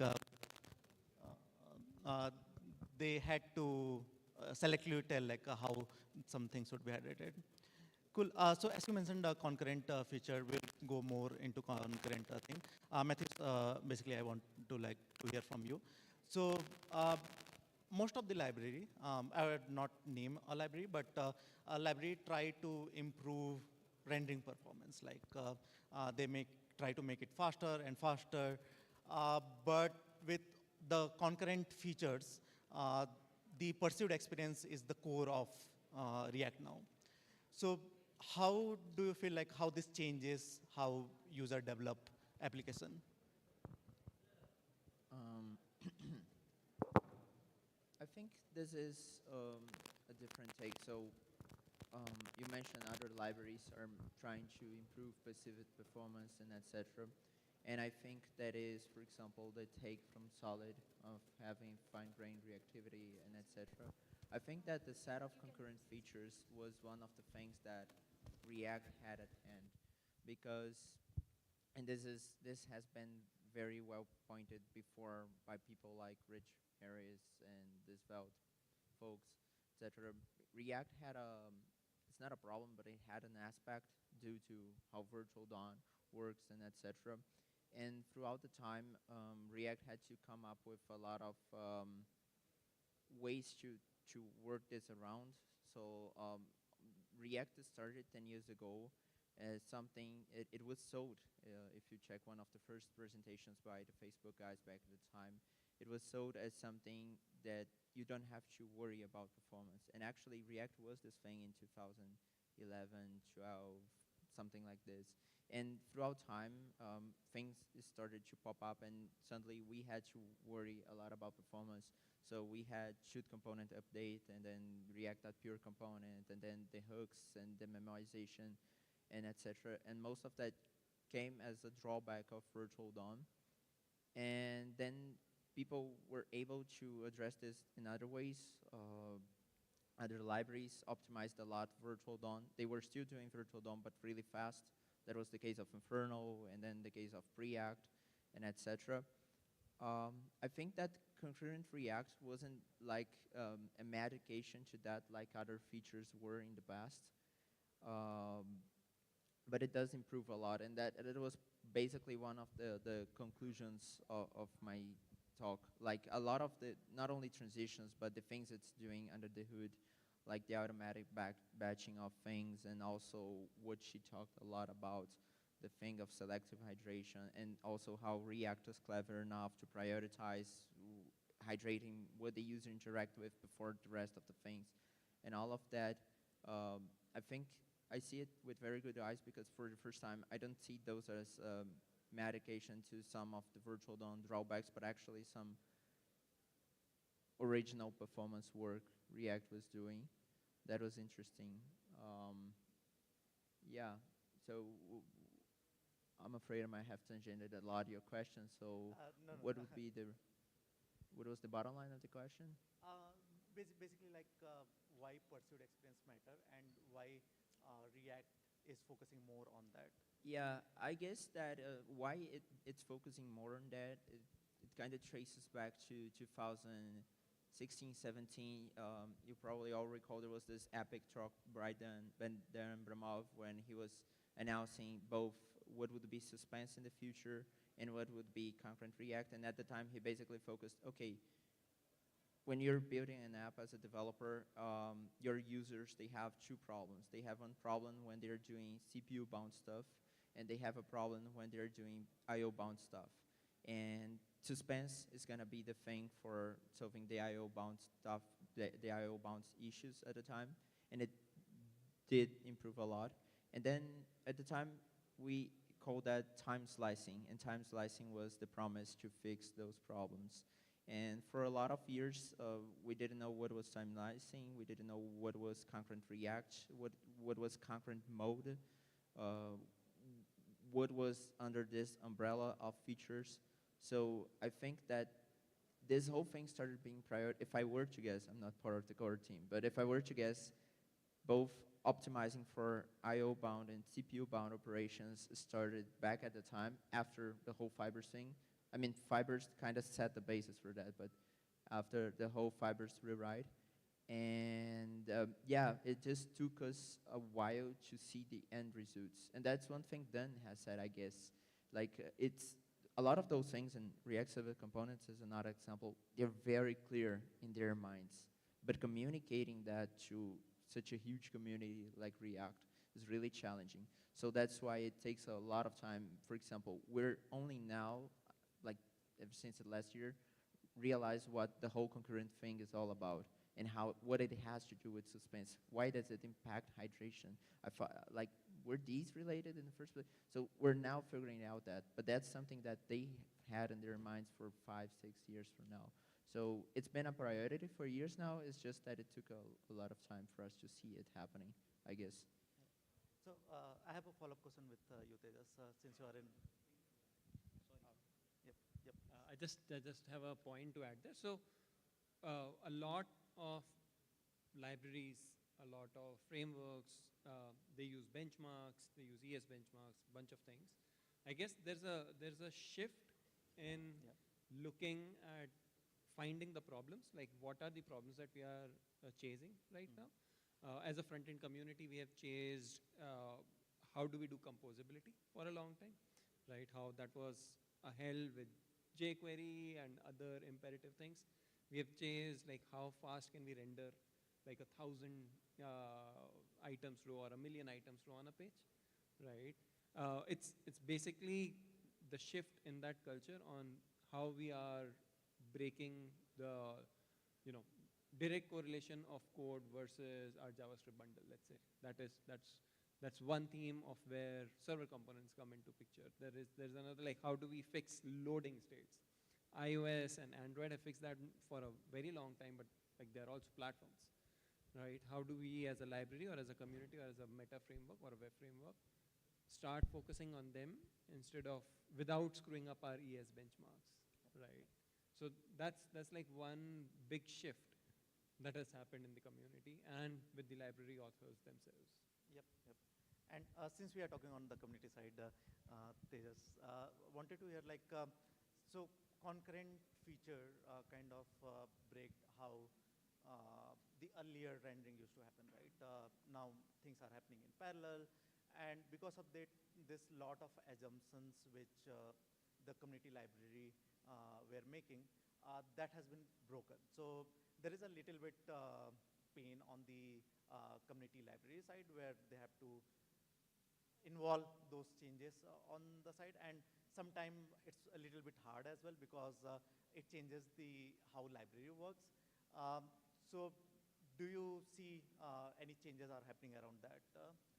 Yeah, definitely. On the adaptability side, basically? Yes. So, you know, my talk earlier about server components is similar, right? Changing to adopt server components, what you essentially have to do is re-architect your entire application. And you may be using server-side rendering, you may be not, but still, it's now server first. You have to use a server. And also, there's compatibility issues. For example, client components cannot import server components because if they import something that reads from the file system, the browser doesn't know what FS is. And so you can, so if you have a client component that you npm install tweet, the tweet component that will call the Twitter API, unfortunately you can't anymore, but you used to be able to call the Twitter API and then render a tweet. Now if this is a server component, first of all you don't know unless there's some convention in the npm package, server component something. I think that's a good idea to make it explicit. So maybe you don't know, you just npm install React tweet, try to render this in your client app, and it'll fail because it can't. And this is a huge burden now for library authors. There's a great blog post by a good friend of mine, his name is Lenz Weber-Tronic, and he's the maintainer of Redux Query Toolkit, just Redux Toolkit in general. And he was just talking about, I love server components, but as a library maintainer, it's super hard because people want to use my thing with server components and they can't yet, and I can't add library support to it because server components are experimental. And so these changes, whether it's concurrent features or server components, does make the lives of library maintainers very difficult. There's no question. I think the React team is doing great work to help them and work with the library authors, but now the community is so big and the team is so small, the core team, that it's starting to show. And it's almost as if they need like really good DevRel consultants or something. But I think, but I think that's kind of the problem, is that the team that maintains this stuff is too small and the community is just so large. And so, yeah, I don't know the solution, maybe like a big Discord with every library author or something like that, but it's definitely a problem for sure. Yeah. And I think this is a very good opportunity for everyone in the community member. Like I've been asked like how to start contributing on open source. Yeah. And this is a very great time, like because new things are coming and things are not yet compatible. So we can make it compatible. Yeah, just one thing to add is I love that they just mentioned concurrent, the whole concurrent thing, because it also happened. It's just that we RSC, we're seeing this at a whole different scale. But 2 years ago, you would see a lot of GitHub issues, especially I even shared some of them like state management libraries. Hey, my library is broken because of concurrent features or weird glitches with pop-up and etc. So it's something we've been in this place before. I guess it's just another scale, but I think that eventually things will be sorted out with some really good education work and developer communities and stuff. One thing to fully answer your question, because you asked about adoptability and adopting these things, and I had a great conversation out there as well in the hallway track. People saying, I want to use this library, I want to use Redux Toolkit, but I can't yet, but I want to take advantage of server components. And what I said to the person, and I think this is right, is to not be ashamed of client components. A lot of people think they include, now if you want to mark your client component as a client component, you have to write use client at the top, okay? And because server components are so romanticized, server components are so, wow, it's amazing, people are ashamed to like write use client. And in terms of gradually adopting it, I think it's a very fair thing if maybe your root component is a server component, but everything under can be a client. That's totally fine, especially if you depend on a library that will not work on the server. Everything can be a client component, sure. And then gradually, one by one, you can remove use client and turn slowly things into server components. But everything doesn't have to be a server component from Or day one. I assume it can happen opposite as well, right? Like things is in client and only the piece you can start migrating to server component. Exactly. So you can start piece by piece. And if you have a lot of client components, this is important for you all to know. If you have a lot of client components, it's not that your app is bad, it's that your app is a React app. Because before server components, every app is full of only client components. So you're not really losing anything, you're just being the same. And that's totally fine. Right? Server components is plus plus, it's not minus. Yeah. I think since you are the server component expert here. I'm not. But I just have a question that with this concurrent features, the suspense and with the server components, I feel that when it's ready, like right now, it needs to be made compatible with the libraries. The end goal of the core team is to reach a stage where the app users don't really have to worry about anything. They just, like, let's talk about start transition. It should be integrated in the router libraries. So we don't really have to, like, we as app users don't really have to worry about those things, but it will take time because it's like a community effort and that takes time. But one thing which eventually we might have to end up doing is with these concurrent features and server components, it feels like we might have to restructure our components into more smaller and smaller components. Like today, if I'm writing the code, maybe, I have the server logic there, I have the component there, and it feels good to be, to have everything at one place because it's a single component. But now, if I want to, move to, let's say, server components, let's say 6 months later, or I want to experiment it, I have to restructure the code in that way. Plus, with the suspense as well, we are essentially breaking it into smaller components, right? I think it's kind of mixed feedback. Some people would be okay with it, some people might not be okay with it, because if you want to use, you have to break it. You have to break it into different files and those kind of things, right?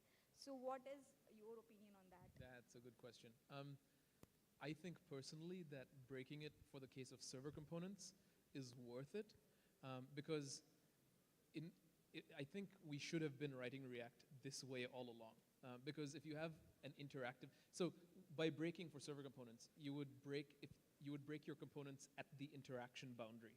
So if you have a long tree with a lot of business logic, etc., and then you have like this one button with a click event handler, what you would do to break it or restructure it is you would take this button out into its own client component and you would reference the client component. That's the breaking, right? So anywhere there's an event listener or state, that's the point where you break it.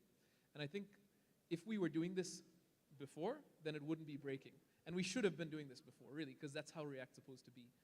So it's in a way, it's forcing us to make things more Reacty, is my opinion on this. But I have a follow-up question for you, since you're the partial and selective hydration expert, which is, it's a very basic, it's a binary question, really. Do we know how, because I've not played with selective hydration, do we know how React prioritizes what to selectively hydrate when? Does it create some type of like AI-based user interaction graph or? As far as I know, like I haven't deep dived into the code, but as far as I know from the top level, it basically, I think it basically checks, so basically the time difference between the switching, let's say if you're hydrating a sidebar and let's say you click on the button, that switching is actually done in with very small duration. It feels like it just happens behind the browser tick, and that's where we as users feel that it's like the hydration is like just happening instantly. But there is some, I think they run it over some kind of DS they are maintaining, and they just do it on the priority basis. But yeah, I think to get, like, to answer it more in depth, I will have to, I mean, I'm not sure about how it actually works internally, but this is something which I have on top of. Yeah, I wanted to quickly follow up. As far as I know, the heuristics they have for hydration is purely based on interaction and what could be, what the user interacted with before, so they prioritize that. I don't know how to. So I think I know about it. So basically, it's more on how you have written the suspense, like where you have used suspense. So it depends on the order. So first, it depends on that. Basically, it will prioritize based on how you have written your suspense in your React boundaries, and then it prioritize depending on like whatever user interacts with. So if user interacts with one section, it looks for the closest parent suspense boundary and try to hydrate that first. And also it looks like whether the JavaScript is already loaded and it just require a hydration, or the JavaScript is also needed to be loaded. So in case, let's say JavaScript is loaded, but the hydration is not completed. So what it does, like it hydrates in a synchronous way, so that like whatever you clicked, the hydration happens, and the same click will follow through. Like user don't have to click it again. But in case of, let's say JavaScript is not loaded, then it would act as a, like earlier they were thinking about recording click events, but that idea didn't turn out very well. So now it's very simple. Like if some JavaScript is not loaded, it would act as a previous, like a SSR thing, where user have to click it again, but it's fine. Like they will prioritize the loading of JavaScript first. I just had another thing related to your question to him, and this concern is actually quite valid. So there is a post for years ago, like more than a decade.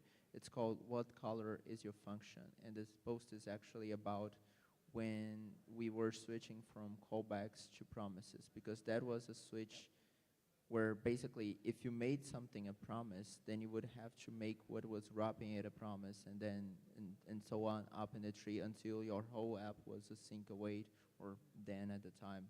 And I saw a couple of weeks ago someone saying that we need a post like "What color is your component?" because the person had this exact same concern of, okay, I'm migrating towards React Server components, but because of the limitations of the different dependency trees of servers and clients, suddenly something had to become either one or another.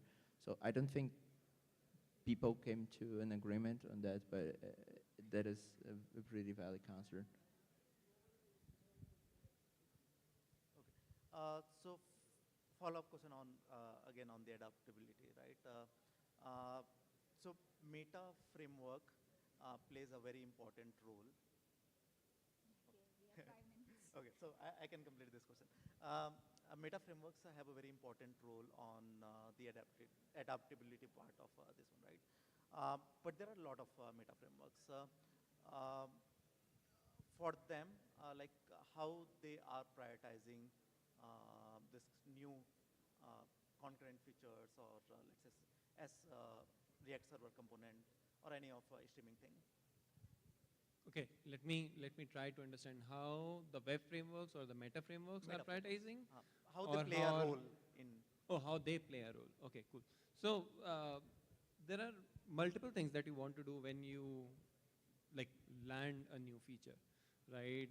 Certain things are experimental, so you can't just release them in the wild and expect valid feedback, right? So I guess that's one of the most strongest pillars of pairing up with meta frameworks. Let it be library authors, let it be browser authors, or whoever they are, right?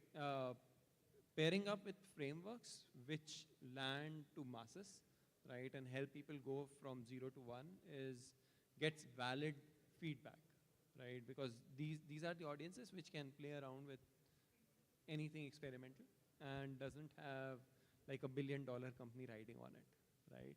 So pairing up with these frameworks, get library authors, get browser authors, first-hand signals from real user metrics is one.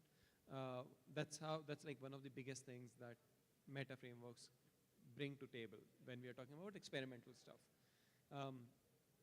Next thing is basically what are the challenges that users are facing. This is, I know Gatsby did this, I know Vercel does like anonymous telemetry, right? Anonymous event collection. It's not exactly the data you need, right? Until you are paired up with one of your clients, but you still get right signals of where your users are facing challenges, right? Is it about loading paradigm? Do we need to fix our loading pipelines? I'm citing exact examples of what I have worked with in my previous jobs with meta frameworks, right? Do we need to fix like loading pipelines? Do we need to fix the way that things get interactive first? Or do we need to fix like our data loading, right? These are some of the feedbacks that meta frameworks can get. Imagine if everyone is doing their own Webpack scaffolding, right? And now GraphQL can never ever get a sense of how are people facing problems in loading data, right? Given that there is a huge corpus of users which use Next.js, which use SvelteKit, or which use Astro, and now I have pointers from all of these. I can find commonalities, and as a library author I'm speaking, and now I can go back and say that, okay, there's a probable thing that we need to fix in X, Y, or Z field, right? That's the single most important thing for authors and any other person involved in web ecosystem that web frameworks bring to the table. Yep. And since we have 2 minutes, Okay. I'll extend on the same question. Basically, you mentioned about this meta framework collecting telemetrics, like how user is using app, right? I'm not sure if they give a way to measure this performance improvement, like let's say if you're using RSC or any other features. Not very sure, I haven't used it, so not very sure. Do you know that? Yes, right. So some does, right, which gives you first-hand performance observability solutions out of the box. And with that, like if one thing is like if you are a partner client, then you have like 100% access of your RUM data or whatever your organization allows. But whatever is the extent of that can be collected anonymously, right, and can go through with GDPR compliance, can definitely be taken into consideration, right? How is your app structured? How many people are using? These are very basic examples, like how many people are using suspense, how many people are using server components actually on there, because all you need to do is like look at their code and not really anything else, right? Not collect literally any other details. Or how many people are taking care or installing ESLint, how many people are installing, let's say, if we have a rule for server components, right? And you get those ideas back. Cool. Yeah, and yeah. I think this is last promise. So, this is actually for everyone. So if you are interested in I think as Tejas asked, right, how does selective hydration work internally? I am not able to recall right now, but I think there is a very good thread on the React 18 working group about the same, and they have it's actually by the React core team, and they have explained it in a very well way. And I think for the React server components also they have a working group. So I think if you are interested in deep diving into how these things work internally, I think you should definitely check out the deep dive threads if you are interested in knowing the internals. So just wanted to add this. Yeah, and we will have more discussions on the breakout room, so you can continue to ask some questions around it. Cool. I think time is up. So yeah, thank you everyone.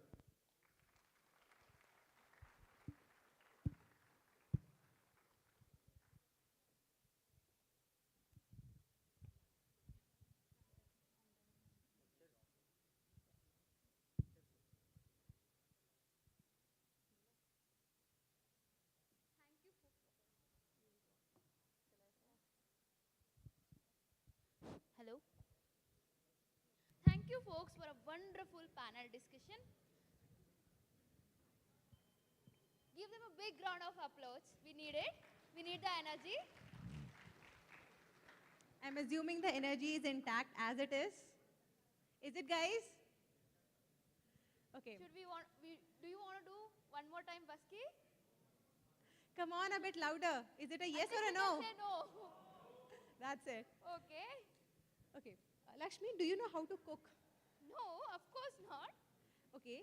Let's say if you know how to cook, what are you going to make? Jalebi. And I want to eat that every day. So, that's really nice. I also love jalebi. But what if, like, if you eat daily, how will you maintain your fitness? I'll go to dance class. Dance? Seriously? Yes. You're going to dance? Yeah, I want to go So, to dance class. you're lucky. So, our next speaker is Prateek. He's a dancer? No. So, we have a Prateek Pandey who is interested in dancing and cooking as well. And when I talk about dancing, he's into Latin dancing. And he's going to talk about web apps through the lenses of SRE, Site Reliability Engineering. So folks, give him a big round of applause to Prateek Kumar. Prateek Pandey.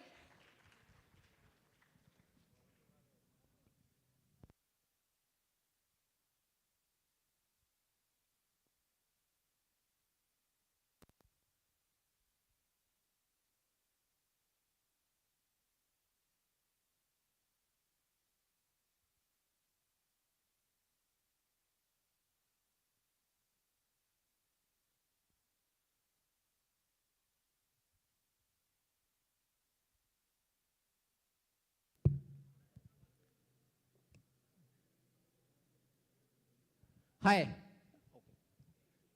Can everyone hear me? At the back till. Okay, cool. I am Prateek. I work at the web team at Porter, and the topic for the day is web through the lens of SRE. So before I go ahead, a bit about Porter. So Porter is an intracity logistics company. We connect people and businesses with their last mile delivery needs with a network of around 5 lakh driver partners. And we are in 19 cities across India and 2 cities outside India. Okay, so that was a bit about Porter. So let's get into the talk. So the talk will basically cover what is SRE, why it is relevant in the software engineering world, and what the team at Porter and how we are approaching it. We are just 6 months old into SRE when it comes to web, but I think we are going steady, and you would see more in the talk today. SRE. So SRE is a set of principles and practices to build, scale, architect, and operate large-scale operations to amaze customers with reliability. Just focus on the last line, amaze customers with reliability. So I think we all here are builder of products. We love to build cool features, and but is it of no use if the customers do not find it cool? They, instead of seeing the UIs, they see 5 XXs and something went wrong, right? So that is what SRE is in a nutshell. You can also say it's a means to build services that are stable, fast, and secure. Cool. So we can't fix something if we cannot measure it, right? Now, customer feelings cannot be measured, at least accurately. But we can measure facts, and facts that maps to feelings, so that we can, with a decent accuracy, say ki, haan, whatever I have built, my customer is loving it as well. So here comes SLIs. SLIs stand for service level indicators, and they actually impact reliability.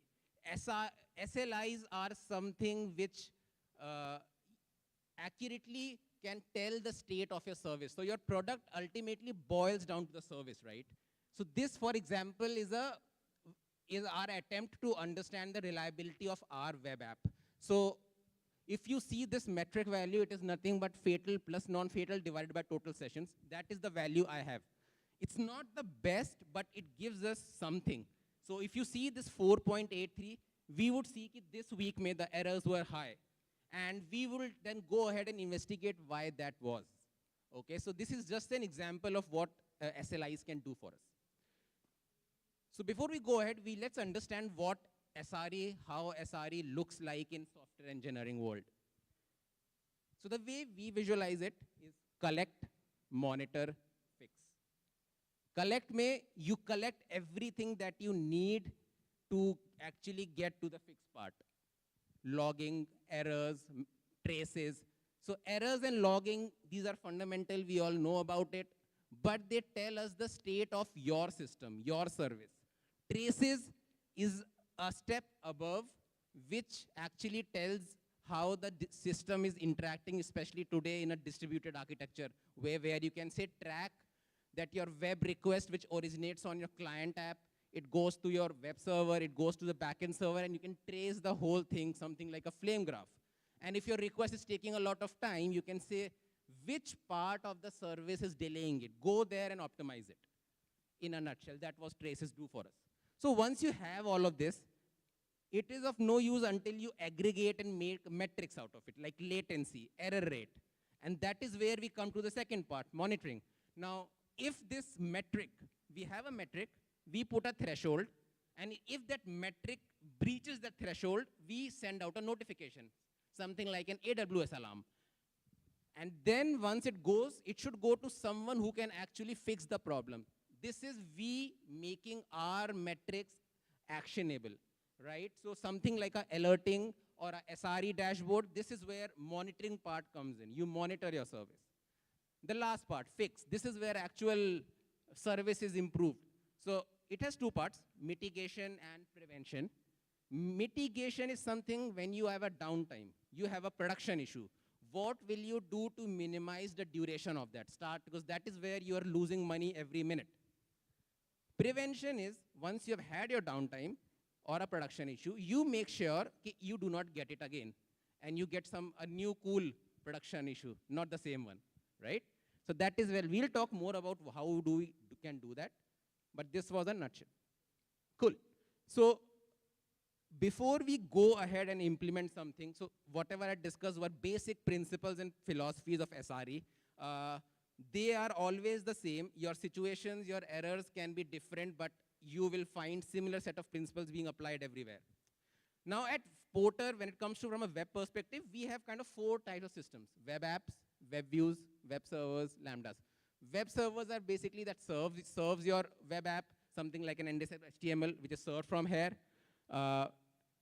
Web apps and web views, web app something that opens on a browser.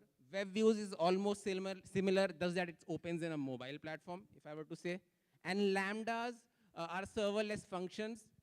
At Porter, the web team leverages it to build invoices for a multiple use case, like when you complete an order on Porter platform, we send an invoice. So we build it through a serverless function called Lambda. For the sake of this talk, I'll be restricting my SRE discussion on web apps and web views. So again, I'll fall back to the philosophy which I discussed, collect. So let's look at errors and logs. So how do you look at errors on web app? You first capture it. You have to capture it. So you can use Sentry, Datadog. Then you classify it. You should know what kinds of errors. You can't classify 100%, but you can do it to a 95% to a good accuracy. So it can be a 4xx, it can be a 5xx, it can be an API contract failure, which is very common in the life of a web developer. We said something, they sent something, right? Then we have network failure, network is timing out, right? So some of these parameters you can classify your errors. Then you can prioritize which ones to fix. Obviously, frequency plays an important role, the frequency of errors. Then you debug. We have source maps on client, and then we have session replays. This you guys would know about. Session replays is one step up where you can actually reproduce how your user is using. You can actually see the video of your customer using your web app, and this helps in places where you are not able to reproduce the error. Okay. Then we have logs, which are very fundamental. We use OpenSearch and some kind of event logging we use using Google Analytics, GA. But yes, we are still working to explore how best can we get it on the web app side. We have done decent progress on the server side, but that is of no much use to us. Second part, monitoring. So as I told, metrics, set the threshold. Once the threshold exceeds, send notification. That is what your monitoring is, my bad. And this is what comes as alerting, or you guys would be knowing in form of AWS alarms. This is a sample integration which we are planning. Key from web apps, the errors which are coming on your client side, how can we bring it to AWS CloudWatch and then integrate it with a SNS and then something like an Ops Genie, which is an escalation management platform. It makes sure that if the error is happening and the alert is going, it goes to the right person, and the person, the developer, is acknowledging it. You can track how many alarms are going per day and if that is being acknowledged or not. Because errors, if not made actionable, are of no use for all of us. It just makes no sense. This is something like a SRE command center, you would say. We are still scratching the surface, but this is for one of our web apps, and I don't know, it's not very clear, but what you can see is, this is something where you can see core web vitals performance. This is where you can see page load versus error rate. This is where you can see the core web vitals, LCP, FID, route-wise. I'll share a more detailed picture in the next slides. This is how your resources are being loaded, fonts, image, and this is where which are your long-running tasks. So if I were to show, this I think is a little bit more clear. So you can see this, these are so many insights, and if you start making all of these actionable, you can own your product in a much better way, and I think you can be very preemptive in understanding what your customer needs and how can you optimize it without even product coming and telling you. Okay, this is performance metrics, same. These are web, so there we are analyzing all the routes in our application. The routes do not look very nice, but this is route-wise analysis of our loading, P75 loading time, web vitals, and so overall a complete anatomy of your web app. Okay, the last part, fix. This is very important. So I was talking about mitigation and prevention. First, mitigation. So import, say, build time optimization. So if you're having a downtime and you know what the issue is, but your fix takes 30 minutes to deploy, so every minute you're losing revenue. Does it make sense? That is why you need to have a specific build pipeline for your hot fixes that you can fix like within a minute, within 30 seconds, within 2 minutes, because it will take your containers to get up and then ultimately the fix to get deployed to their customers. Same rollbacks, we have blue-green rollbacks where you can make sure when you are pushing in a new feature, it is only deployed to 1% of the users, 1% traffic. And then we can, after 5 minutes, when we see everything is working fine, then we can roll the traffic to the remaining 99% of the users. If it does not work fine, if you start getting alarms, you roll back. So this is not a fix. The bad code is still there in your master, but it is not with your customers, okay? The second part, prevention.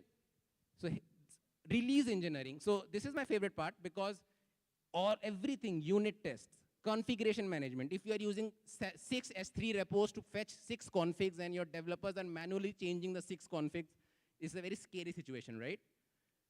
Hard PR review checks, linting, security, and performance scans, vulnerabilities you all are familiar with. So these kinds of checks helps you prevent bad code to go into production.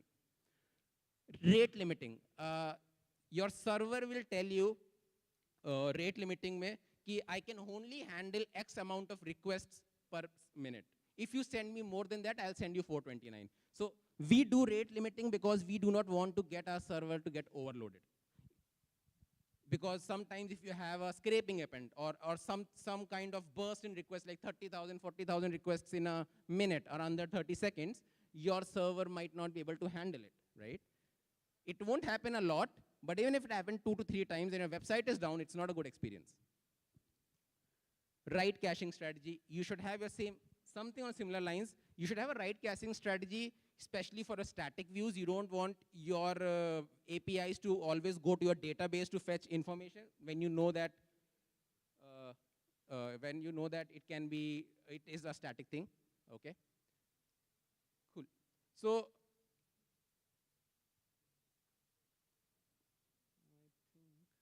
looks like I have a downtime. Oh, fine.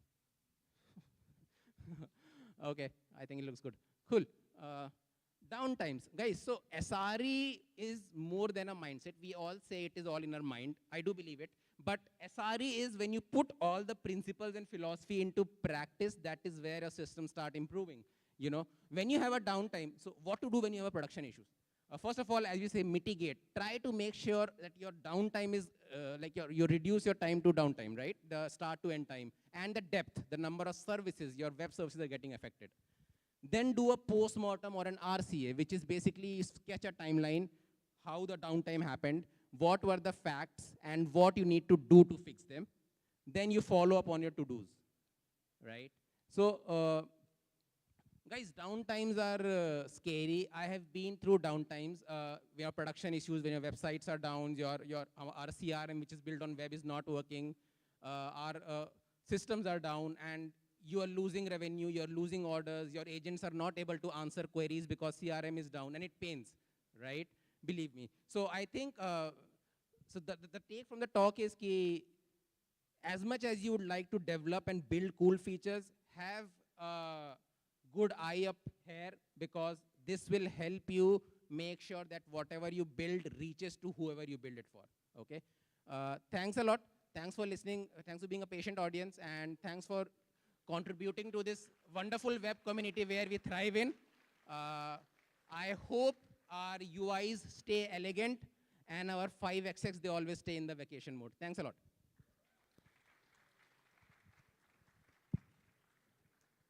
Thank you, Prateek.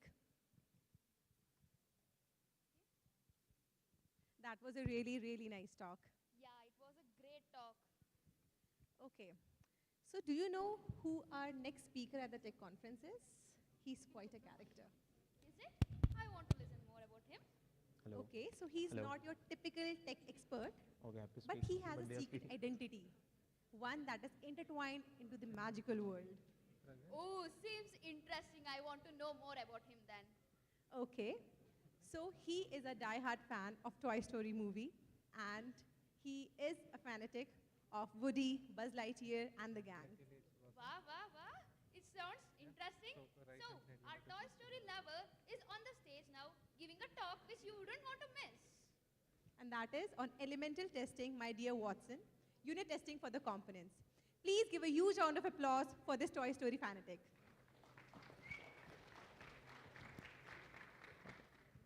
Quick audio check. Am I audible at the back?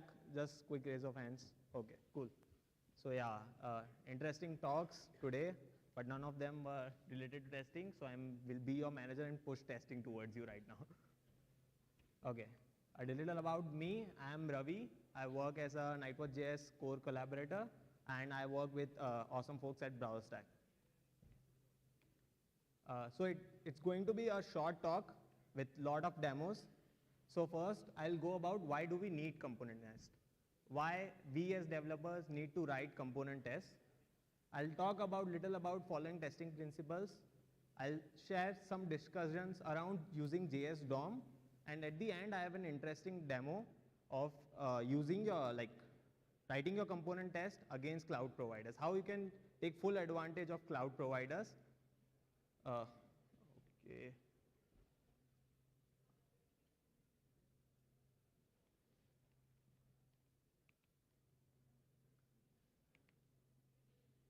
Can we fix this?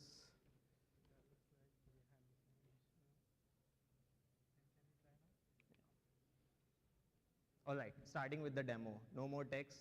Let's start with demo. So I'm going to use this sample demo website. So it's normal e-commerce website. What you can do is mark product as favorites, add them to cart, checkout. But for this talk, let's just focus on one feature, marking the product as favorites. So how do you go about testing it? So suppose we remove component testing, it's not there in the world. How do we do it in end-to-end test? Let's just focus on the first it block, ignore before block for a while. The real test lies over here. So what we do in the test is find the first element, click on it, and very important step, browser.pause. Important for the talk, not for you guys. It's not at all important. When you write test, throw it in garbage. And at the last step, I'm just checking that if product is marked as favorite by checking a class, that class is appended, the click class is appended. Let's see this in action.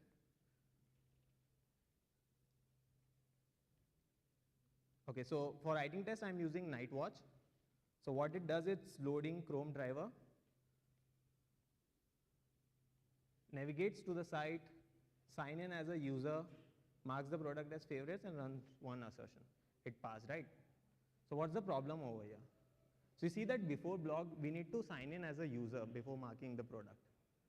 We need to do that in end-to-end test. So what's the problem?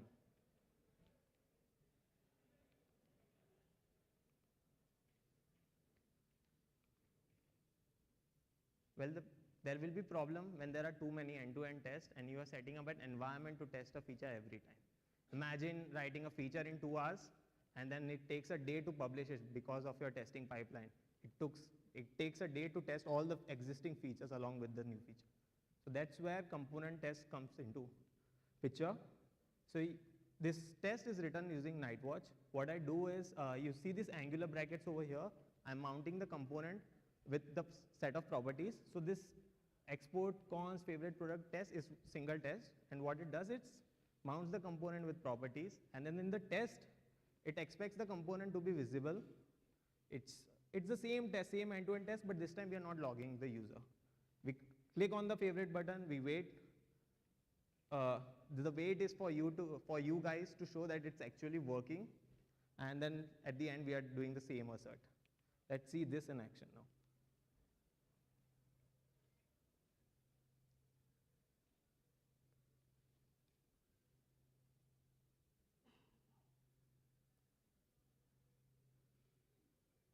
This is the same thing. It will load up the Chrome browser, but this time it will just mount the component. There's the component, there's the click happened, and everything passes.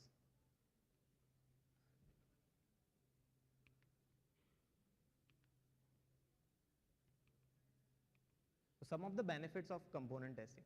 It is faster. We don't need to set up an environment before testing the feature actually. Because we are testing it in an isolated environment, it would be very less flaky. And if the failure occurs, it would be very easy to pinpoint where the failure is coming from. And you can test it as and when you write components. You don't need to wait for the end product. So what am I suggesting over here? So end-to-end tests are not at all good. We should throw them away, fire our QA folks, ask our managers to credit their salary to us. No, that's not what I'm saying. We should follow the testing pyramid.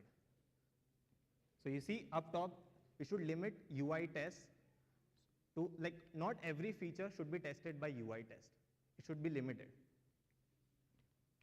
But most of the test suites these days look like this. It's not a testing pyramid, it's like a Christmas tree. One more thing, most of the frameworks uses JS DOM to provide component testing. And even I think this is taken from the React's website. It suggests that recommended tool is JS DOM. But if you noticed earlier in my component testing demo, I didn't use JS DOM. Why didn't I use JS DOM? For those of you who don't know what JS DOM, how many of you here uses JS DOM or know little about JS DOM? Or you, all right. So JS DOM, for those of you who don't know, it emulates browser APIs in Node.js environment. Let's see an example, what's the difference. So how many of you here write component test using Jest and JS DOM? Okay, plenty. So you might be familiar with this thing. It's a test written for product component in Jest and JS DOM. But what I've done over here is a CSS change. You see that favorite button is not at all visible.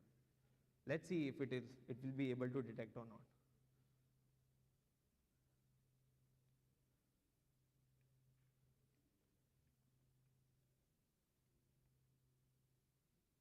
So this time there is no browser rendering, just Node.js environment playing. Everything passes. Oops. But your customer doesn't use JS DOM, they use real browsers, I think. They won't be able to find that favorite button. So let's see an example with real browsers this time. This is using Nightwatch, same test with the CSS change.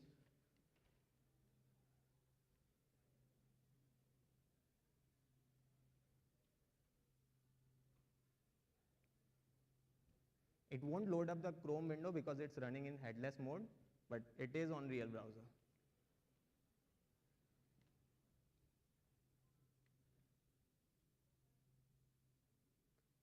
It clearly displays an error that element is not interactable.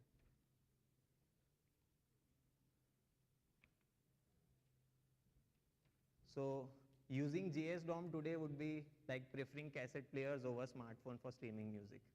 While it might be a good approximation, today we have better frameworks who provide component testing on real browsers. So JS DOM is not, like it might be a very close approximation, but there are multiple things like this I showed. There are more things. If you do CSS changes, like if your element is out of the window, it won't be able to detect. That's why in Nightwatch, we use real browsers. At last, I have a very interesting demo. So the test written and the component written is not hosted anywhere. It's in the local machine, but I'll be using a cloud provider to run my test on a mobile device.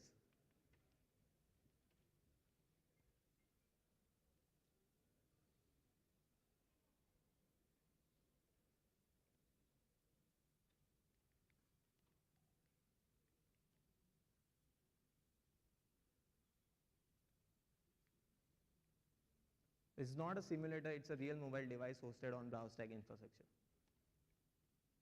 It loads up the browser window, it will mount the component, and the assertion process. Thank you. This was my short talk about component testing. If you'd like to know more, you can scan the QR code.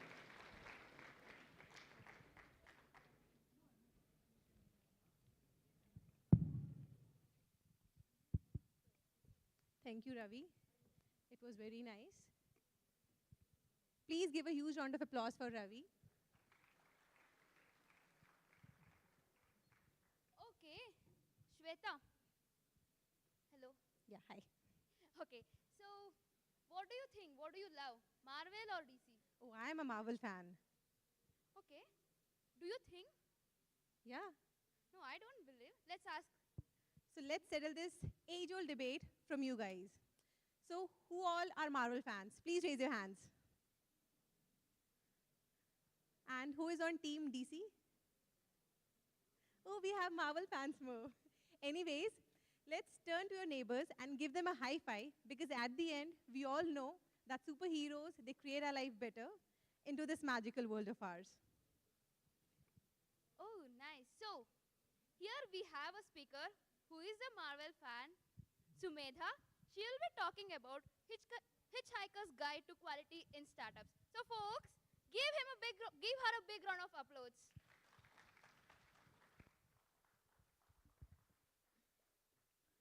Hello, everybody. Am I audible at the back? Are we good? Yeah? All right. Okay, if it starts glitching, just watch out for Spider-Man hopping from multiverse, okay?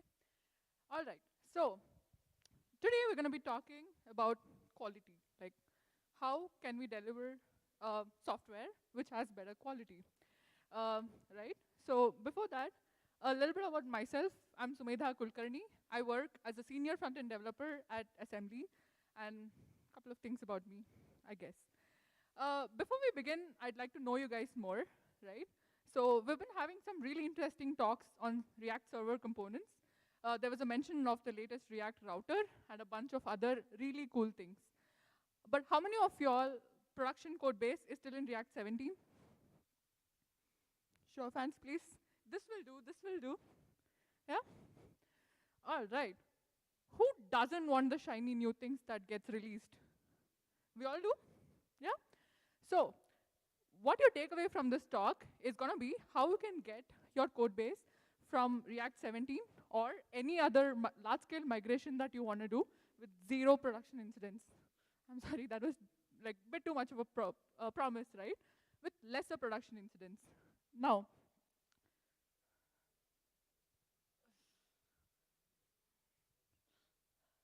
I always knew it was going to be the clicker which took me down.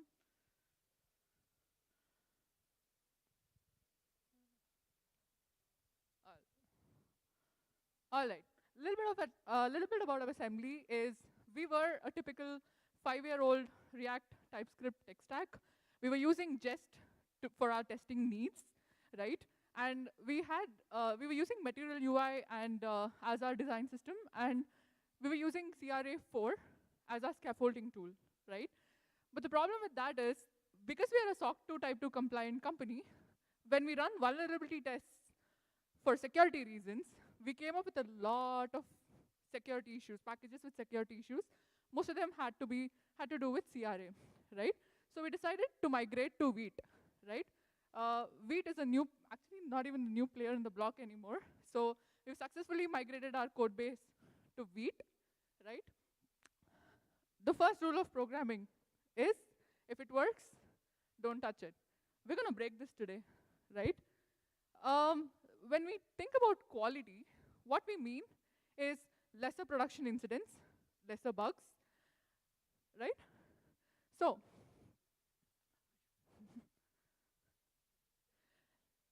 why do these things happen? It's because we don't really think about our end users when we are thinking in terms of product requirements as we are shipping. We do, right? Then why do we still get bugs? So, when we think about the end user, right, we get our requirements from our product team, right? We ship the code, right? We ship it to QA. There is a ton of bugs. We're like, this is by design. Mark it to done. We ship it to production.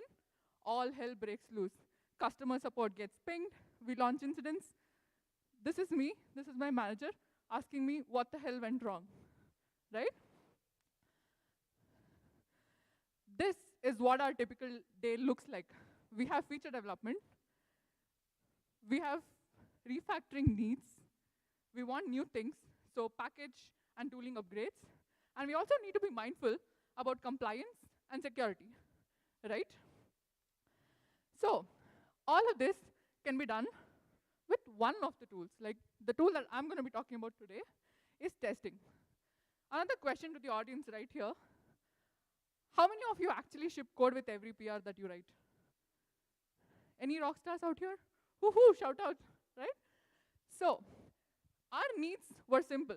We had test cases that we wrote with Jest, but they all looked like 300, 400 lines of code that were totally unreadable, right? And as your code base scales, how can you make sure your test scales with your feature, right? Tomorrow, if I join your company and I see your code base and I see your tests, are they going to be a nightmare? Are they going to be a lot of, let's get this by this ID, let's get this by this locator? Does that give me any functional context at all if I want to refactor those things? I'm going to try answering a couple of those questions today. So I want a test suite which gives me quality and something that scales with my code, that is readable, so that even if you join me on the very first day, you can tell me exactly what my test is doing, right?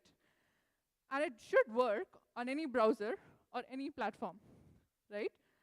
And my predecessor had an interesting comment. He said, things take time, right? End-to-end test cases, shipping them takes time, writing them takes time, running them takes time. Let's break all of those three things, shall we? Another thing that when I ask around, the main reason why people do not write tests is because they're way too hard to write. You need to mock a lot of things. It's very hard to debug when something goes wrong. Am I right or not? Yeah, that's true for me and for my team, right? So when we were looking around for some tools which helped us achieve all of those things, and because we're a startup, cost is a concern, right? Time is a concern. Resources are a concern. The tool which met all of our needs, ta-da, Playwright, right? So, enough talk. Let's see how easy it is to ship code so that before you go for that beer on Friday, you can still ship all the tests for your PR, right? So,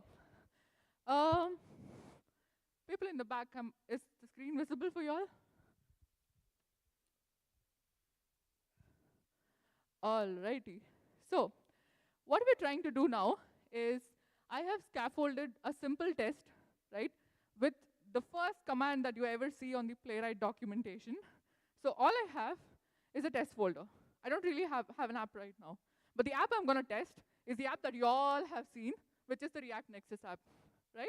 Let's go. So to do this, you need two things. You need your Visual Studio Code, and you need the Playwright extension on top of it, right?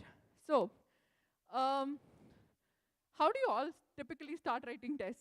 You generate the file, you import your things, and then you start writing things that you want to write about, right? What if I hit a button, things start recording, a new browser opens. So many of our test cases, when we serialize or parallelize, because of the older context that we have, things break randomly. And it's a nightmare to figure out why things went wrong. But with Playwright, with every test, you get brand new execution, brand new browser context, right? So all I need to do is I need to input the React Nexus URL. And as that loads, I just need to click. I need to click on home. When I click on venue, I see this. I want to test that this particular text is present. I go back, and I try to do, let's say for speakers, I want to see that this text exists. And I go back. Lo and behold, what do we have here? We have a test. I didn't even break a sweat, and we have a test, right? Was that so hard? Would you still not ship tests with your PRs? Hopefully the answer is no, right? Now, remember that nightmare I was talking about, where when people join your team, and when they see this, and they haven't really, gone through your app, what happens is they don't know what the hell is going on here, right? So, with just a few steps, how can we make sure that the tests are more readable? Because DX for the win. The tests are more scalable, that as you have your PRD, your tests should read exactly like your PRD. So how can we go about that, right? With the test suite that I showed you, right, I've done just a few changes here, where I've added a new helper, right? Now, I wanted to test the Nexus homepage, right? So what did I do? What is this Nexus homepage that I'm importing here, right? Let's go to the page object, where you see I'm exporting this class, right? And all of these things are literally what I just recorded before, right? Now let's see how these two things piece together. So you have a helper where you're actually importing this new page, and this new page, this class, has a load method.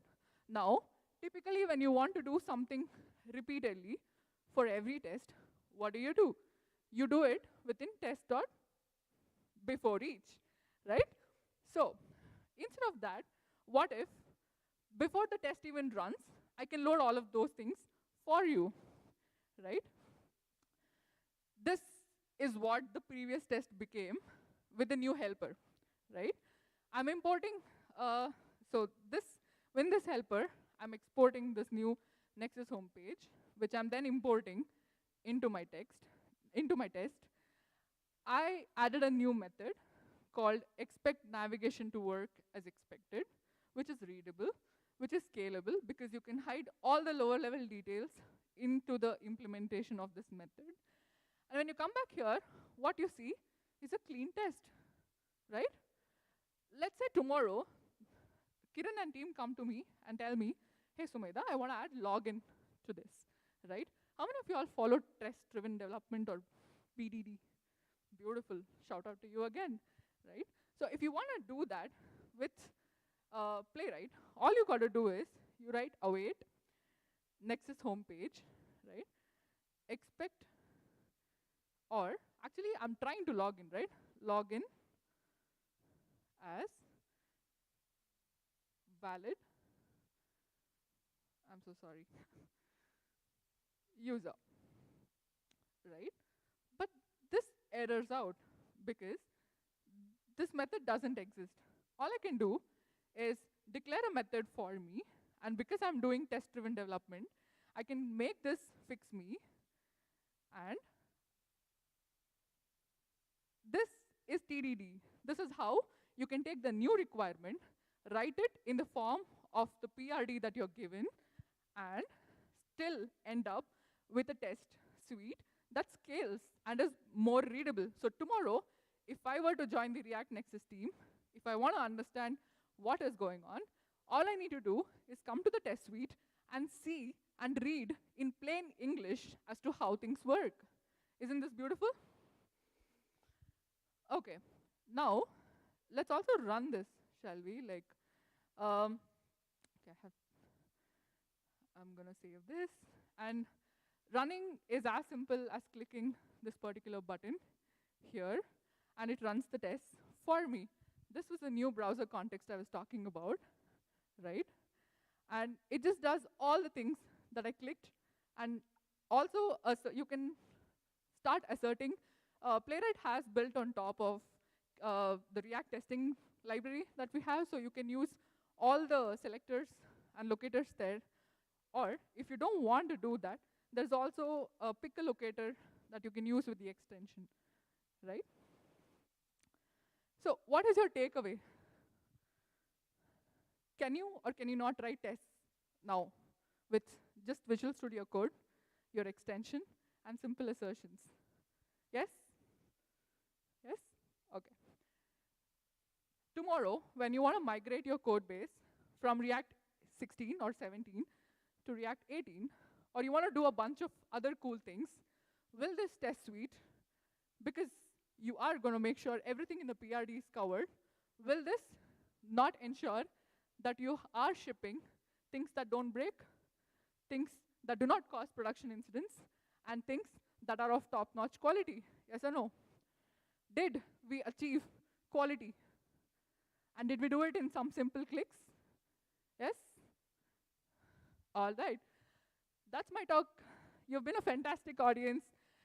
If you want to talk, if you want to explore more on any of these things, oh, I forgot I had this, right? So that's you.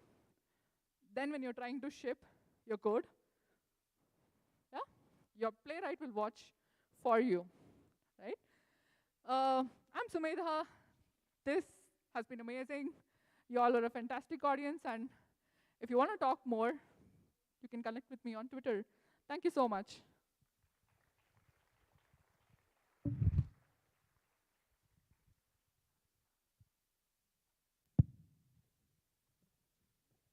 Thank you, Sumedha. It was a great, energetic talk. So, I'd like to invite our next speaker, Ashish Lal, who is going to talk about Play It Right with Playwright. Again, another talk on Playwright. Yeah, folks, we need you to send some good vibes to him because it's his ever first international conference as a speaker. So, give him a big round of applause.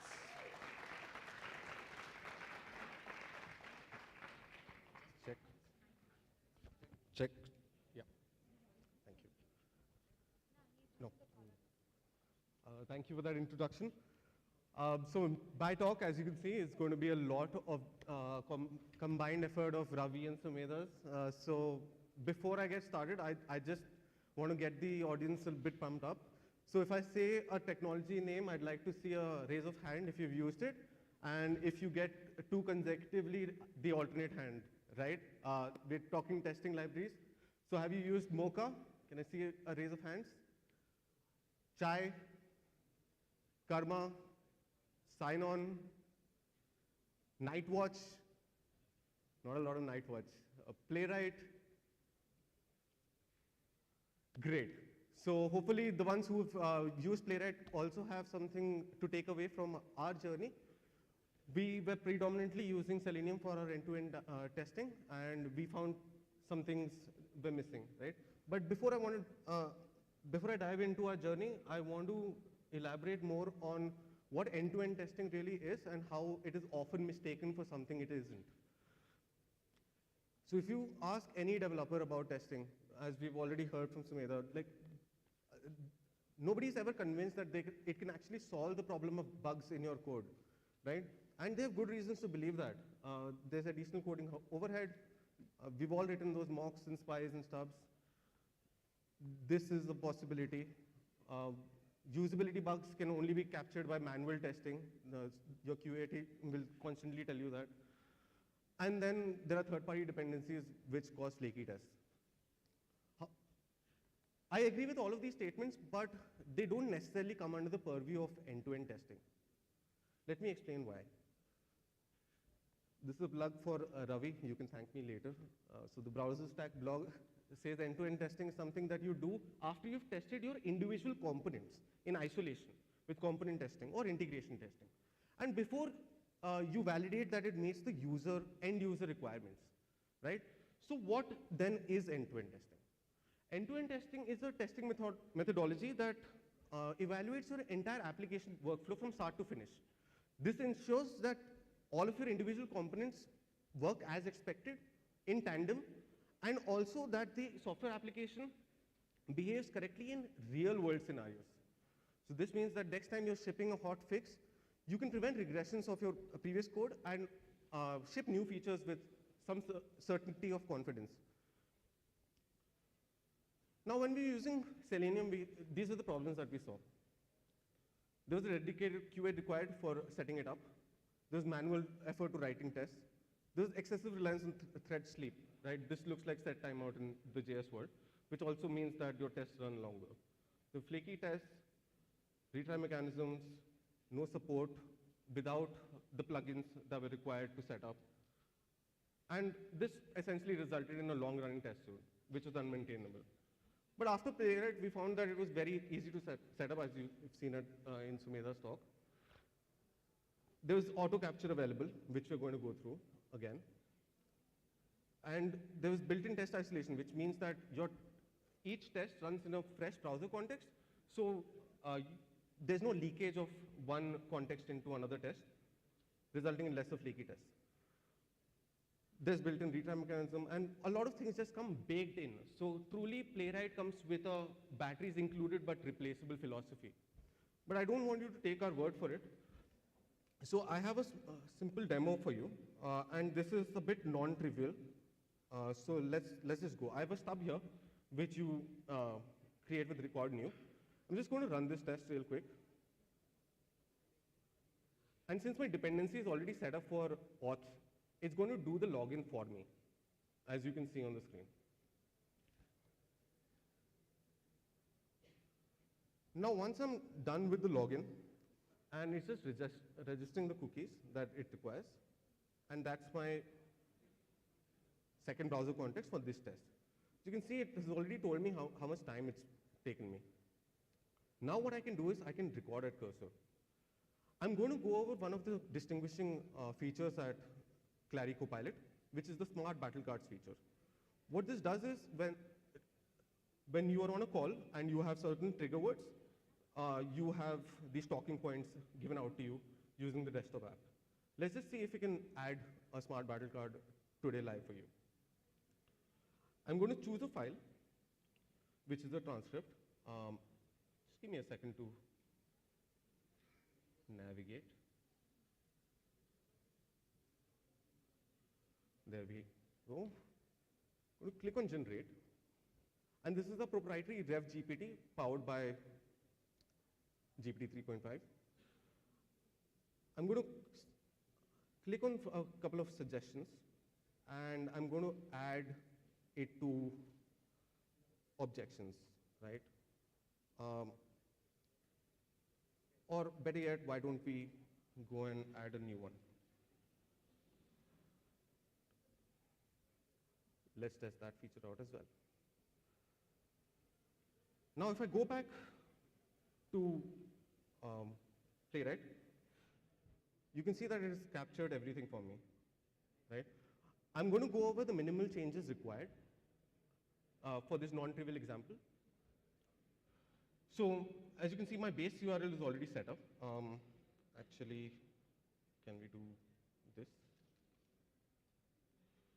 Right. Better. Yeah. So my base URL is already set up. It's gone to the battle cards URL. We've clicked on add. We don't need this clicker. This is because of React drop zone. What Playwright really requires to do set input files is an input locator, an HTML input element. So let's just give it that.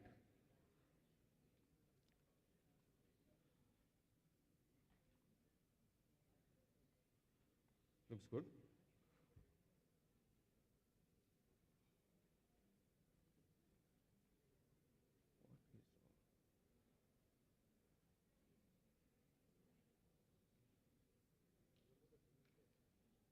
All right. Since these are dynamic and each of these triggers would result in something new, we're just going to get rid of them. My test IDs are already set up, which, one second, I'm just going to go. This is, yeah. All right.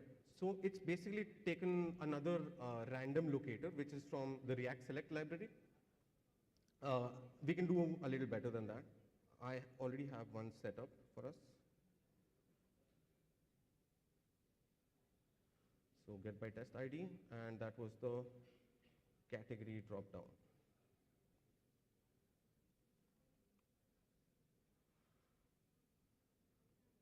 I'm going to get rid of this because we decided to go against it. It filled in testing. It hit the add category button, and there we go. Let's just save this. And let me try to run it again. Let the demo gods be with us. I'm going to try to log in again. Oh, my bad.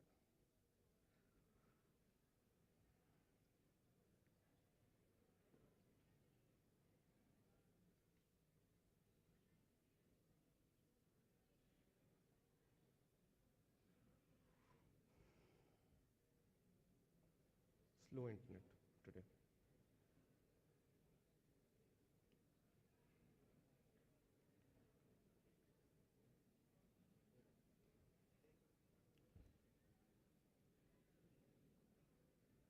Oh, so I have a good enough message for me which says that I don't know where this file is.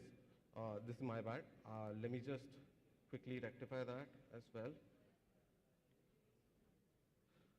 So if anybody has used their own Webpack configuration, they might know this. It's a clever hack.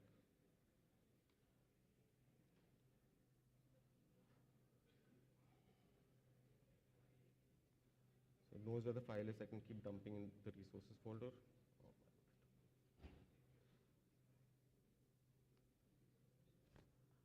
For the sake of time, since I'm short of time, I'm just going to show you the report that is typically generated.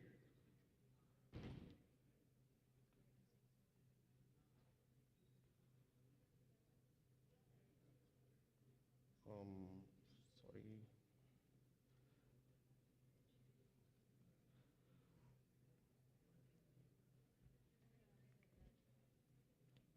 While the report is being set up,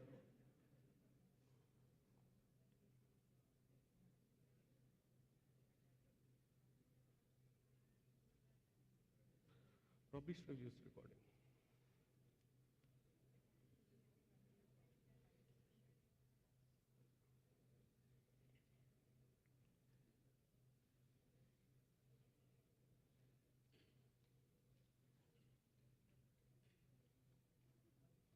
Yeah, almost done.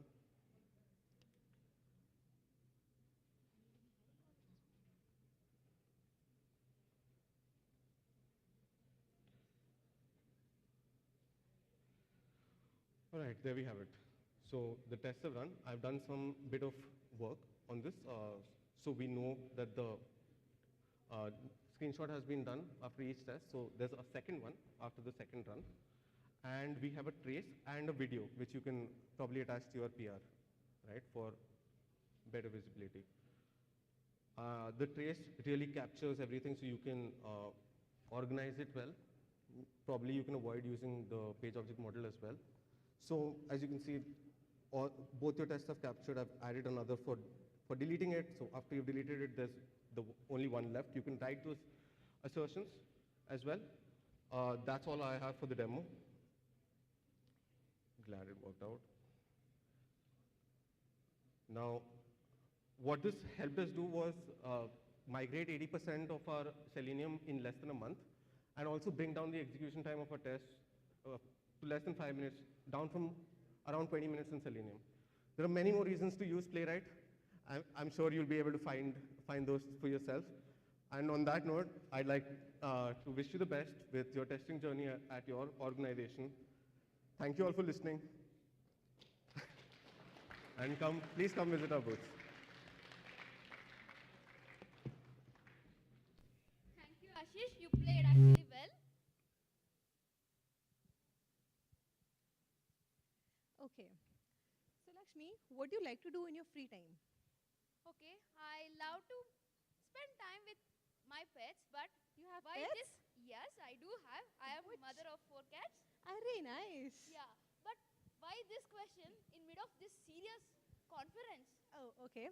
So because our next speaker is a guy who loves to watch football in his free time. He used to play football before as well, but now he loves to watch. Before we proceed further, I would like to ask you all, are you a Messi fan or Ronaldo fan? Messi fan, please raise your hands. And Ronaldo? Just one. I mean, very few hands of Ronaldo. Guys, come on. Messi or Ronaldo? Give a shout out. Messi or Ronaldo? I cannot hear you guys. Messi or Ronaldo? Okay. Okay.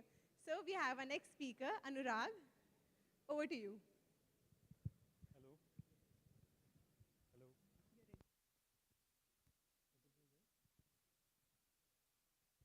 Hello. Hello.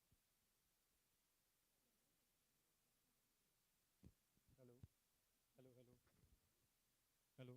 Hello. Hello. Hello. Hello. Will this mic?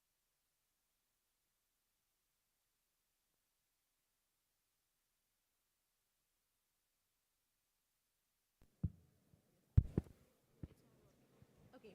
Till he's setting up his system, we are getting ready for it.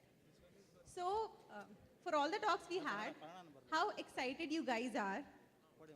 Did you like our talks? I think you didn't like Hello. the talks. Hello. Did you like the talks? How were they? Vibes to aana chahiye. How was that? I can hear only it's like front benches are giving the answers and the back benches, they're relaxing. They're not even giving the answers. Is it like that? Am I not audible in the back? Come on, guys, give the answers. Except the front benches now. Backbenchers. We want, okay? I guess we need to be backbenchers now, Shweta. Over to you, Anurag. Yeah.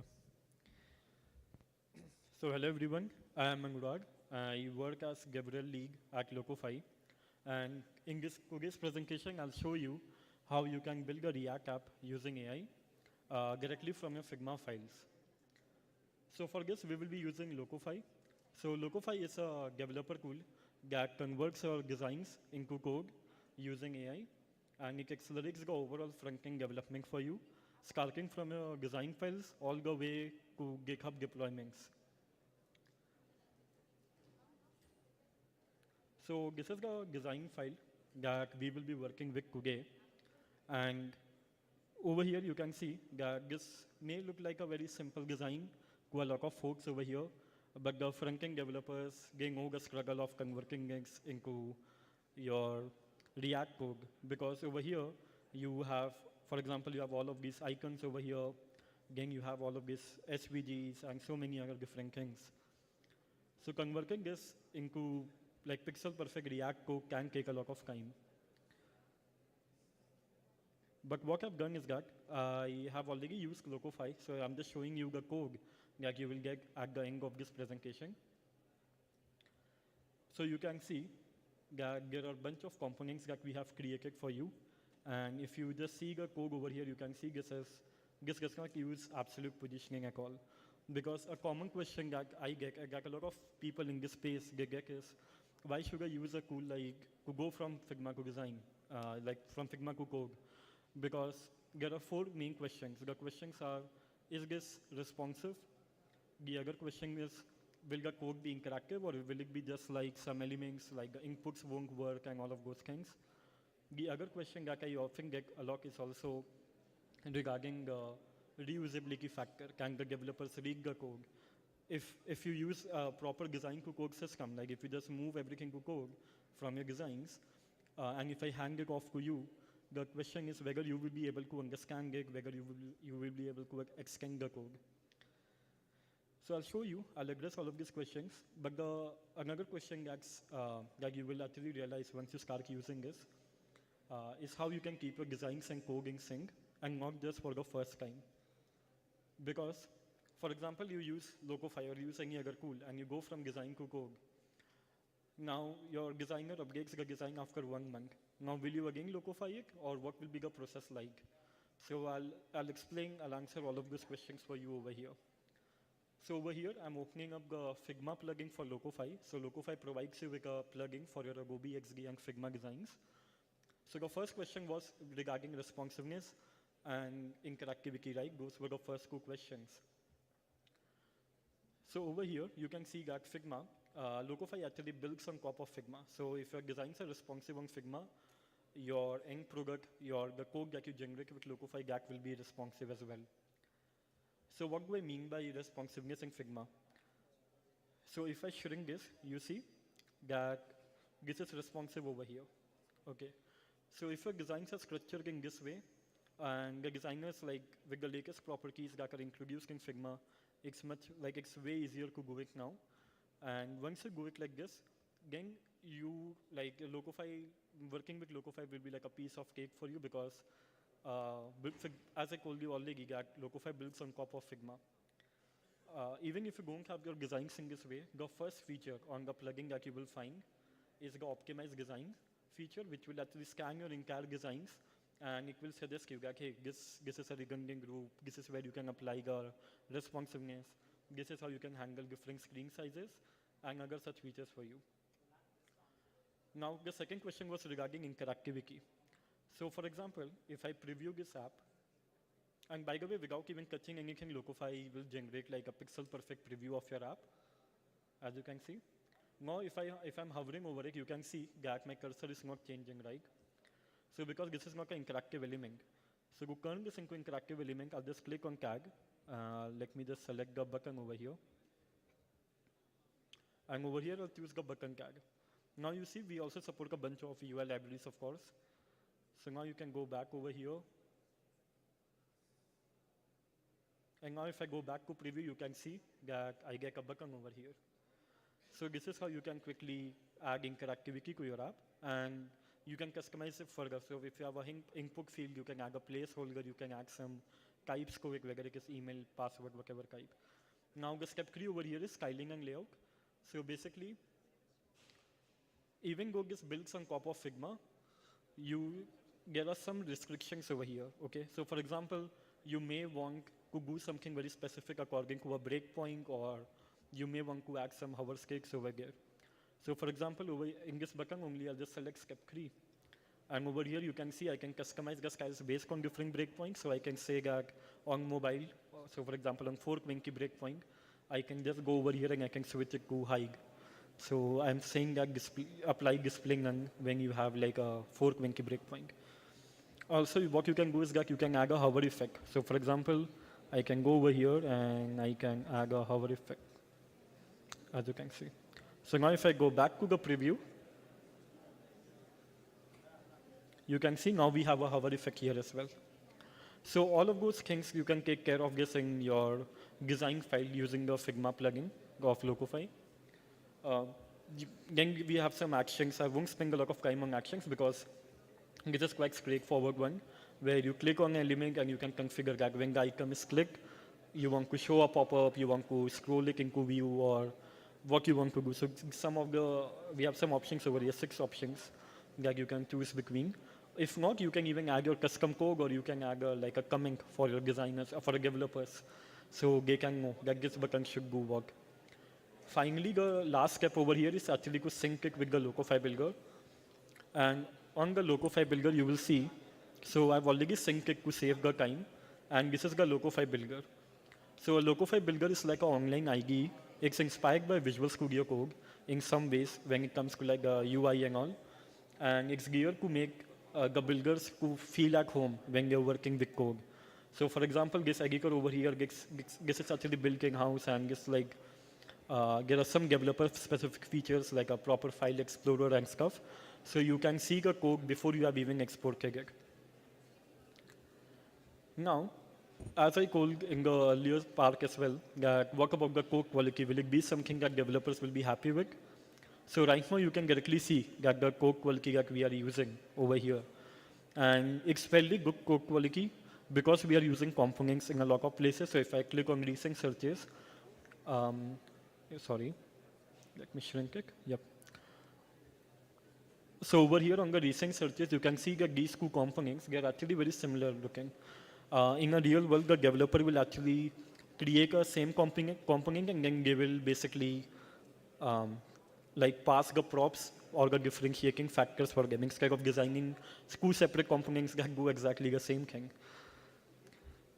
So what you can do over here is that you can create a component, and you can see we are reusing the component as well. And creating components is very easy. I'll go over that as well. So for example, if you want this search flags, right, and you want this particular thing, this particular form maybe to convert it to a component, you just select over here, you go into create, and you just create it into a component. And with that, you see, we created this component. Of course, you can rename it, you can even pass some props to it. So for example, if you want to change the search flags into some other text, these options are there as well. Now finally, the last feature that I want to show to you is that you can easily switch between different settings over here. So for example, this is using CSS, but I don't like CSS a lot. So I'll just choose to Tailwind, and I'll click on save. And now you can see within a few seconds, we got Tailwind code here as well. Now, the final question was, if the designer changes your file in future, or how would the entire design to code, like how would you keep your design and code in sync forever? So for this, if you click over here, you see we got multiple options, like you can deploy to GitHub pages, you can go to Vercel, Netlify. But my favorite feature of Locofy is actually the GitHub integration feature. So with GitHub integration feature, you can push your entire project to GitHub, okay? And our team has also created like a conflict resolution and all, everything inside over here. So you can handle the conflicts over here itself. If you're not comfortable with this, you can just create a pull request and go back. Or you can click on edit, and you can just choose between your repositories, you can do a lot of things. Now, to answer that question of what if the designer changes the design in future and how will it stay in sync, it's very simple.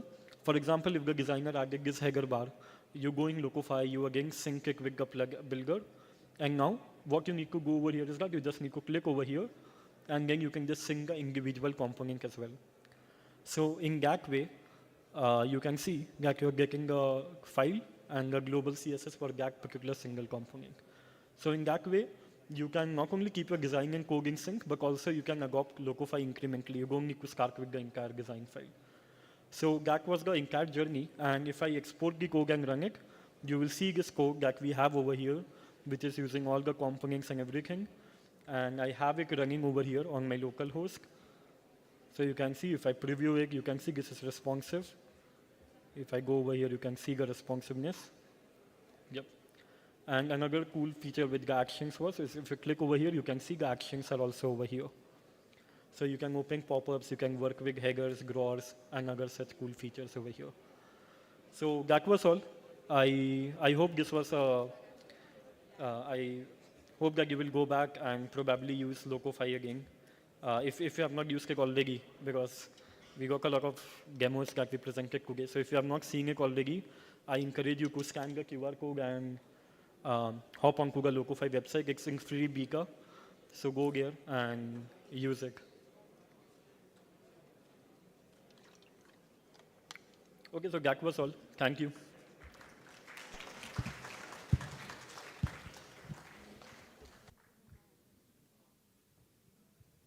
Thank you, Anurag.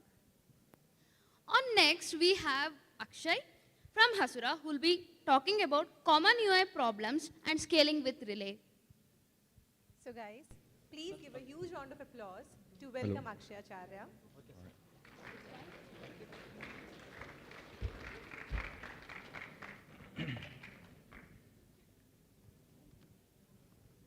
I hope you are liking the talks.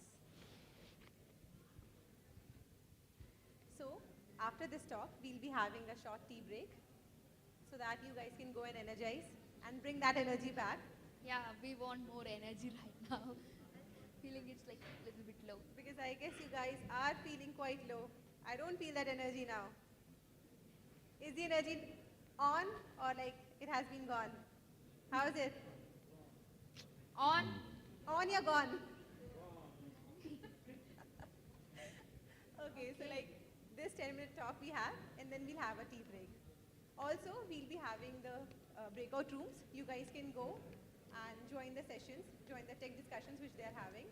Feel free to dive in and get yourself included into it. Yeah, my system is on. Till he's setting up, I have a question. Connect the monitor, right? Okay.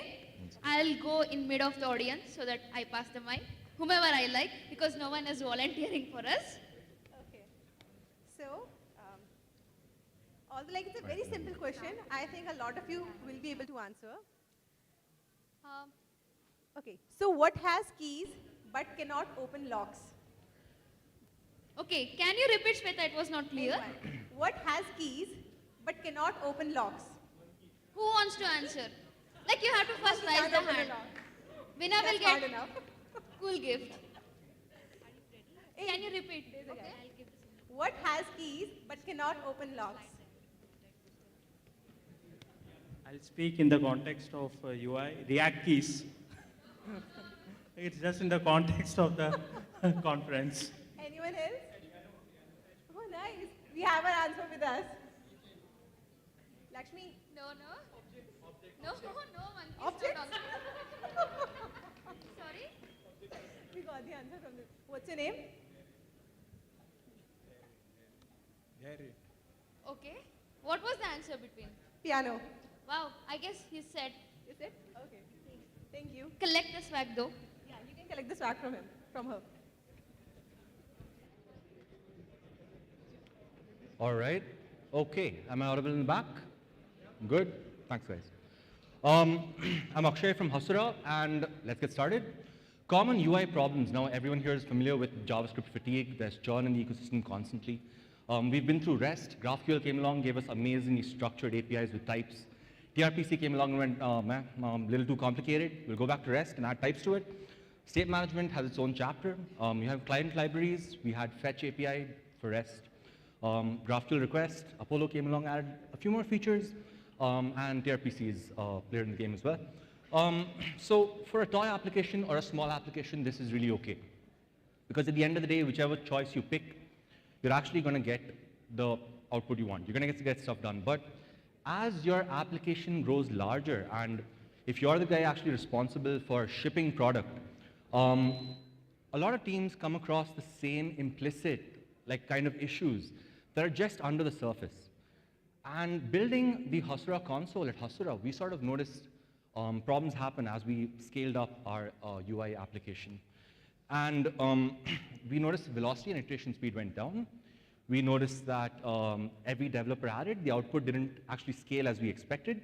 We noticed that every developer added actually had to learn a significant portion of the code base to actually even make small changes. Bugs, stuff broke all the time. And that sort of leads to developers being less confident to actually go ahead and make those changes in the first place. So people have thought about these patterns, and you might have heard things like micro apps or micro front ends. And the thing is, just like Backbone and later on React.js solved our spaghetti problem with our PHP and jQuery, what does that solution look like when it comes to data fetching? And that's what we're going to look at. So, hey, you have components that encapsulate your state and logic. You might think, okay, that's simple. We're just going to take our data fetch, and every component is just going to fetch the data that it needs. So every component makes a TRPC call, or every component makes a few GraphQL requests. And this works, but it's not a good story, because performance is terrible. You have these water flow style requests where a request happens, and based on the response, you make another request. And you get a pretty bad user experience with all this jank. So you're like, hold on a moment, I can do better. I'm going to take these requests, and I'm going to batch them up at the top level. And well, okay, so now you have this huge request at the top level, and you've used some library like GraphQL request or Apollo to make that request, and you've gotten data back, and you're passing it down to your component tree using something like props. And if you're a little bit more savvy, you're like, hey, I'm going to take that top-level query and refactor it using fragments. Well, all well and good, but the components still don't actually own the data that they want to fetch. You've just done a refactor. And why does that matter? Because let's say you have two components, A and B, that reference the same data that was fetched. A developer comes along and modifies component A, let's say removes the field. He goes to the root query and removes that field from the root query. And there's this implicit dependency that component B has on that same piece of data. And now component B is suddenly broken. And it's these implicit dependencies that really cause a lot of the problems. Also, if you have this top-level query that's this huge, unwieldy query, it's quite difficult to optimize that query. So you're going to have a lot of duplication, you're going to have a lot of overfetching, and that's just bad for performance overall. And then you have server-side React. Now, this is actually a little more promising, but as soon as you get into building rich, interactive applications that are client-side based, you often run into the same issues again. So, what do we do? The developers are swimming in this spaghetti. The smart ones who are using fragments are taking the spaghetti and heaping them up into little piles. But nobody really wants to work with spaghetti. We want to work with the ravioli. We want components. So what does that story look like for data fetching? And the Facebook guys who gave us React and GraphQL, they actually already solved this problem. It's called Relay. And here's what a component tree could look like. Let's say this is the app we're building. You have a post list, post item, and each post item has likes. This is the code that actually makes that happen. So you can see that you have the post list component, post item, and likes. And with every component, you have the data that the component needs right next to it. So data fetch is co-located with the component. The next thing you see with the arrows is that the component tree is actually mirrored by the fragment tree. And if you notice the underlines, Relay does something very interesting called data masking, where it says if a component has explicitly asked for some data, only then can the component see that data. So a component can't actually access the data that some other component has fetched, which totally removes these implicit dependencies and removes that brittleness from the application. So, all right, fine. Each component has defined its data requirements right there.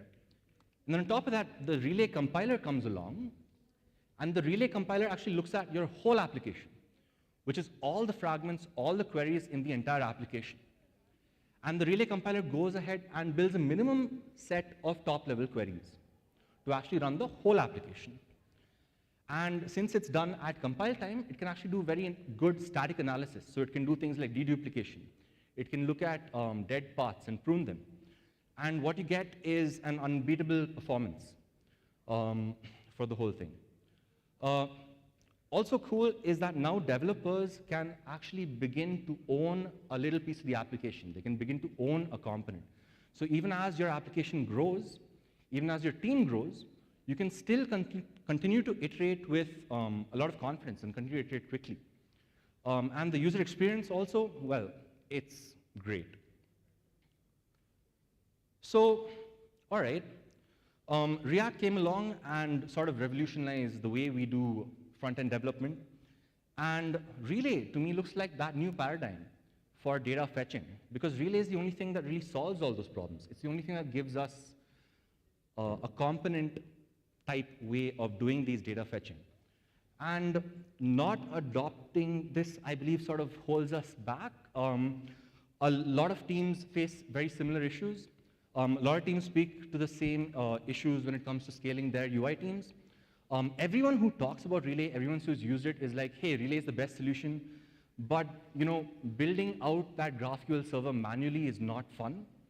And so at Hasra, with version 3, we're sort of building out this automatic way of having a Relay API on top of any data source or remote function without writing your manual resolvers. Here is a client that I'm hacking together. And this is sort of based on a little bit simpler version of the Relay spec. Specifically, connections are simplified. And please join us on hacking on this.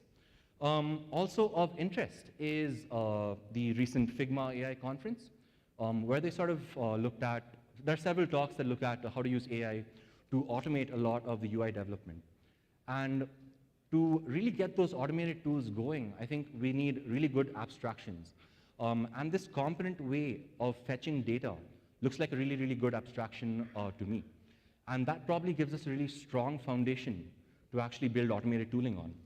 The Hasra booth is right outside.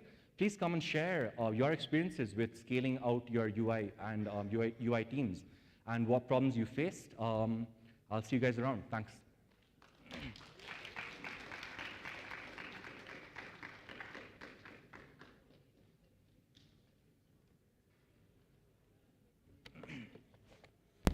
Thank you, Akshay. It was a great talk. Now it's time for you all to energize yourself once again for our next set of speakers. Yeah, when you come back, bring back the energy. So we are having a 20 minutes tea break. Please come back in time.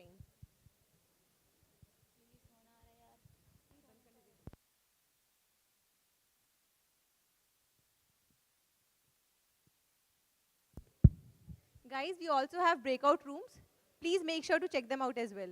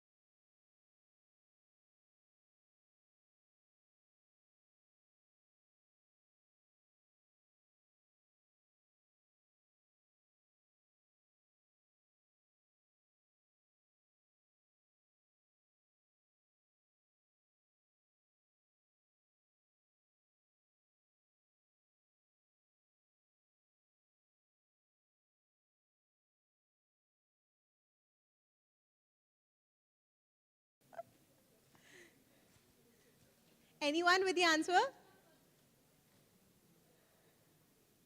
Guys, come on. Huh?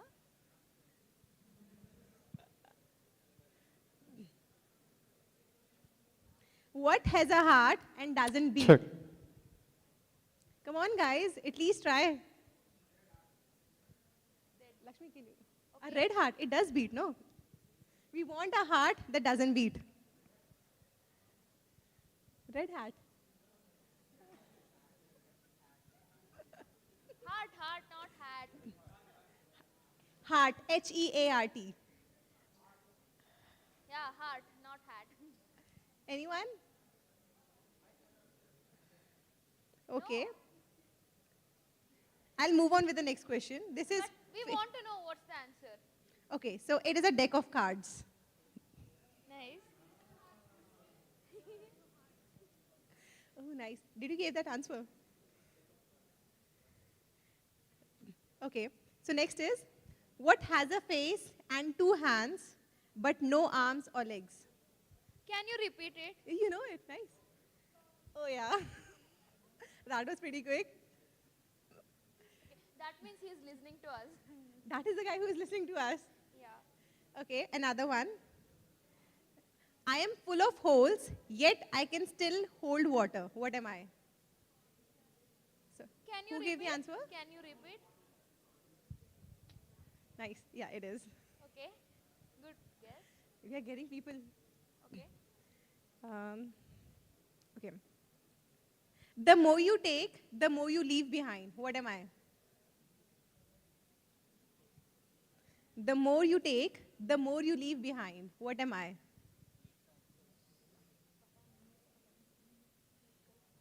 Nathan, you have the answer? Yeah, he has the answer. He wants to come on the stage and Come on. answer it.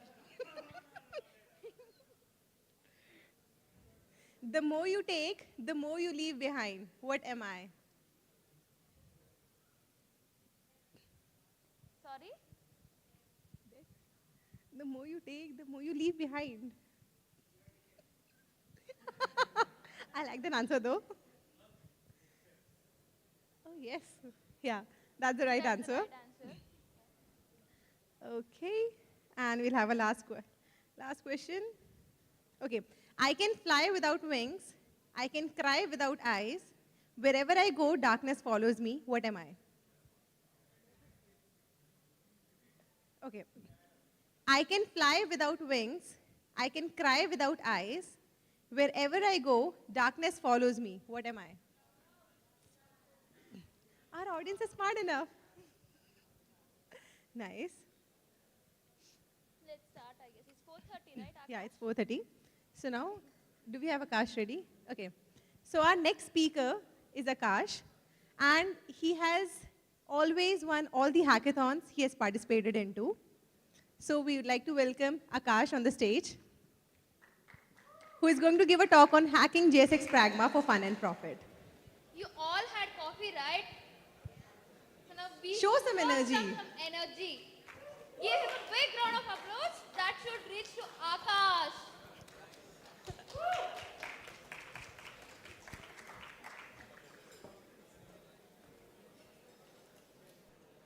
So people are just settling in. Okay, so I'm really delighted to be here. Welcome to my talk on hacking the JSX Pragma for fun and profit. My name is Akash Hamirwasia. I write code at Razorpay.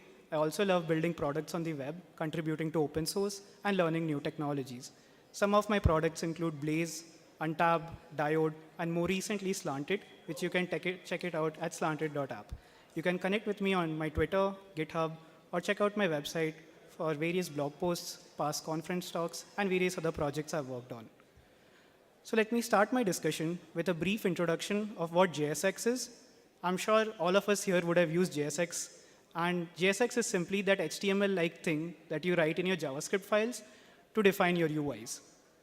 Here's an example JSX snippet, and I've often seen people relate JSX as an exclusive feature in React, but that's not really the case. JSX is supported by React, but it's also supported by other libraries like Preact, Solid, Quick, and even other frameworks like Vue. So the beauty of JSX is that if you look at the code snippet over here, you can't really tell whether I'm using React, Preact, Solid, or Quick. I might be using any one of those, but you don't know just by looking at the JSX code. It's library/framework agnostic. Next, let me discuss what a pragma is. So pragma is a compiler directive that tells the compiler how it should go about handling the contents of a file. Some popular directives include the use strict directive in JavaScript to tell JavaScript to enable the strict mode, and a more recent directive is the use client directive that was introduced in Next.js to declare a component as a client component. Now let me explain the relationship between browsers and JSX. Because browsers don't understand JSX, they only understand JavaScript. And compilers actually replace your JSX code with the calls to a special function. And these compilers are tools like Babel, SWC, and TypeScript. So to understand this process better, here's a code snippet, some simple JSX. And if you pass this through a compiler, this is what you get. So it has converted your entire JSX code to calls to these special functions, JSXS and JSX. But notice how the complete context of your JSX code is still retained. Just by looking at the JavaScript snippet at the bottom, you can still tell that there is a container component with a class name bgred, and there are two child elements, h1p. So the transformation process is simply replacing the JSX code with function calls so that browsers can understand it. Some of you might be familiar with this transformation in the form of react.createElement calls. So prior to React 17, there was this classic JSX transform, which used the react.createElement function to replace your JSX code. So same concept, still replacing the JSX code, but this time it's using the react.createElement function instead of the special functions introduced in React 17 and above. So finally, what is JSX pragma? JSX pragma is a directive that tells the compiler which function it should use to make this replacement. So here's a small code snippet. The first line that you see, the comment over there, that actually is the JSX pragma. It tells the compiler that whenever you're transforming this code, instead of calling react.createElement, call my JSX function that I've defined. So if you pass this code through the compiler, this is what you get. Instead of calling react.createElement, it's now calling the my JSX function as I told it to do. And still, the transformation is still the same, the context is still there, just the function that it's calling has changed. So looking at this, you might be wondering, well, why do we even need a custom JSX function? To illustrate this example, here's a simple example. I have some React code over here, and there is a div with a class container and a string hello React Nexus. Now, when I add a JSX pragma and my custom JSX function, this is how it looks like. My JSX function is simply console logging all the arguments. And notice at the top right, you don't see any output. In the previous slide, you saw a card with hello React Nexus. Now you don't see anything. And that is because the my JSX function that I've defined is not returning anything that React can use to render the UI. But it has a console log. So let's observe the console and see what it outputs. I see this. So the first console log, there is the first argument div, which indicates that the first argument to this my JSX function is the type of the element or the type of the component that is being passed to it. Second is an object of all the props that are passed to this component. And the further arguments are all the children elements that are there or that are passed to this component. So to render something back on the screen, instead of just console logging, we can introduce react.createElement call to return some data that React can use and render on the UI. So I finally see something back on the screen. But notice how this myJSX function that I've defined is now acting as a proxy. I can introduce any code in between, do anything, and eventually I'm still returning some React element that React can render. So when I first looked at this, I was wondering, what if we injected some useful code in there? Code that is repetitive throughout your component in your entire code base. Would it lead to an improved developer experience? So let's look at some examples to answer these questions. So these are some practical examples of certain custom JSX functions that you can use.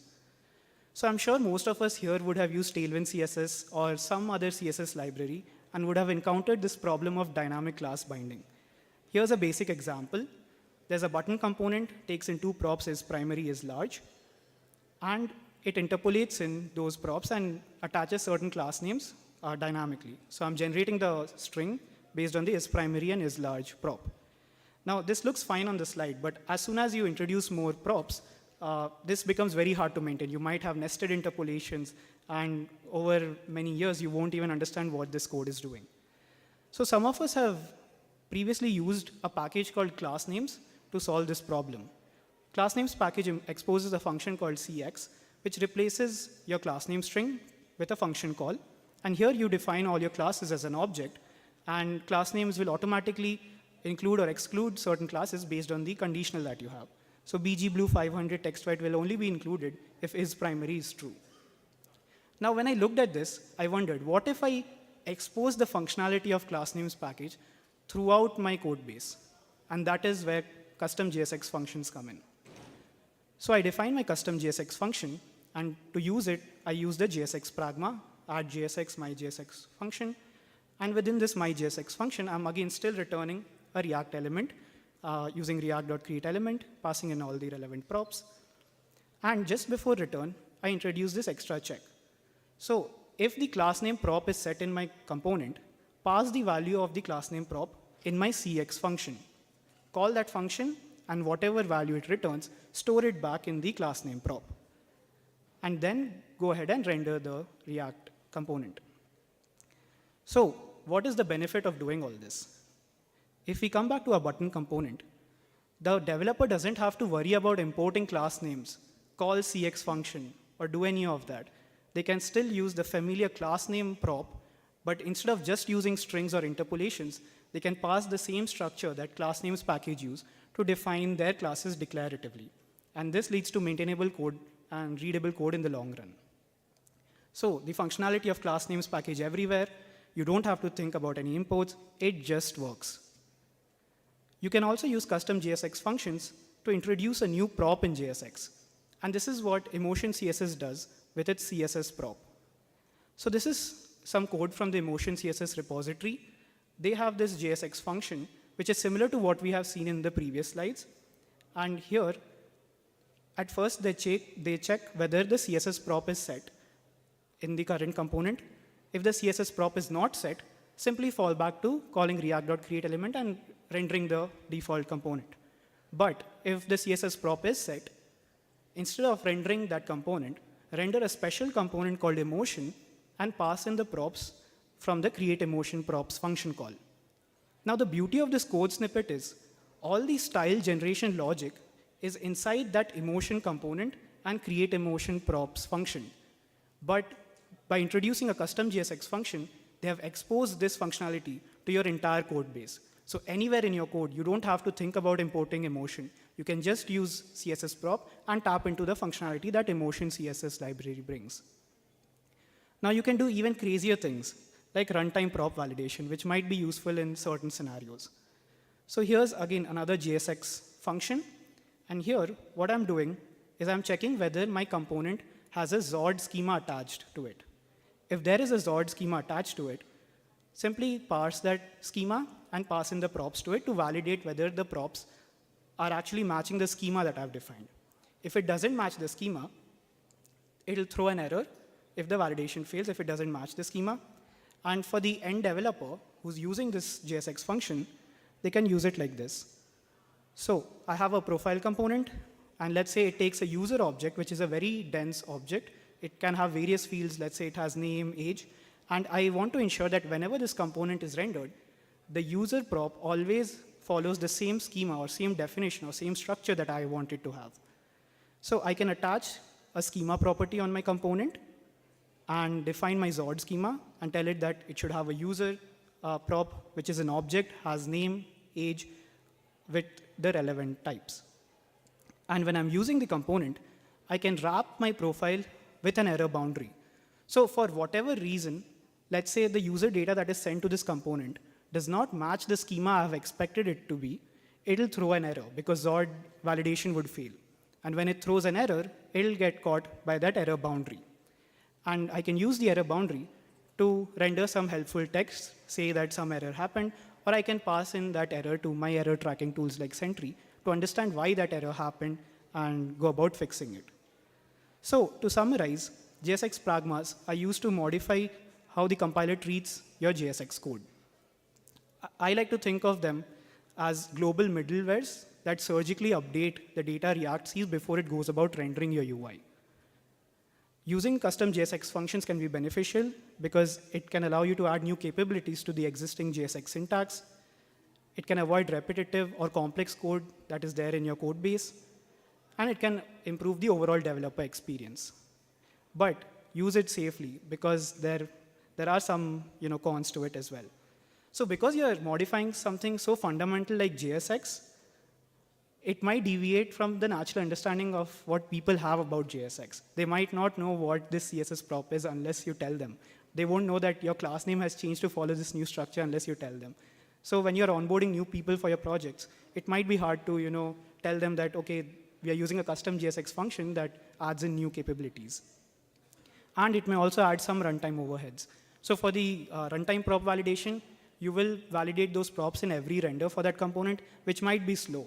So again, you have to decide whether you want to include this in a JSX function or in your build step. With that, I come to the end of this lightning talk. If you have any questions, don't hesitate to reach out. I'll be around in the conference, and I'm eagerly looking to connect with you all. You can connect with me on Twitter, GitHub, and if you're interested in getting the slides, check it out at slides.akashamirasya.com. Thank you.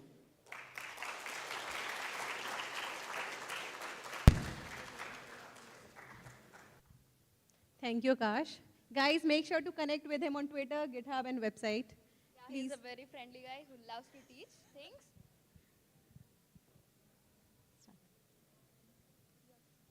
Okay, so our next speaker is a guy who loves to go to his office post 12.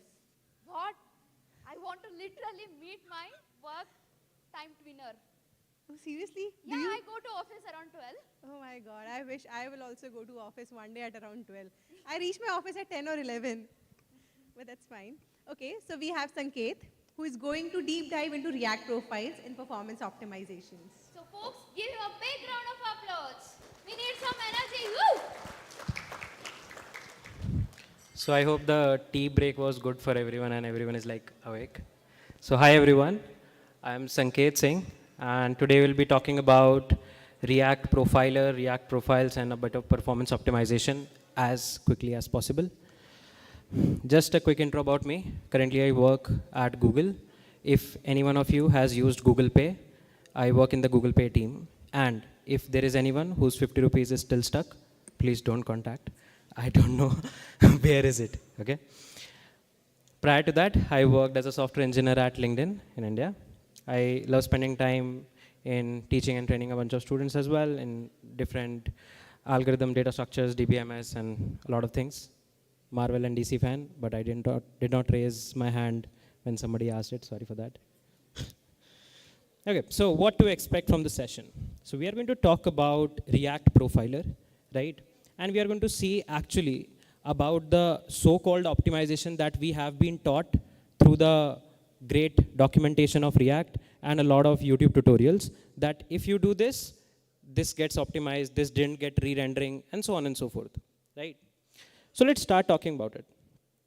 So just another day, you create your next React feature, just relax, go, just chill a bit, right? And you feel that your apps are fast, right? Because most probably you have followed most of the best cases scenarios and you have written as good code as possible, maintained the readability, wrote test, done everything, right? But then one day, after your release, your manager comes to you and says, what the hell is this? And you're like, why now? Why you're coming now? What wrong I have done, right? The thing is that a lot of times, we do use a lot of React components and use a lot of React-based features. But when we talk about optimizations, we have a bunch of things in mind. And if we somehow miss it, then there can be very problematic situations for you, right? Let me give you an example. Let's not talk very advanced level shit about anything around React. Let's talk very basic things. If you have ever heard about rendering of lists in React, then everyone around the internet recommends you that you have to pass that special key prop that if you don't pass, your browser just screams a bunch of warnings, right? And you feel like, okay, we should pass the key props, and then you have a lot of recommendation. Then please don't pass it as index. Please don't pass it a value that is dynamically generated on the front end. A lot of things, right? But now we have a tool using which we can actually see that what will happen in case you don't pass that key prop. Rather than just us trusting the documentation and the rest of the tutorials that recommend us that please use that key prop, it would be really beneficial for us to understand things and make things a bit optimized if we can actually see them getting re-rendered again and again if you don't pass that key prop, right?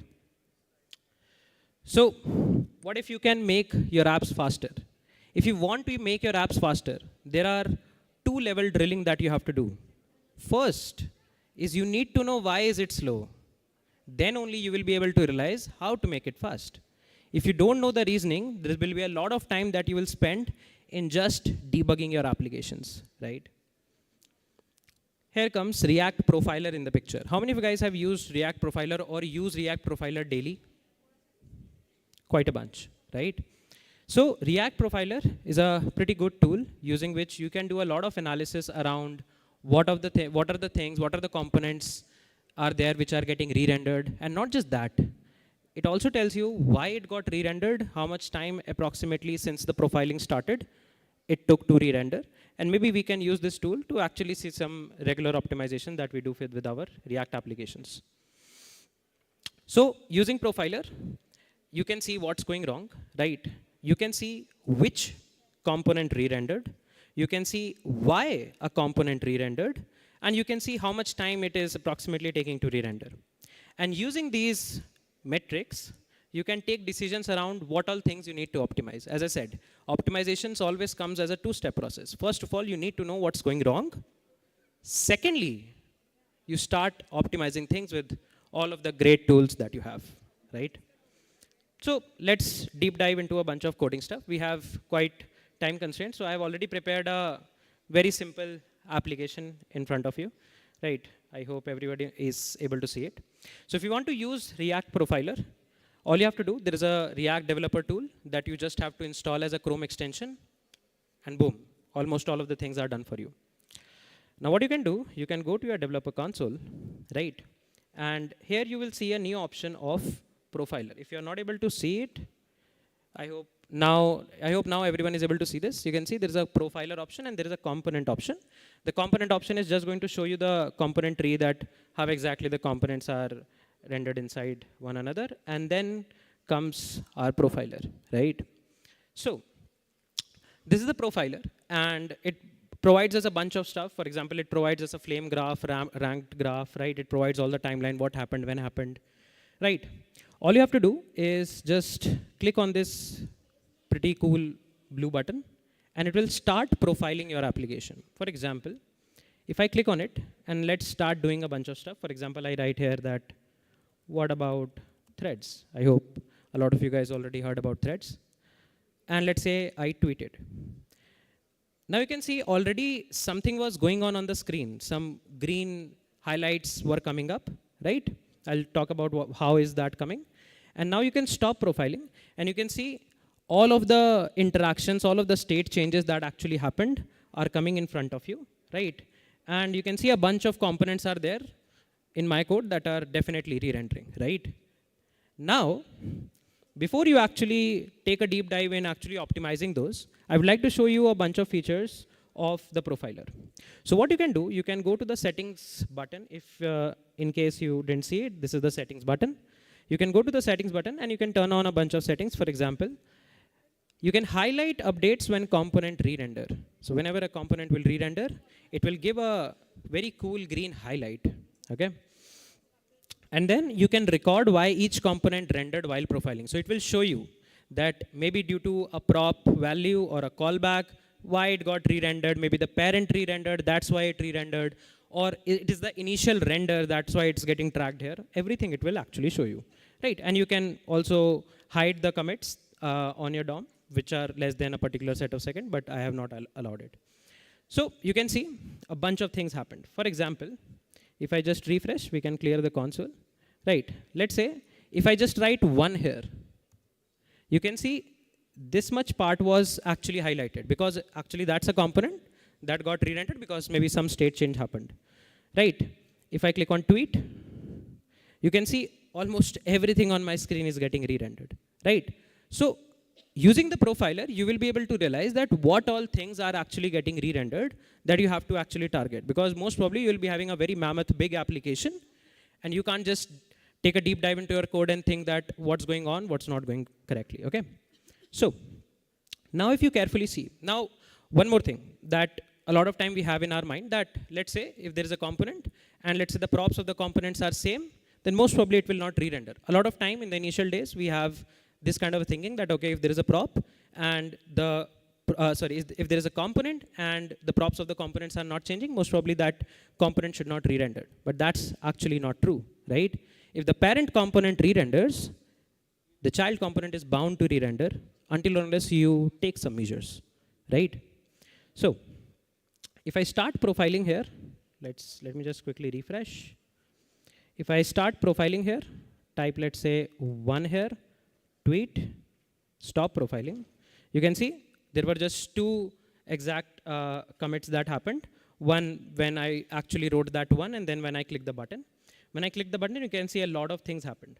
Now, if you see this component, that is the like and timestamp component. Why this component rendered? Because the parent component re-rendered. Actually, no value has been changed in this like and timestamp component, right? But the parent component is re-rendering. That's why it is bound to re-render. If I show you the quick implementation for this, you can see, I'm not sure if you are able to see this. Let me zoom in. You can see there is nothing much. There are just 2 props that I have just passed there. And these props are not even changing, right? For the first tweet, nothing is actually changing. But because the parent component re-rendered, this child component will re-render.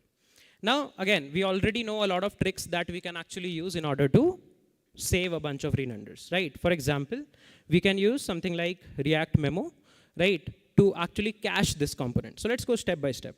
So you can see I have prepared most of the things already just to save time. So I'll just comment this out, and instead of exporting like my regular component, I'll wrap it inside the memo so that now, after the initial render, until unless something actually changes, React will cache it. If I save it, let's see now. If I refresh, clear the console, start profiling, click on 1, most probably 1 commit happened, then tweet. And now if you carefully see, this component was not having the green highlight. And if you stop the profiler, you can see that here as well. The likes and timestamp, this did not re-render. So see, whenever you make a update, you're actually able to visualize it, right? That's the best part, okay? Now, similar things we have that we can do. For example, now if I go to the tweet component, right? Currently you can see what's happening whenever I add a tweet, everything is getting re-rendered. Although the above tweets are same, similar problem. The props are same, but the parent that I have is actually re-rendering. If the parent re-renders, you are bound to re-render, okay? So let's do simple stuff, no crazy engineering at all. Let's memorize it, okay, for the time being. Again, you can have more tools and more use cases that you can do in order to optimize your stuff. Let's clear profiler, refresh, let's start profiling, and keep an eye on that green highlight, okay? If I click on 1, tweet, you can see I memoized it, but still the component, the tweet component actually got highlighted. If I save it and see what happened, you can actually realize there is a prop that changed on edit, which is nothing but a callback. Now you might be thinking that post-memoization still why there is a change? Because in the parent component, we have a callback that we are passing to the child component. If the parent component re-renders, that callback instance is going to be a new one. And I guess everyone knows how to solve it. Use callback, right? As I said, simple optimization, no crazy engineering at all. So what you can do, I'll go to the Twitter one, right? And again, I've already prepared it. So I'll just uncomment this, comment the non-use callback one. So you can see I have wrapped it inside a use callback. Okay, save it. Refresh. Let's start profiling. I'll again type 1, tweet, stop it. And now you can see this component did not re-render. Cool, right? So using the profiler, you are actually able to see what went wrong, what went good, okay? Now, coming back to the thing that I started with, if you remember that key prop, okay? So, if I clear the console, so here you can see I have a button sort tweet by created at, okay?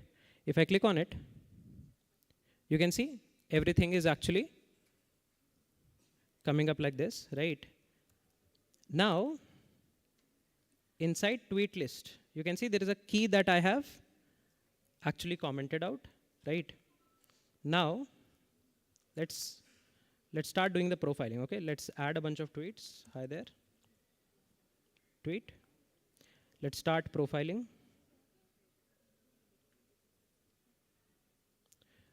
One second, I guess I just made a quick change there. Da, da, da. Okay. My bad. Okay, sorry, I was playing with it. Okay, let's add a tweet, another one. Okay, this got added. Let's start profiling. If you see, when I clicked on sort tweet by created at, what happened? I currently don't have the key here, and everything got re-rendered.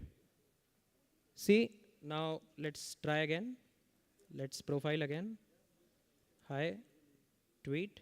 And now if I click on sort tweet by created at, see, everything got re-rendered. Why? Because we are missing that key prop. The moment you put that key prop in place, profiler will help you with everything. So now, if I say another tweet, hi, start profiling, and if I click on sort tweet by created at, what do we expect? We don't expect the components to re-render, right? Components didn't re-render. You can stop the profiling, and you can actually see, right? These components were not re-rendering. And similarly, you can make modifications, right? So that's what I wanted to say, that in case you want to make your optimizations, React Profiler is a good way to actually see where the problem is, identify that problem, and then you can use your old regular good way React-related hooks, tools, and whatever you have in order to optimize them. It's a pretty cool way to actually visualize stuff. So if in case you are teaching someone, this is a good way to go for. I sometimes use it. So yeah, that was the quick short talk that I wanted to share with all of you. I hope you guys liked it. And if you guys want to connect, you guys can connect to me on Twitter. And yeah, any questions, feel free to ask. Thank you, and have a nice day.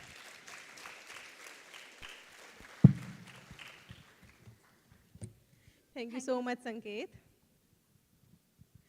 Now, it gives me an immense pleasure to introduce and invite our next speaker, who is the founder of domdog.io, and whose research work on client-side security has been covered by Forbes USA.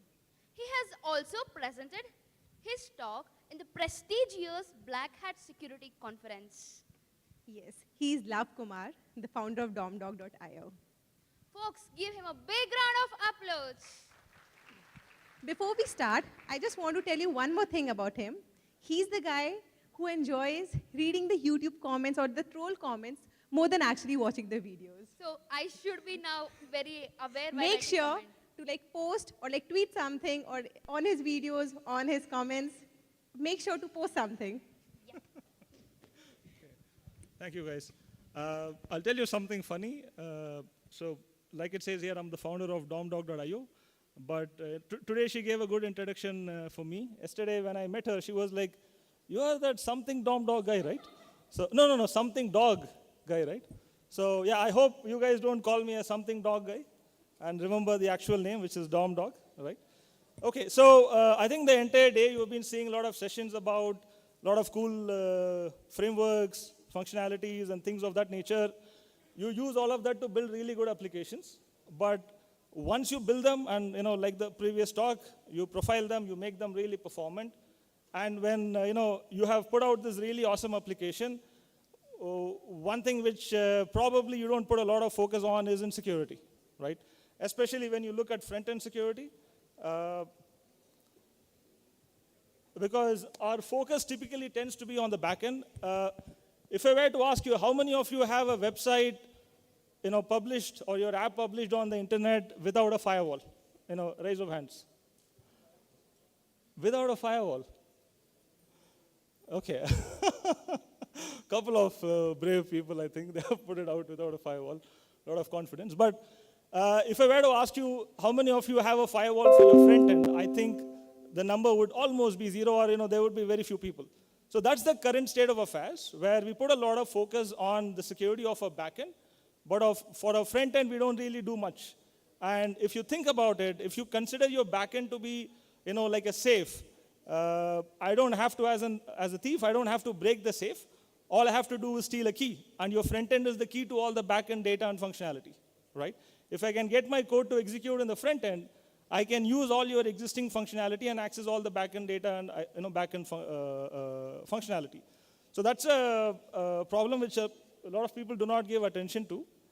And what that has resulted in is in a lot of attacks happening on the front end, because if you do not know something about attackers or hackers, I come from the security world, I can tell you, they're typically lazy people. So they don't want to do very complicated things. They go behind what you call as low-hanging fruit. So whatever section of your infrastructure is the most weakest in terms of security is what they typically tend to focus on. And because client-side infrastructure is typically more insecure, over the last few years, we've been seeing a lot of attacks against the client side. And this has resulted in several hundreds of millions of credit card details being lost, right? So this is a very, very serious problem. It has become so serious that even industry bodies like PCI, I'm sure some of you are aware of PCI, payment card industry. So PCI 4.0, which is the next standard, they have made client-side security controls as mandatory controls, right? So that's how serious this is. So this is something you will have to look into. And in this talk, I'll talk about how you can actually put in some security controls and how you can go about practically implementing them. Okay, if you think about, should I think about security for my site, then if your site has any of these kind of functionalities, or if it falls into these categories, then probably you should take client-side security more seriously. All right, how many of you are familiar with CSP, like a show of hands? Okay, so that's about 5 to 10% of the audience, right? So CSP is that client-side firewall I was talking about, right? It's a built-in standard with the browser. So it's not something you will have to install. It's not an external framework that you have to worry about. It's a built-in standard. It's been in browsers for several, like more than a decade almost by this point. And by turning it on, you can actually have a lot of security on your client side, right? So I would actually say use client-side security and make the attacker sweat a little, right? You don't have to sweat. You should make them sweat. So conceptually, what a firewall is, it's similar to, CSP is similar to firewall. Like I said, a firewall will typically have a bunch of rules. And those rules will define what kind of communication is allowed and what kind of communication is not allowed, right? So the CSP works in a similar way. Using CSP, you can define what kind of resources your front end can load and from where those resources can be loaded. For example, you can say, I want my site to only load images from abc.com, right? So once you define it in a policy, then your browser, even although you have an image SRC tag pointing to, say, 123.com, your browser will not load that image, right? Because the policy says it should only load images from abc.com. So that's at a very high level how a CSP policy works. And you add it in your HTTP response header. And the good thing is you can have it in blocking mode or you can have it in monitoring mode. So what this means is you can have your policy, but you can put it in such a mode that it does not break any functionality of your site. But if it sees a policy violation, it will actually send you an alert. So you are informed that your site is doing something which is not in compliance with your policy. So it gives you some visibility into what's happening on your website. All right, so that's at a high level what CSP is. But when you look at implementing CSP, I'm sure the few of you who did raise your hands, how many of you have actually implemented CSP? That's like about 4 or 5 people, right? Okay, So one thing you would have actually faced is, especially if your site is a little dynamic, is that implementing CSP is very tricky. And the reason is CSP works based on allow listing, which is you can only define what is a good behavior, and anything else is a violation of the policy. And it's very hard to define what is good behavior without running the risk of actually breaking your site. So this makes CSP implementation typically hard, but by following a few tricks, you can actually do it in a very relatively simpler manner. Okay, so I'll give you some simple steps. We don't have a lot of time, but I'll give you some few basic steps, and I'll also show you how you can do some of them. All right, so we'll break down our CSP implementation into two primary stages. Stage 1 is we create a monitoring mode policy, and stage 2 is we create a blocking mode policy, right? So you can complete stage 1, and if you just stay there, still you get a lot of benefits, but you will have to look at them as two different stages, and you will have to achieve each stage individually, right? Otherwise, you kind of run into you risk getting confused in your process, right? So let's put them into two stages, and let's see how we can attack stage 1. All right, so in stage 1, what we're going to do is we're going to create a monitoring mode policy. And with a monitoring mode policy, the benefit is we do not have any risk of breaking the functionality of a site, because it will not block any features. It will only send as an alert, right? We'll have to pair it with a CSP report monitoring system. A report monitoring system is a service which will collect all the violations which your browser will send for your CSP violations. And it will analyze them, and it will use some intelligence, and it will give you some very actionable information, right?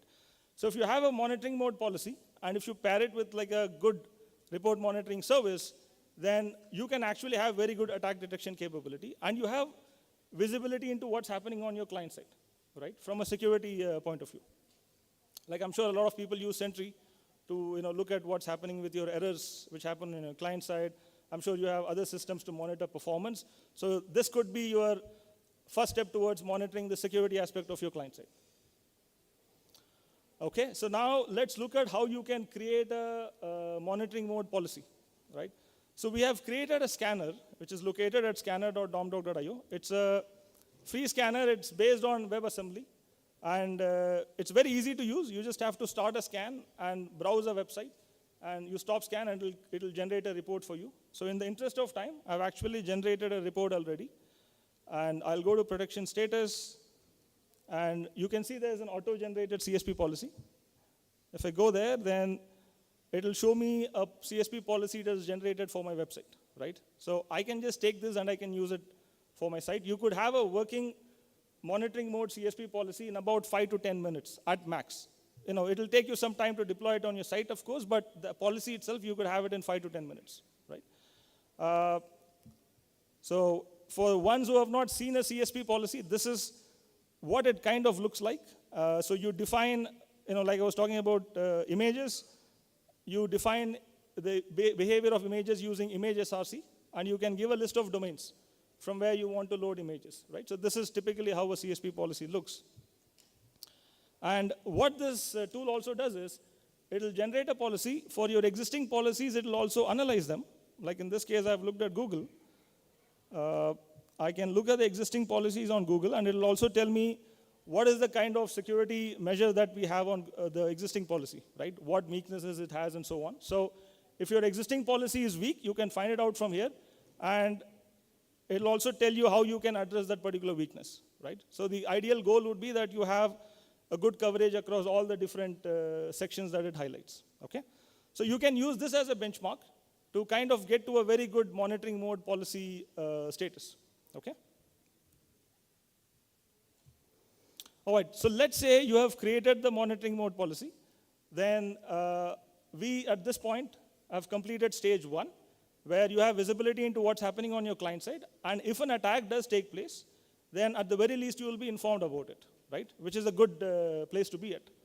Okay, so now once we have achieved this, let's look at stage 2, which is blocking mode policy. And if you cannot go to stage 2, stage 1 is still a good place to be at, right? Compared to where you are currently, where only about 5% have a CSP policy. Stage 1 is still a good place to be at.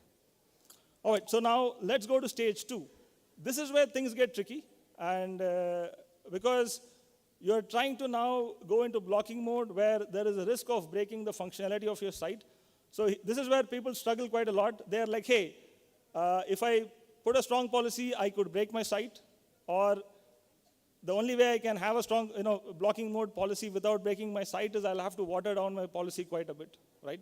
So this is a kind of a dilemma people get into, but it does not have to be this way. The reason why people get stuck in this issue is because there is a common mistake they make, which is they take their existing monitoring mode policy and they turn the entire policy into a blocking mode policy, right?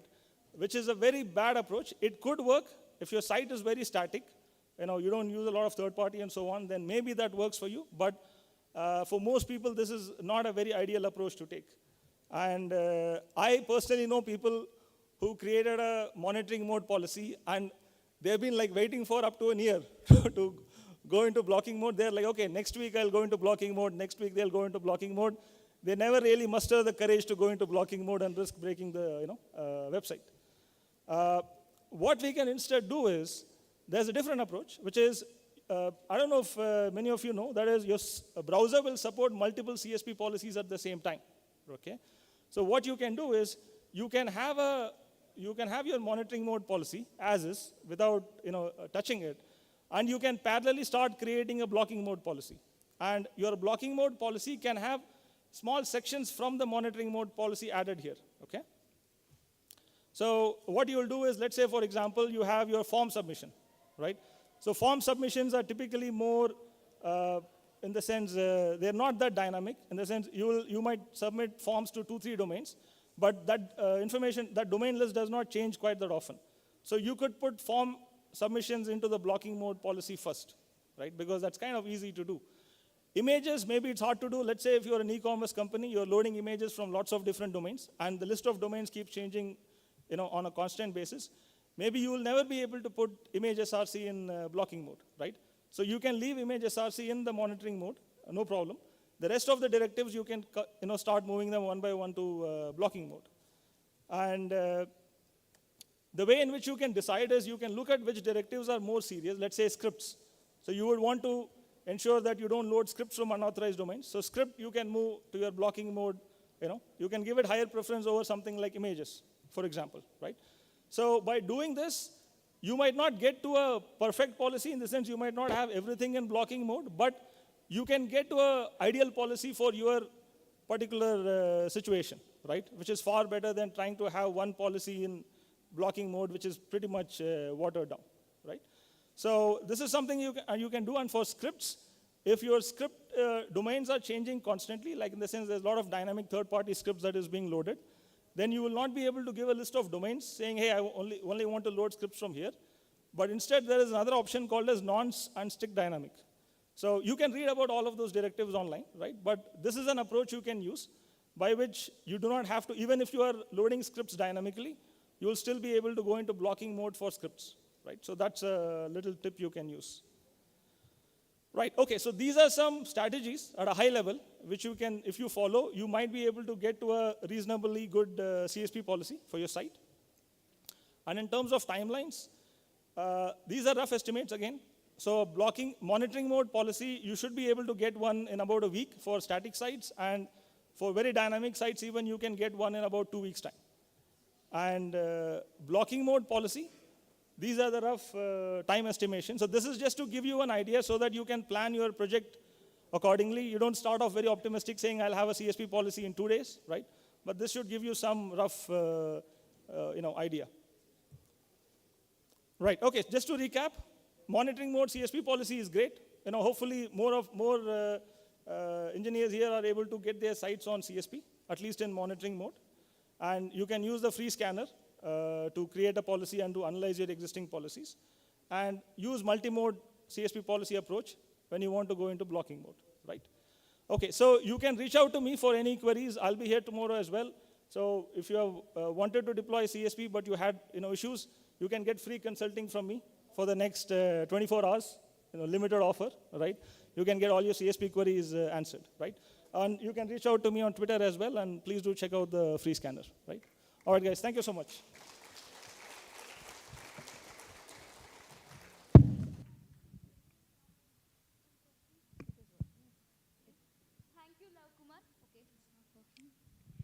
Thank you, Lav Kumar. I'll make sure next time I call you by your name.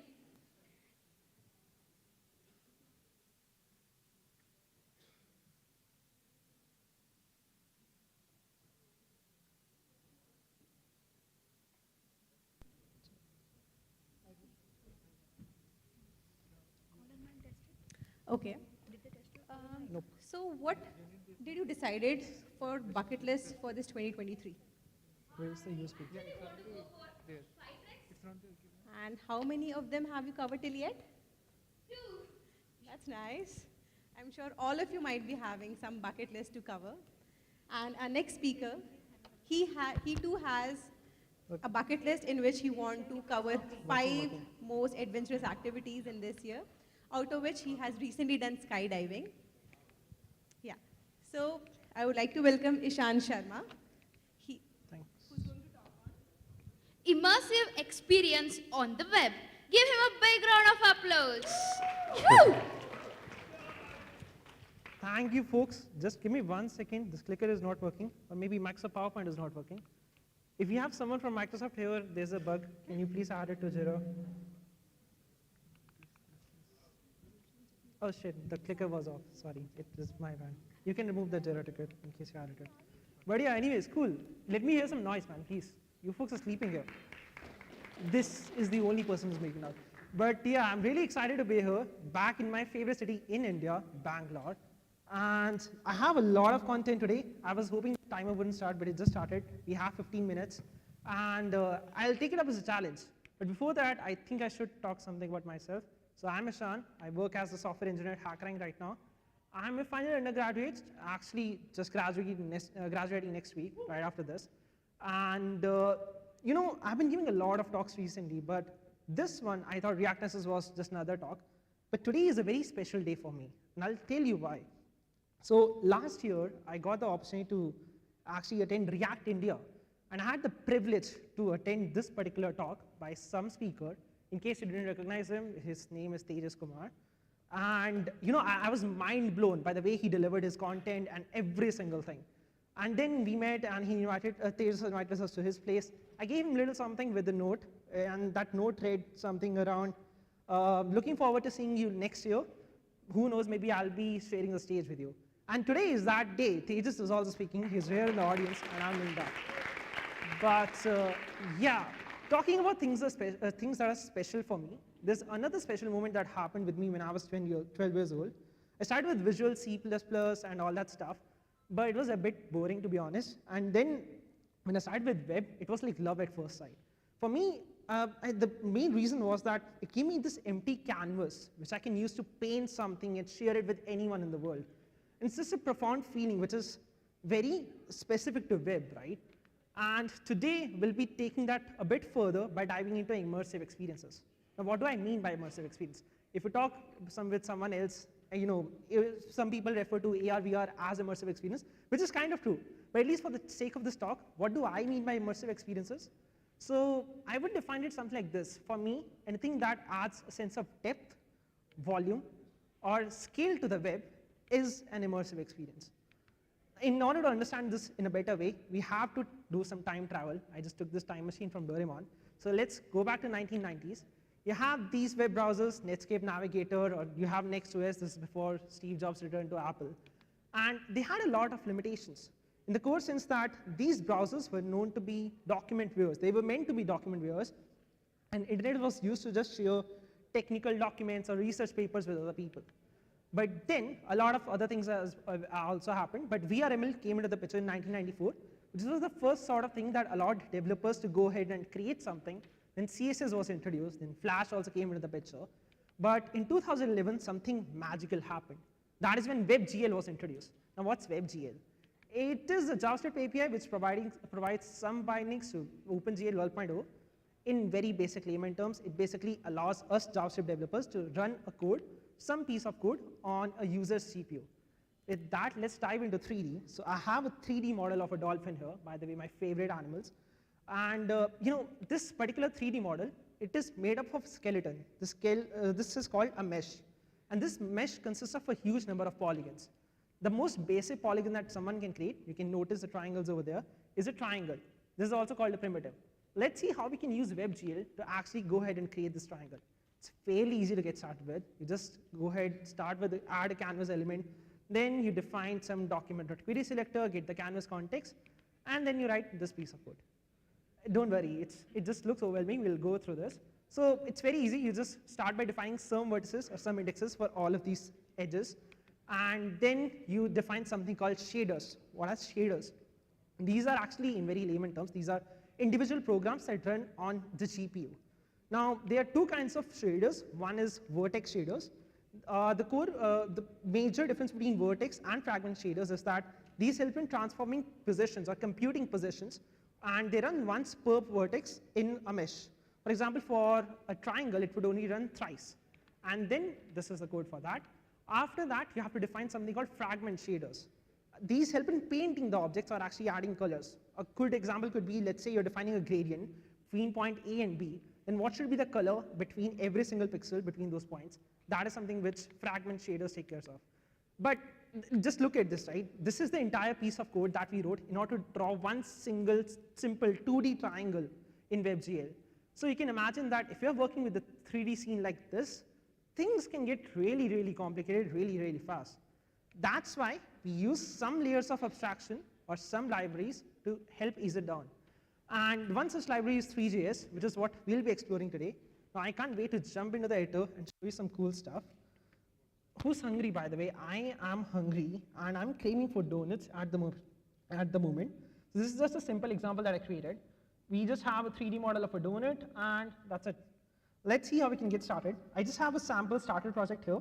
Nothing fancy. All you can do is you can just go to your terminal, do yarn create beat, and then I want you to add Three.js by doing yarn add 3 and then yarn dep to spin it up. So if you just go to this, I just have this index.html, which has some basic content, and then I'm just importing this script file, this main.js. Over here, I'm just importing some CSS styles, and that's it, nothing major. So let me go ahead and actually let me remove this content so that we have that blank, empty canvas that we wanted. Now we have Three.js, so let's go ahead and import it.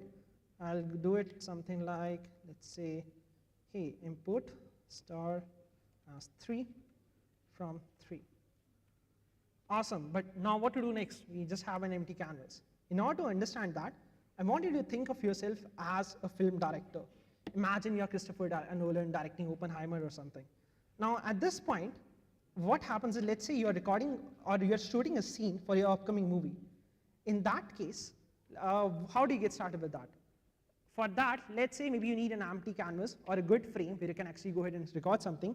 This looks a little bit boring, so let's add a few objects, maybe a lighthouse here, maybe a tree house over there. And then we can introduce our actors. This could be a scene where superheroes are chasing a villain or something like that. But now we have the perfect shot ready. Now we need a way to record this. For that, we'll add a camera maybe to capture stuff. And then as a director, I'm not going to go ahead and play around with cameras to that extent. I just want to sit in my chair and look at how the output is looking at. So maybe I'll just put everything on a reference monitor. And if you look at this, the key requirements for this are actually very similar to Three.js. All you need is, you first of all need an empty frame, and then you need some sort of objects. Let's say trees, lighthouse, could be actors as well. Then perhaps a camera to capture that stuff, a monitor to render that stuff or to display that stuff. And this was a scene which was, let's say, somewhere in Antarctica, so you don't need light. But in case you're creating this in a studio, maybe you'll add some lights as well to enhance that stuff. Now, actually creating one in Three.js is fairly similar to this one. Let's jump back into our IDE, and let me show you what I mean. So I'm here. First of all, let's go step by step. What we need is an empty canvas. So we'll add a canvas here, literally empty, there's nothing here. Then I go back to my main.js, and let's start by creating a scene. So I'll just do const scene is equal to new 3.scene. Perfect. Now what I need is, I need a donut in this scene, right? So let's start by defining our donut. Donut is equal to new 3. Now what is a donut? It's basically a mesh, right? We need a 3D model. So I do 3.mesh. Well, now what this thing needs is, it needs two things. One is geometry and one is material. Okay, so let's go ahead with that. We'll start by defining geometry. There are multiple sorts of geometry in Three.js. Sphere, it could be a rectangle or anything else. What we need in particular is a torus geometry, which is kind of like donut shape. And this accepts two things. One is again radius, It could be a number. And second thing is tube. So I'll just go with something random. I want a smaller donut. I don't have a lot of appetite at the moment. And then 0.2 maybe. So you have this geometry, you have donut. By the way, I hope the code is readable. I'll just zoom in. And then what we need is, second thing that we need is a material. What should be the flavor, basically, of our donut? So I'll go with, let's say, new 3-dot mesh standard material. Again, there are different sorts of materials. Let's say if you're wearing a piece of clothing, could be cotton, could be something else as well. And now you can define colors. I can either go ahead and just write red, or in 3JS, a better notation is actually using hexadecimal notation. So I can do something like 0xFF0000, which is again red. Now, we have our donut ready. So donut needs geometry and material. Now the most important part, which is something that I forget, or almost miss all the time, which is you have to add it back to the scene. So scene.add donut. Awesome, let me move this here as well. But we still can't see anything. That is because now we have our objects, but we need a way to capture this stuff, right? So we'll start by defining a camera. Now again, in 3JS, there are multiple sorts of cameras. There's orthogonal camera, there's perspective camera. Perspective camera is the one which is closest to a human eye, so let's go with that. By the way, in 3JS, you can have multiple cameras, and with that, basically, you can just use one and instantly move it to a new position because of JavaScript. Now, this needs FOV. So what is FOV? It's called field of view. So when you have a lens, right, there's a field of view of distortion. Let's say this is how far I can see, and if I go beyond this, then the view will get distorted, like how wide you can see. So the default is 50, I'll just go with that. Then we need aspect ratio. Let's just calculate on the fly using window.innerWidth, specific to this particular screen, of course, divide by window.innerHeight.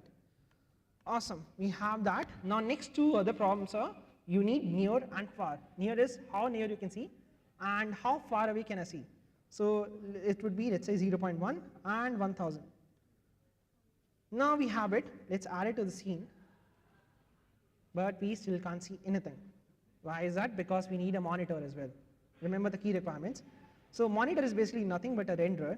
We'll just do, hey, renderer, new 3.webgl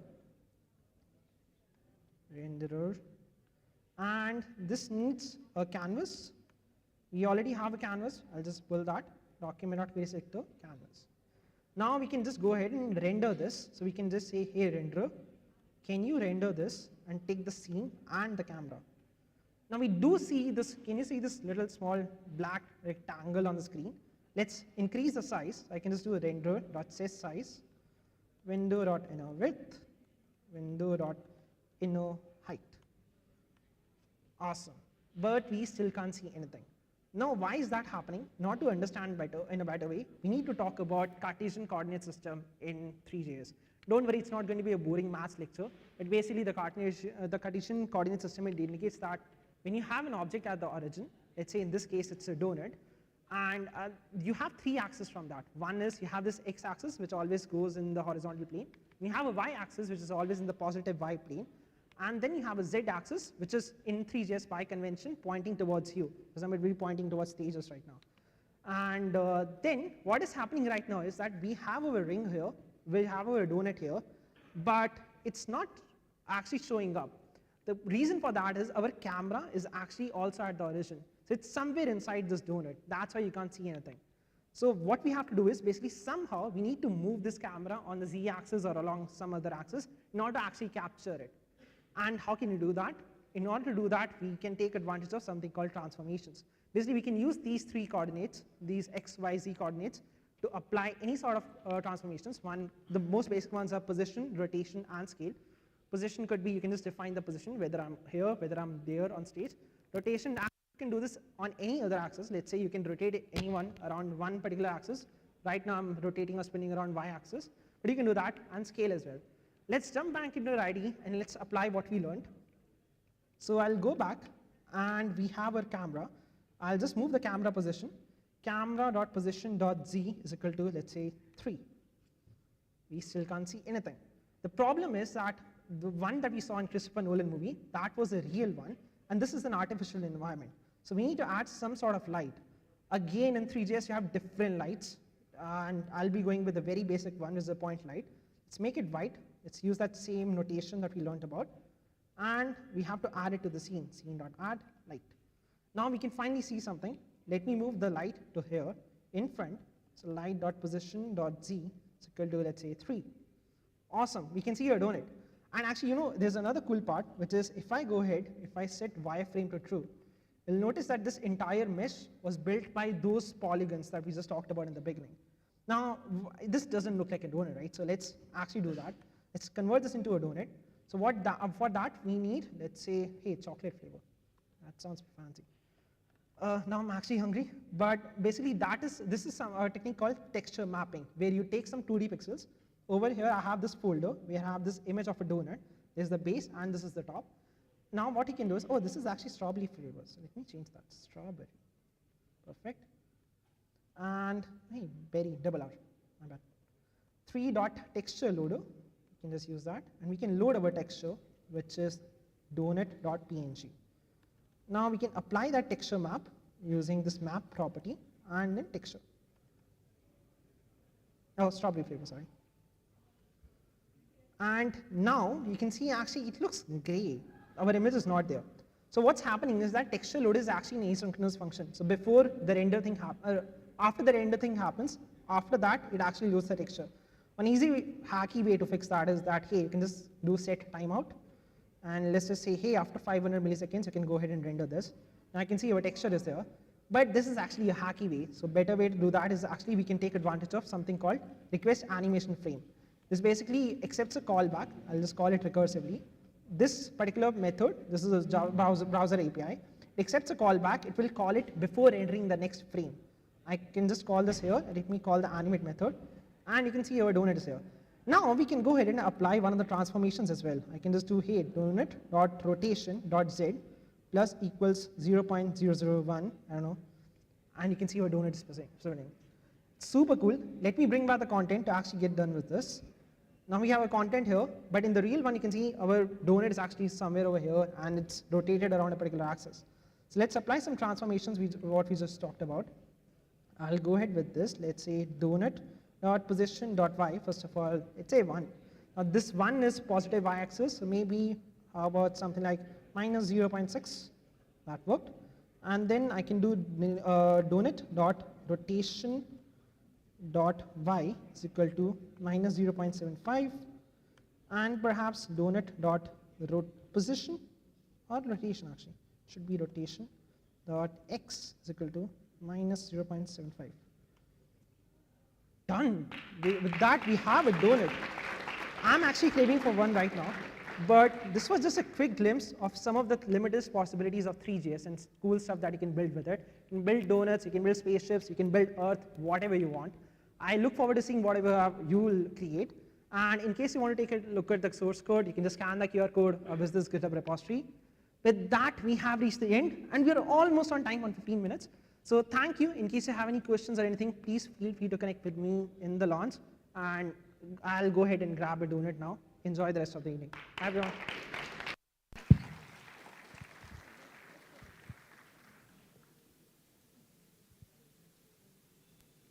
Thank you, Ishan developer. I had an immense experience listening to you. So now, let me introduce our next speaker, who works as a software engineer at Olvi and is fueled by a strong passion for web performance optimizations and creation of micro SaaS solutions. He is fueled by real fuel since he loves biking and has covered most of the places in India. So, folks, let's give a thunder round of applause to Atiksh, right? Yeah, Atiksh. So, hey everyone, this is Atiksh, and I'm a software engineer at Olvi. We're into AI-based customer feedback management and collection tool. And other than my work, I really like to build micro SaaS and Shopify-based apps. So today I'll be talking about offloading main thread and improving web performance using PartyTown. So here's a quick question. Have you guys ever experienced performance issues on a web application despite implementing various optimization measures? Can I see some hands, folks? Yeah, great. So what do you think is the exact problem here? you already tried various JavaScript optimization techniques, let's say server-side rendering and caching and stuff, but you are still not able to hit the perfect lighthouse score, right? So let me tell you, the answer is JavaScript. Like more JavaScript, more problems, and like it basically increases your time to interactivity, reduces the render performance, and at times also increases the total blocking time for our main client-side code. And the biggest culprit here is third-party scripts. So yeah, what are third-party scripts here, right? So not every cross-origin request can be termed as third-party script. Basically, having another services code running on our website can be termed as a third-party script. And why are these even the problem here, right? So basically, these scripts compete with our main JavaScript code and can potentially block the main thread, leading to very bad user experiences and at times to unresponsive websites also. Yeah, and here's the solution for this, PartyTown. So PartyTown is basically a library from builder.io, which basically allows us to run these third-party scripts from a web worker without blocking the main thread. So yeah, now that being said, let's see PartyTown in action.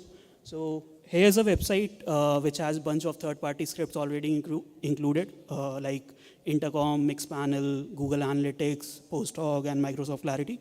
So you can clearly see like the performance score is really bad as of now, like it's 32, and the total blocking time is also humongous, right? Like it's 1420 ms as of now. By the way, this is a really cool website that we built at Olvi.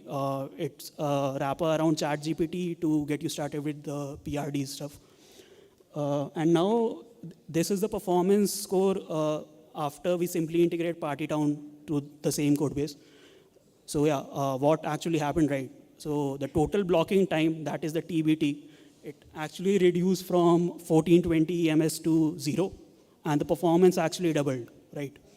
So before actually seeing like how PartyTown internally works, let's see like how do we add PartyTown to our code, right? So adding PartyTown is pretty easy. We just need to add the PartyTown scripts and add the type tag that is text/PartyTown to all the third-party scripts.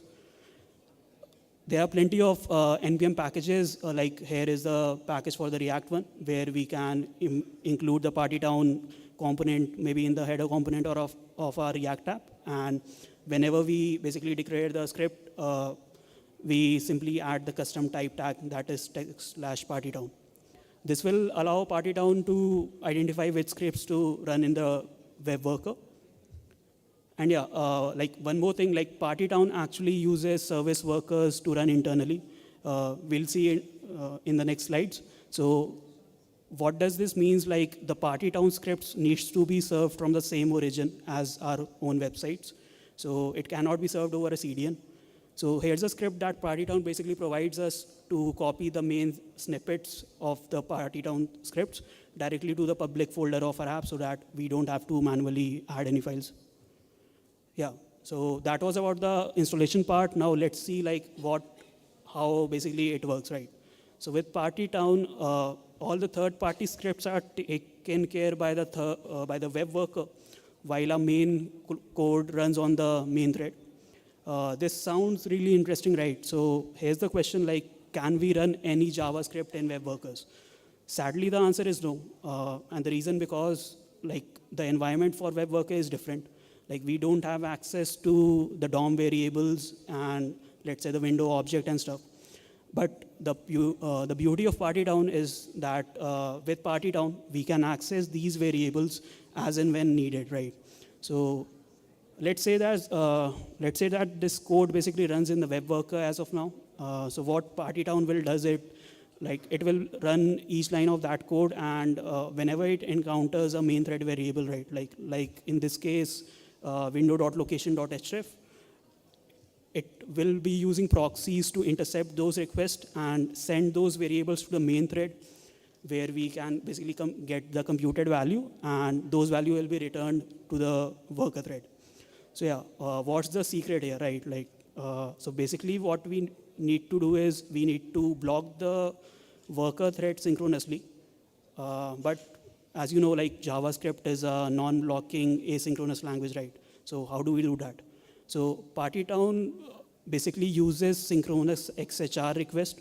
So those requests were actually removed from the main thread because they kind of block the main thread, and blocking the main thread is really problematic. Like it can lead to unresponsive websites and various performance issues.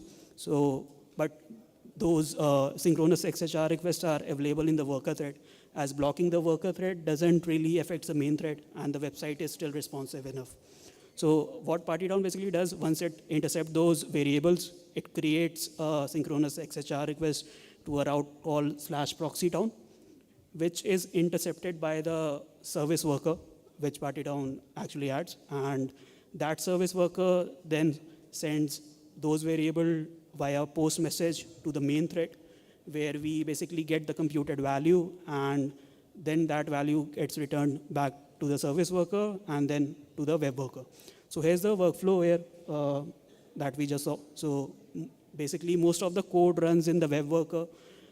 When it encounters a main thread variable, it creates a synchronous XHR request, and that gets intercepted by the service worker, which sends a post message to the main thread, and the values flows back in the same order. But PartyTown is still in beta as of now, and it's recommended only to be used for analytics, but we can have a wrapper around it so that for production use cases, we basically fall back to the traditional way of loading scripts if anything goes wrong. So here's the flow for the wrapper. Like, we try to install PartyTown first, and since PartyTown uses service workers and stuff for the internal communication, we basically check if browser supports the service worker. If everything goes wrong, we add the PartyTown configs and add the custom type tag. And if anything goes wrong in the whole process, we basically fall back, and the third-party scripts get loaded by the main thread only, so that user experience is still unaffected. So yeah, by using this simple package, we can actually improve our performance quite significantly. Like in this case, we basically doubled it from 32 to 67. Yeah, so that was it. Thanks everyone. Thank you for listening to this talk.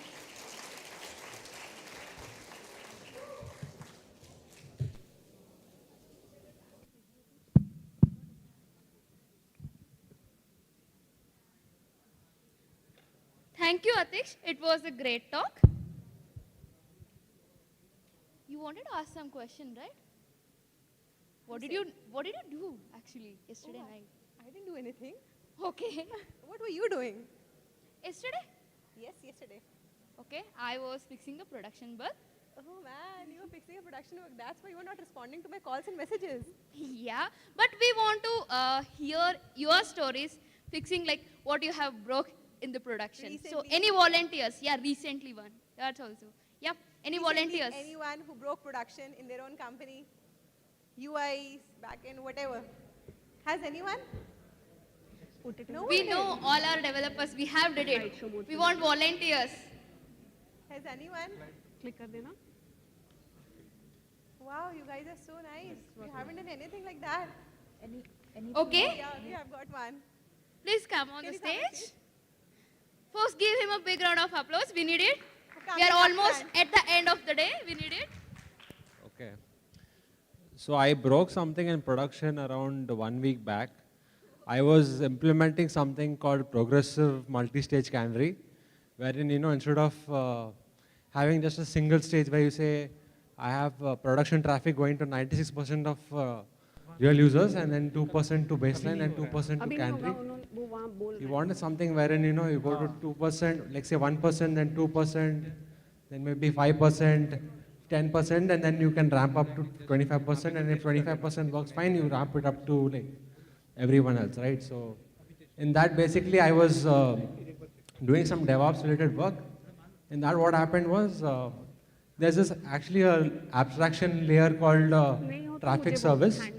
So there's an ingress rule written that this is my domain, and if anything in this comes to this, it goes to this abstracted load balancer sort of thing. So in this, what happened, I was actually redirecting to the actual dashboard and let's say some other dashboard baseline and the Canary service, the name of the services had a typo. So there was like 15 minutes of 404 in production. So a few of my teammates here also are there from Razorpay, and we were like sort of debugging that. So that was a recent bug wherein the 15 minutes there was a complete downtime. So yeah. Actually, one of my other friend also did this thing, and your server was down for at least 30 minutes. He's here. Yeah. That was nice coming out. Okay, so our next speaker is Varsha. What? Varsha. Oh, nice. Actually, I'm very poor at selecting the dresses. I wish I have someone who recommend me about this fitness and fashion designing things. Do you know someone? Yes. Our next speaker is the one from whom you can take the tips on fashion and fitness. And today she's going to talk about shipping code faster. Yeah. Please give a huge round of applause for our last talk of the day, Varsha. Hello, everyone. Thank you for introducing me. How's everyone doing? I'm seeing a lot, so I kind of am in that vibe, but I don't see the energy in the room right now to start my talk. How's everyone doing? Nice. Okay.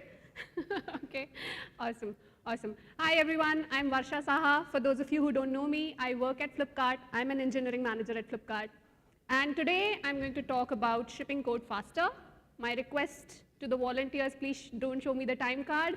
I might extend a bit. If you're all bored, you can just raise your hands and say, hey, we are bored. Yes, let's start this. Is the glare a lot? So sorry, I have made a white background slide. And people at the back, are you able to hear me? Okay. I hope people who are watching me from YouTube are also able to hear me because we saw some technical glitches. I hope that's fixed now. Back in 2018, Flipkart chose to move to React Native and React Native Web for all our mobile channels, which is Android, iOS, and web, and M-Site. Our desktop still remained with React code base because we did not know how RNW would actually perform on web. For 3 years, 4 years, we've been working with React Native and React Native Web for these channels. And these are the viewports that we support right now. The problem when we dived into React Native and React Native Web is a plethora of developers from different streams, Android, iOS, web, they all started coding into one code base. That was the whole point of it, right? The agility part of it. They all started coding, they all started creating their widgets, and this is how it went.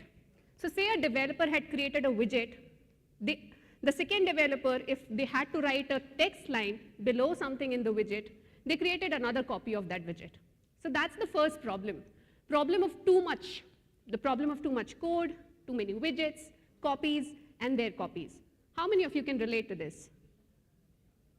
Okay, few of you, good to know.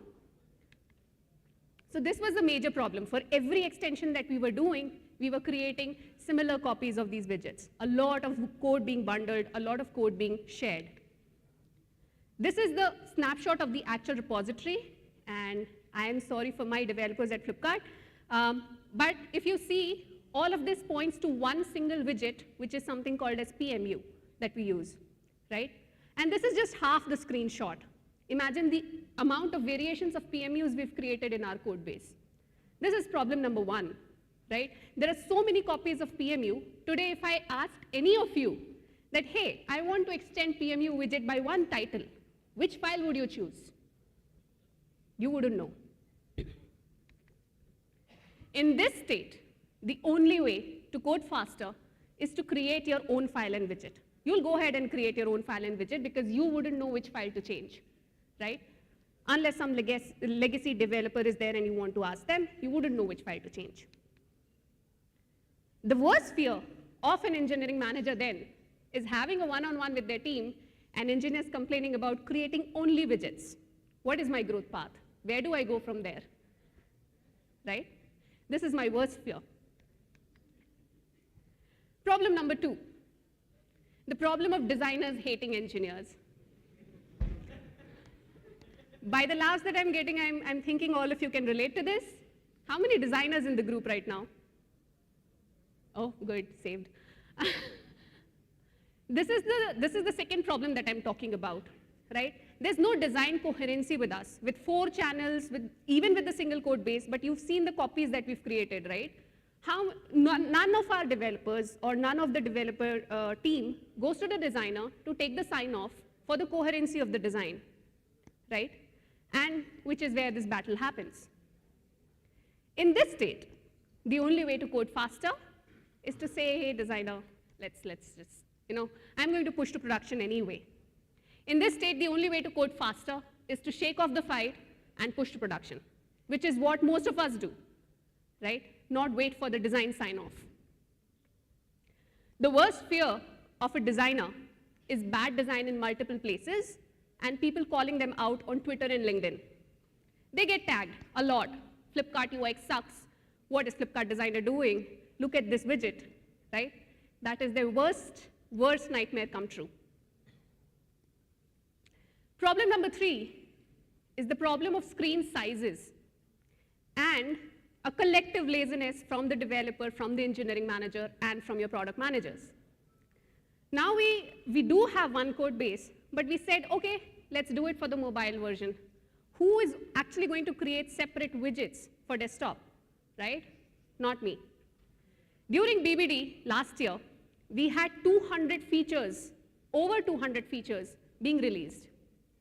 Imagine doing 200 feature work on 3 channels and then +1 on desktop.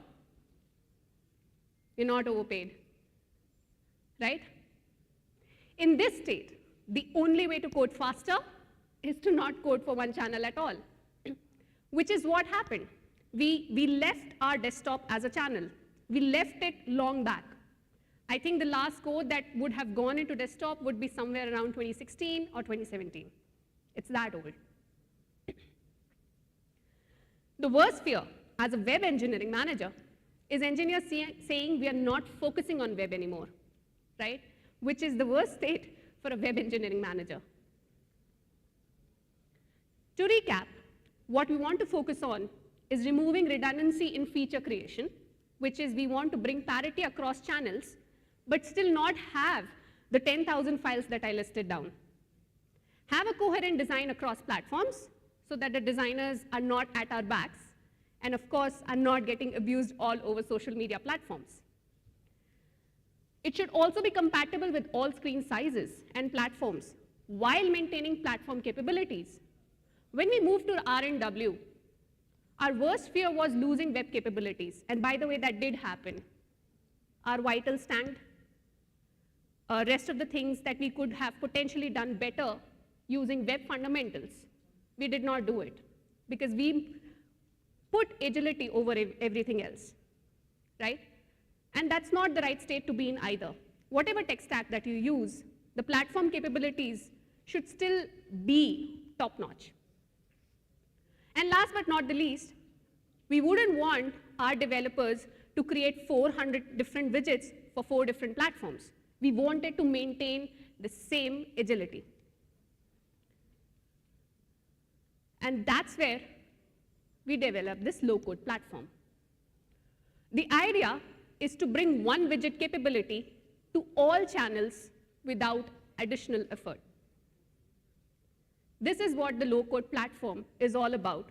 And our team has been working for the last 1.5 years on this platform to bring to all the developers in the Flipkart group to have more coherency in design and to not code every single time.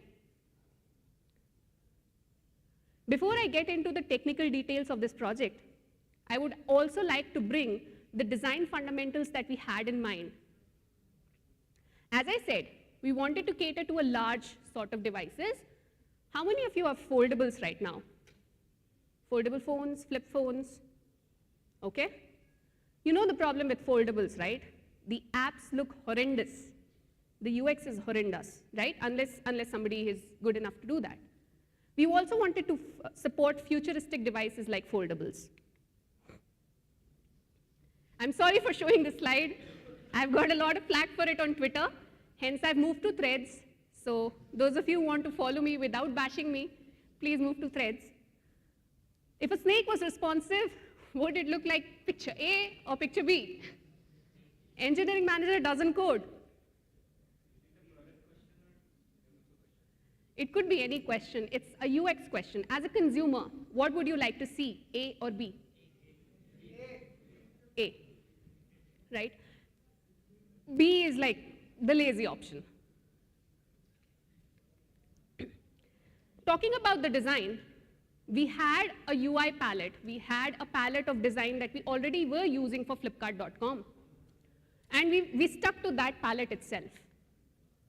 We have a lot of design tokens, a tonal palette here, which also supports warning codes, error codes, background color, and stuff like that. All this coming from our design team. We also had a type scale. And I think Kamlesh is the better one to talk about these design tokens. But our designers also did a lot of research in the background to come up with the right system tokens. So if you say default FK font title, it will scale to different platforms and different viewports seamlessly. If it is a 16 pixel on mobile, it could be an 18 pixel on medium devices like tablets, and it could be a 24 pixel on larger devices like desktop. So everybody else is abstracted out of these, writing pixel-based code anywhere, right? You just use the design token, and it auto-scales. Our designers went ahead and created a responsive design framework and a custom grid. And this is where I would like to for you to pay more attention, because the subsequent slides and the subsequent things that I'm going to be talking about will be based on this responsive grid. So we tried to divide it into small devices, medium devices, and then larger devices. Doing an industry research, they came up with a tablet which is 767 pixel, which would be the last threshold for your small device. And then your medium device starts. And then your large device starts, post 1191 pixels. In the smaller devices, or in the medium or in the large devices, you will see a call span of 12, right? So we divided the screen into 12 columns. But the width of each column differs as the size progresses. So medium-sized devices will have a different call span width as compared to the large or as compared to the small. And if you notice, on the breakthrough or on the margin, right, we kind of increase the margin.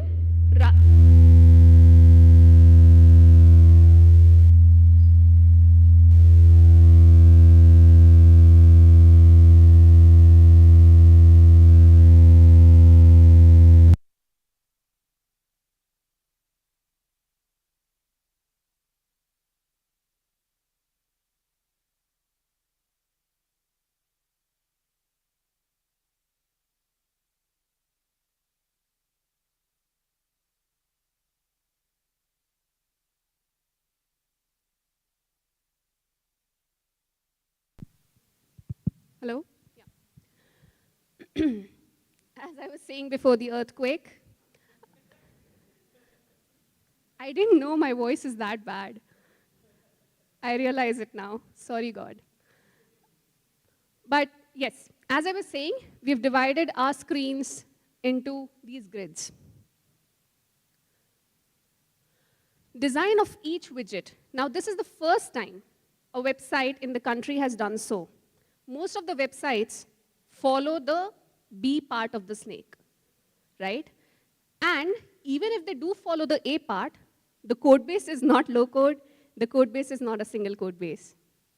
We actually developed a shapeshifter website. And the design has used principles like reposition, resize, reflow, show hide, replace, and re-architect. Just for an example, this is the console that we had built, and I'll come to the console later. But if you look at this, this is how the widget looks in small, this is how the widget looks in medium, and this is how the widget looks in large screen. So if you see, it is not the B snake that we have done, it is the A snake that we have done. On a smaller screen, this particular widget takes a 2x2. On a medium screen, it takes a 1x4.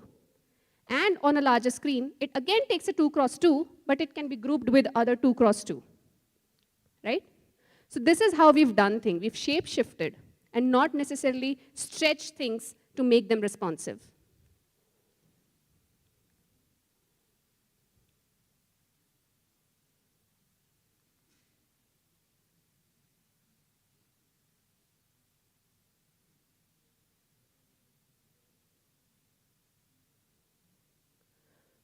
Let's talk about the thing that I showed on the video itself in a more picturesque format. Let's forget the height category group part of it right now and talk only about the column span. And this is just one example of the widgets. A lot of other widgets are being created like this. So if you see this suggested for you widget on a mobile of 360 pixel, it is a 2x2. On a 480 pixel, it is again 2x2. And then the threshold where we reach the smaller device, it's still 2x2, but with margins, right? So it takes full width. And these are the definitions that the designer has given us for all the widgets that we've created. In the tablet, the same widget again takes full width, but it looks very different. It's not a 2x2 anymore. It is a 1x4. Sorry, it's not a 2x2 anymore. It's a 1x4. On the desktop again, the call span changes. Now it is not full width. If you see, it's 4x12 here, which means that the rest of the 8 columns can be occupied by other widgets. Before I talk about this, I think this is pretty clear, right? So if widgets are vertically aligned till now, and I suddenly want my horizontal spaces to fill, this is how I'd do it, right? This is how I'd group things. Talking about the low-code platform, as the designers had already given us design tokens, we started creating them and we started incorporating them into our platform. So we have design tokens like spacing or colors, like primary colors. We have atoms, we have buttons, labels, images, row, column, box. We also have complicated atoms like carousels, right? So it's not just simplistic atoms, it is also other atoms like carousels. Using these atoms together, we create widgets. How are widgets created? That's where our what you see is what you get editor plays a role. And our team did a lot of research on what is the best editor. So this is a drag and drop editor where anyone can drag these atoms and create a widget, right? So you are not writing any code anymore. Anyone, from your designer to your product manager, to even a developer, can drag and drop these atoms together to form a widget, right? And on the right side of it, you can see that we have put all the design tokens that the designers had given us. So you're abstracted out of 12 pixel, 16 pixel, color, background red, or something like that, right? It's all tokens that are there in our WYSIWYG editor. As I've mentioned in the slide as well, the input and the output to this editor is a DSL, right? This is how our editor looks like. There's a sidebar which contains all these atoms that can be dragged and dropped on the layout in the center screen. We have access control options here, and we have the tokens that our designers gave us, so you can choose. If you notice something, we have mobile, we have tablet, and we have desktop icons on the top right side of it. When you drag and drop a widget, it will also show you how it looks like on a medium screen or a large screen, right? So all 3 screens covered, all channels covered, just by drag and drop and generating a DSL. Nobody has written any code till now. This is how the DSL looks like, typically, with a type, right? Some children and the tokens. This is what this whole console, when you create a widget, a DSL like this gets generated. And then it gets saved into our database. We have a widget service database where all of these DSLs go and get saved. When I say low code and no code, there's a difference, right? Since we are spitting out a DSL out of our widget builder, we had to write only this piece of code in our coding repositories, whether it was for desktop, whether it was for Insight, whether it was for Android or iOS. This is the piece of code that we've written to convert this DSL into a React element. That is how it is a low-code platform. Somebody asked me for an HLD on Twitter. So here's the HLD. We have a component library, which we call as Fig UI. It has all the atoms that I just spoke about. You drag and drop these atoms onto the D&D console, the drag and drop console, which generates a DSL. Once this DSL is generated, it gets stored. And our backend server then combines the data and the DSL together and fetches it for the client. The only code the developers will be writing is here, the widget builder or the business logic, not the code for the widgets. Coming to the web part of it now, we call this one view because it is one view. We are not creating separate code for separate viewports or even channels. We try to use layouts and atoms, a combination of React and CSS, and business logic in the shared R&W repository. As I mentioned in the beginning of the talk, we had migrated to React Native Web. But the performance of React Native Web, for us, was not that good. So we switched back to our basics. We tried using more CSS. This carousel right here, developed by one of my peers, is a pure CSS carousel. We tried to use semantic HTML wherever possible. A lot of CSS properties in our core components, animations and other interactions. And for images, of course, because it will stretch on different screen sizes, we had the aspect ratio support. Remember I spoke about problem 3, the problem of screen sizes and dev PM EM laziness. Basically, I want to put these widgets on every screen and not have to create separate widgets for a larger or a medium screen. Before I get to how we did it, there's a history of how Flipkart.com works. We have people in the team who configure a page like this for you on sale days, on normal days. They configure a page. They say, hey, slot 1 belongs to this data provider. Slot 2 belongs to this data provider. Slot 3 belongs to C data provider. And it can change based on your normal days, based on your sale days. Somebody can take slot 1, ads team can take slot 2. It is all dynamic in nature, right? Again, we are talking about migrating these widgets from a more vertical viewport to a horizontal viewport, right? So we have to do some sort of grouping, right, on a more horizontal viewport. If these vertically stacked widgets are supposed to come, we don't want to leave white spaces, and we don't want to stretch, as I said. So we want to group widgets together.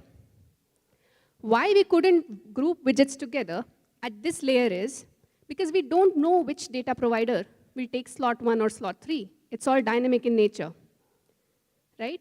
And we don't even know at runtime whether a widget like this will come or whether a widget like that will come. It is totally undecided.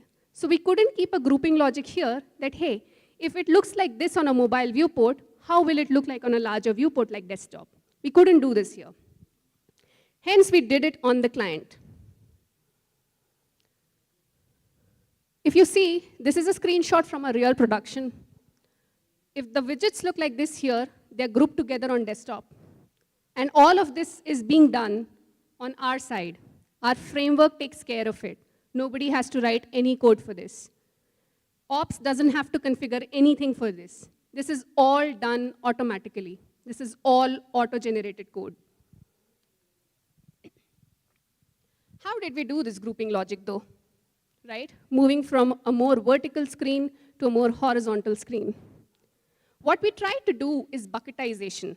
Remember a few slides ago, I was saying don't pay attention to the height category? Well, this is the time to pay attention to a height category. Why height category? A widget can be this small, a widget can be this big. When we are on a mobile viewport, it doesn't matter because it is all vertically stacked. When we move to a larger viewport, imagine grouping this small a widget with this big a widget. There will be a white space left, right, on a particular row. And we did not want that to happen. So every time someone creates a widget on the console that I showed, we do a height categorization. It is small, medium, and large, right? And they have a range of heights within them. So small can range from 20 pixel to 50 pixel. A medium can range from 51 pixel to 80 pixel, and so on. What happens when the similar grouping widgets are clubbed together? We use flex to fill in the leftover white spaces. But it is very less in comparison to what we could have done if we placed very mismatched height widgets together on a horizontal viewport. So it still looks seamless because we had grouped the widget into the right category. And this is the algorithm that we used.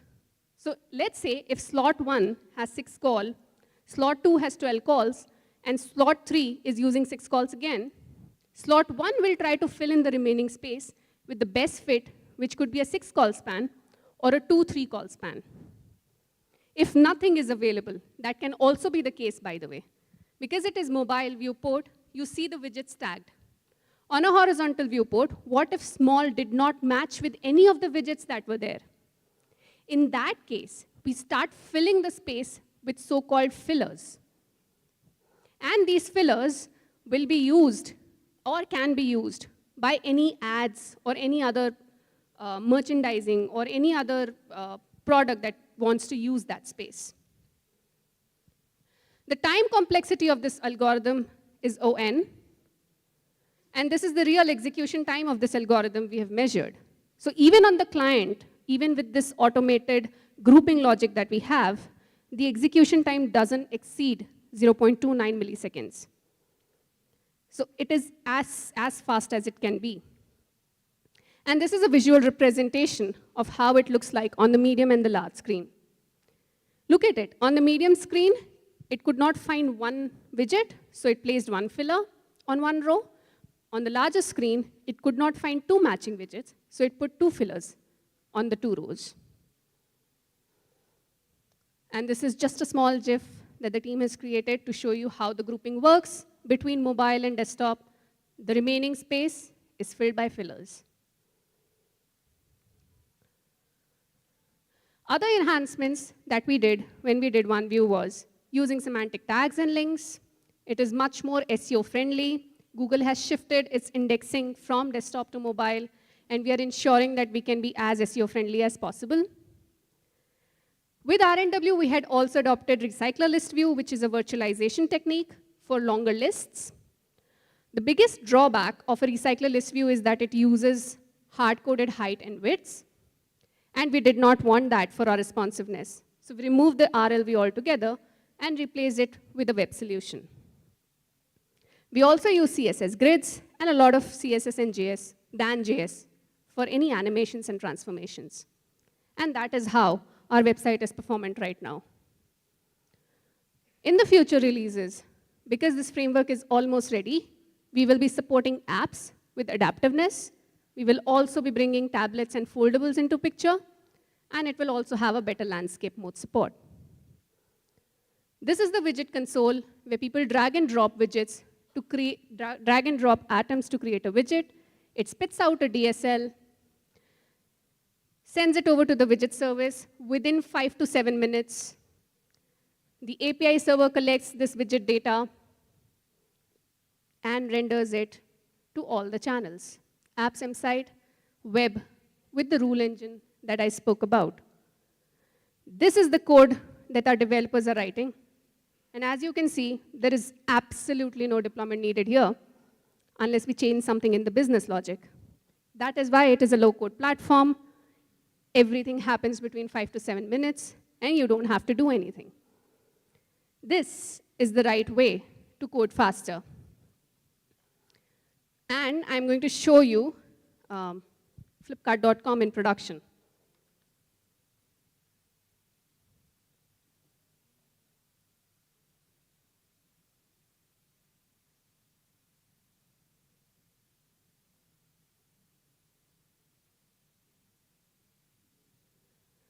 This is how it looks. These are all the widgets that are there on mobile itself. If you see here, it tried to group something, but it could not find the right grouping or the right widgets. We've put an ad there. It's a filler.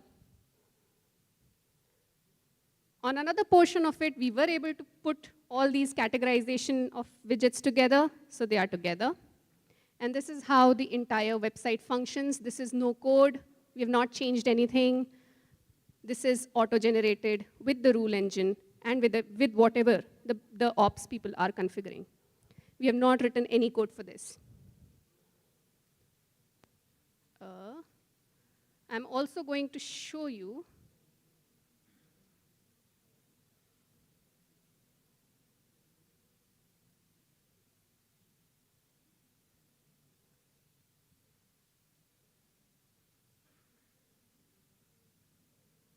this is our tablet view, rendered automatically. If you notice, the fillers have gone, because in the medium screen, it is able to group the widgets as it wanted to, and there was no need for fillers.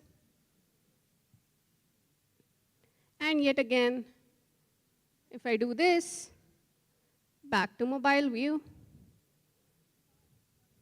same widgets, no change, no code, low code, just atoms. Thank you.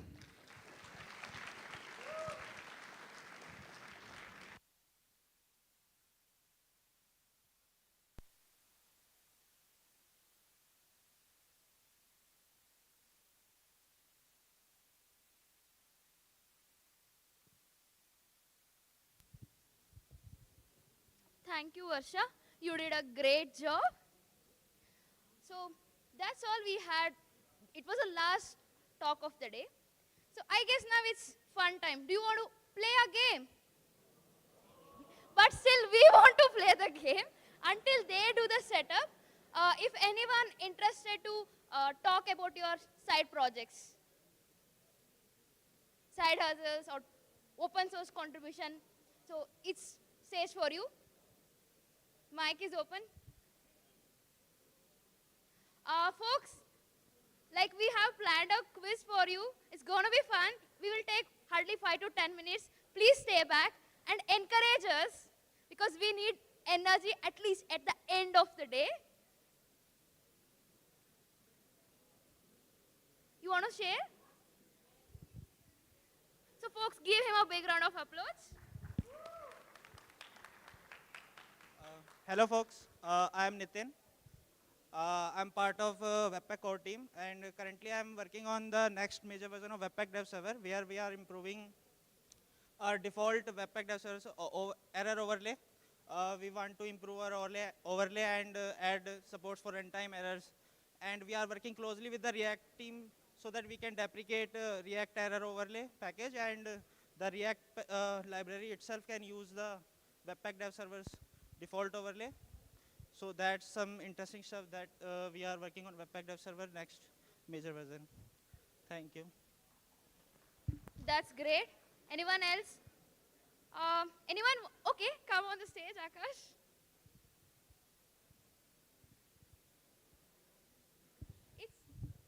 It's actually an opportunity for you to showcase your projects. So I think. Oh, I can do this all day. I have so many. How many do you want me to talk about? So I work at Razorpay. I gave a talk. You might know me. One of my most popular projects is called Blaze. It's a peer-to-peer file sharing web app. It is open source on GitHub, and it has almost reached 2K stars on GitHub, and it's been a journey. So I've been maintaining it for 5+ years. And yeah, do try it out at blaze.now.sh. It's straight to the point, no sign up, no account creation, no jazz, simple, straight peer-to-peer file sharing. Okay, now the fun time begins. We want 5 volunteers. It's going to be very fun. Any 5 volunteers come on the Please stage. come on the stage. And those who win will get the exciting spikes. We need 5 volunteers over here. It's a fun quiz. Yeah, you'll like it. Yeah, You'll enjoy it. come on the stage. We have 1. 4 more left. We got 2 more. Come on, guys. Oh, 1 more. You can come. Yeah, that's fine. Cheer them up, na? Give them a big round of applause. Okay. Okay. So, we are going to have an emoji Pictionary. So, you all know emojis. How do they work? So, now, I'll be showing you a picture. And one by one, I'll ask you that to identify what exactly does that mean. But Shweta, how you are going to judge like who is going to get the swag? Let's start first. Okay. Let me figure out. What does it mean? Let's You'll be give able to it a identify. try. Give it a try. So, with our first one, look back. Yeah, that's fine. Audience, you can also think. If they're not able to answer it, we'll come to you. Like, can you tell them like what's the rule and how you're going to play? So, we are going to show an image. These 3 are emojis. It could be 3, 4, any combination of emojis. And these emojis combination form a particular word. You have to identify the word. And I'll start Audience, from you right. can also answer. Left. I'll start from left. Over to you. Nice try. Is it one word? Yeah, it's one word. Yeah, key It's sleep not one haircut word, is it can not be a like any word, but like it makes a one word which is used at once. Key sleep Yeah, it's an English word. I don't know, no idea. Key sleep haircut probably. Next. Any. So, no, it's not from React. But you use this definitely while working with React. No, you missed it. No, don't tell the answers now. Next. Audience? You want to try? Anyone from the audience who want to give it a try? Sorry? What happened? Achha. Yeah. Anyone want to give it a try? Any random guess? Yeah. It is used while working with React. With React, you use it on a daily basis if you're a developer. Hey, she's there. Yeah. Somewhat related. Try one more thing. Yes. Here is the answer. Oh, that's nice. So the answer is keyboard shortcut. Keyboard shortcut. Please collect the swag. It's bored. When do you get... You do get bored. That is the yawning sign. Bored, B-O-R-E-D. Bored. Shortcut. Okay. Now coming to the next one. Spider-Man. Wait, we will start from here. Yeah, we'll start from here now. Okay, nice try. Nice try. You want to try some more? Hey, not from audience right now. We'll come to you guys later. WebKit. Yes, WebKit. No. Next. Even I had the same. Next. Something I can relate to web is WebAssembly. No. See, the first part is nice. Try finding the another word. Web dev or WebKit. Sorry, web dev or web. Web worker? You want to get a child to work on it? Child labor you're promoting? That's an emoji of a child. But it's okay, I guess, for the sake of it. Anyone from the audience? No. No. No. No? Okay, can you give them hint of the second word? Okay. It's a human emoji. Just identify what does it signify. It's a kid. It is a kid. Now another word which is used for kids. No. Is it a word? Another word for kid. Used for kids. Used to denote kids. Okay, let's with give kids. still more hint. If anyone is married, we will call mistress, right? If he's a guy, we'll call Mr. And if he's a kid? Correct. So, but no one is getting swag for this. We get almost hint, so no one is getting. So now,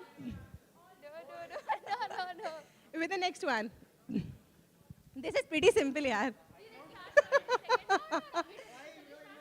No. iCloud.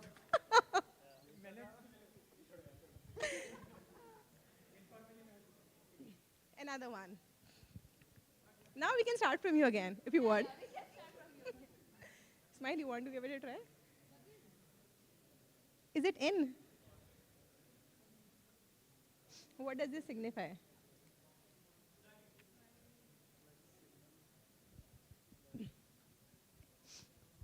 What do you do Plug when you sign. do this? Plug point. Not this.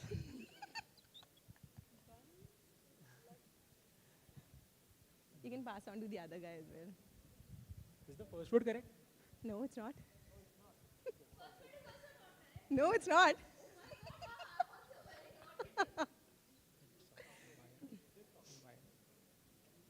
Wire. Socket तो वो होता है ना. Okay, so the word which is formed using this emoji, it's something you all have worked with. Wireframe? No, try. Even if you're not a developer, still you have worked with it. Is it plugin? No. How is this in? It's not in. When do you use this? Get out also. Okay, you want to try? Oh yes, that's right. So this is point, and this is like power.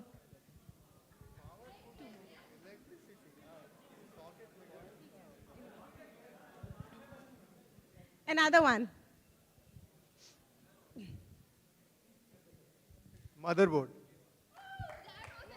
That was really quick. Okay, and that's and that's it. That's a wrap for the today. Wanna come? Thank you all. Thank you everyone. That's the wrap to day 1 of React Nexus 2023, and we will meet you all tomorrow. Make sure to collect your prizes over there. Yeah. Whoever answered it right. And we'll meet you tomorrow. It was very great to have you all here. Yeah. We have like excited line of meetups tomorrow. Yeah. We'll wait for you. I hope you enjoy the day. Thank you And so much. also, come tomorrow with